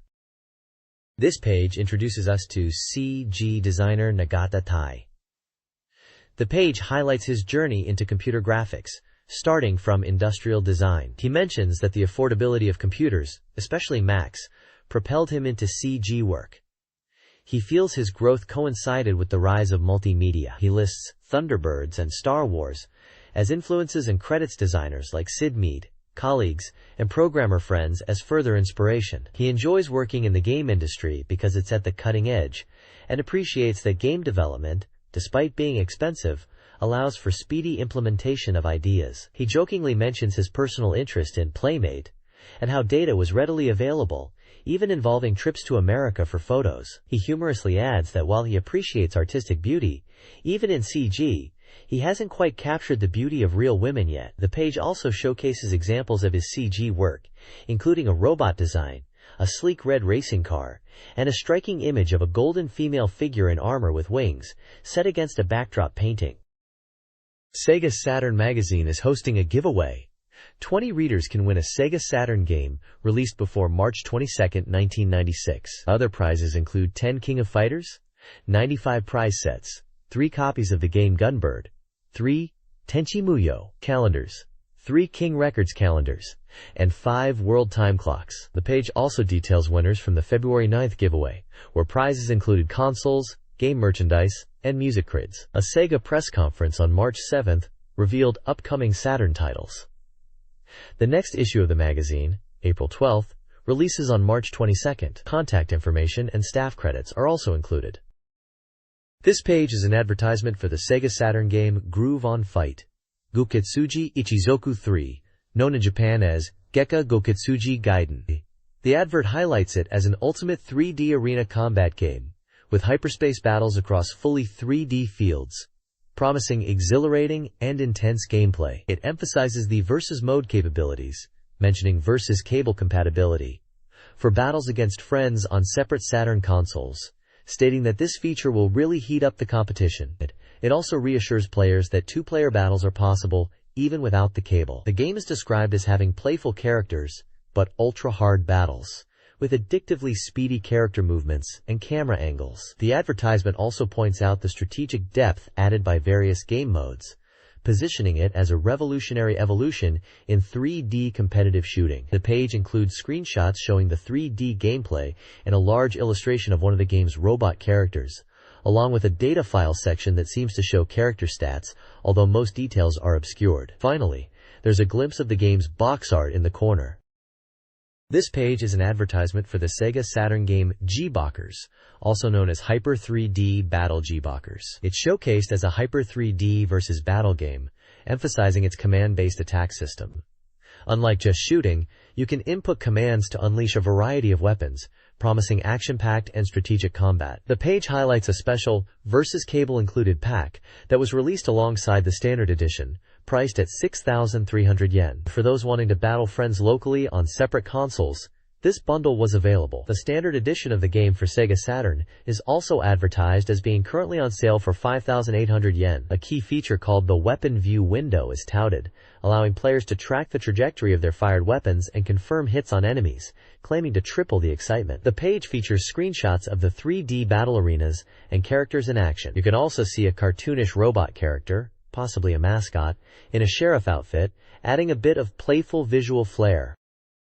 This page is dedicated to Panzer Dragoon Zwei, showcasing the dramatic shooting game for Sega Saturn. The advert features striking imagery of the game, with a tagline in Japanese that translates to, "Two solitary souls now become one, traversing the world." It highlights the release date set for March 22nd, priced at 5,800 yen. You can see smaller screenshots that give a glimpse into the gameplay. It looks like it's an advert from the SEGA Saturn magazine, specifically the March 22nd issue from 1996. There's also mention of a campaign running from March 8th to April 30th, details of which are in Japanese and seem to be offering some kind of gift or promotion.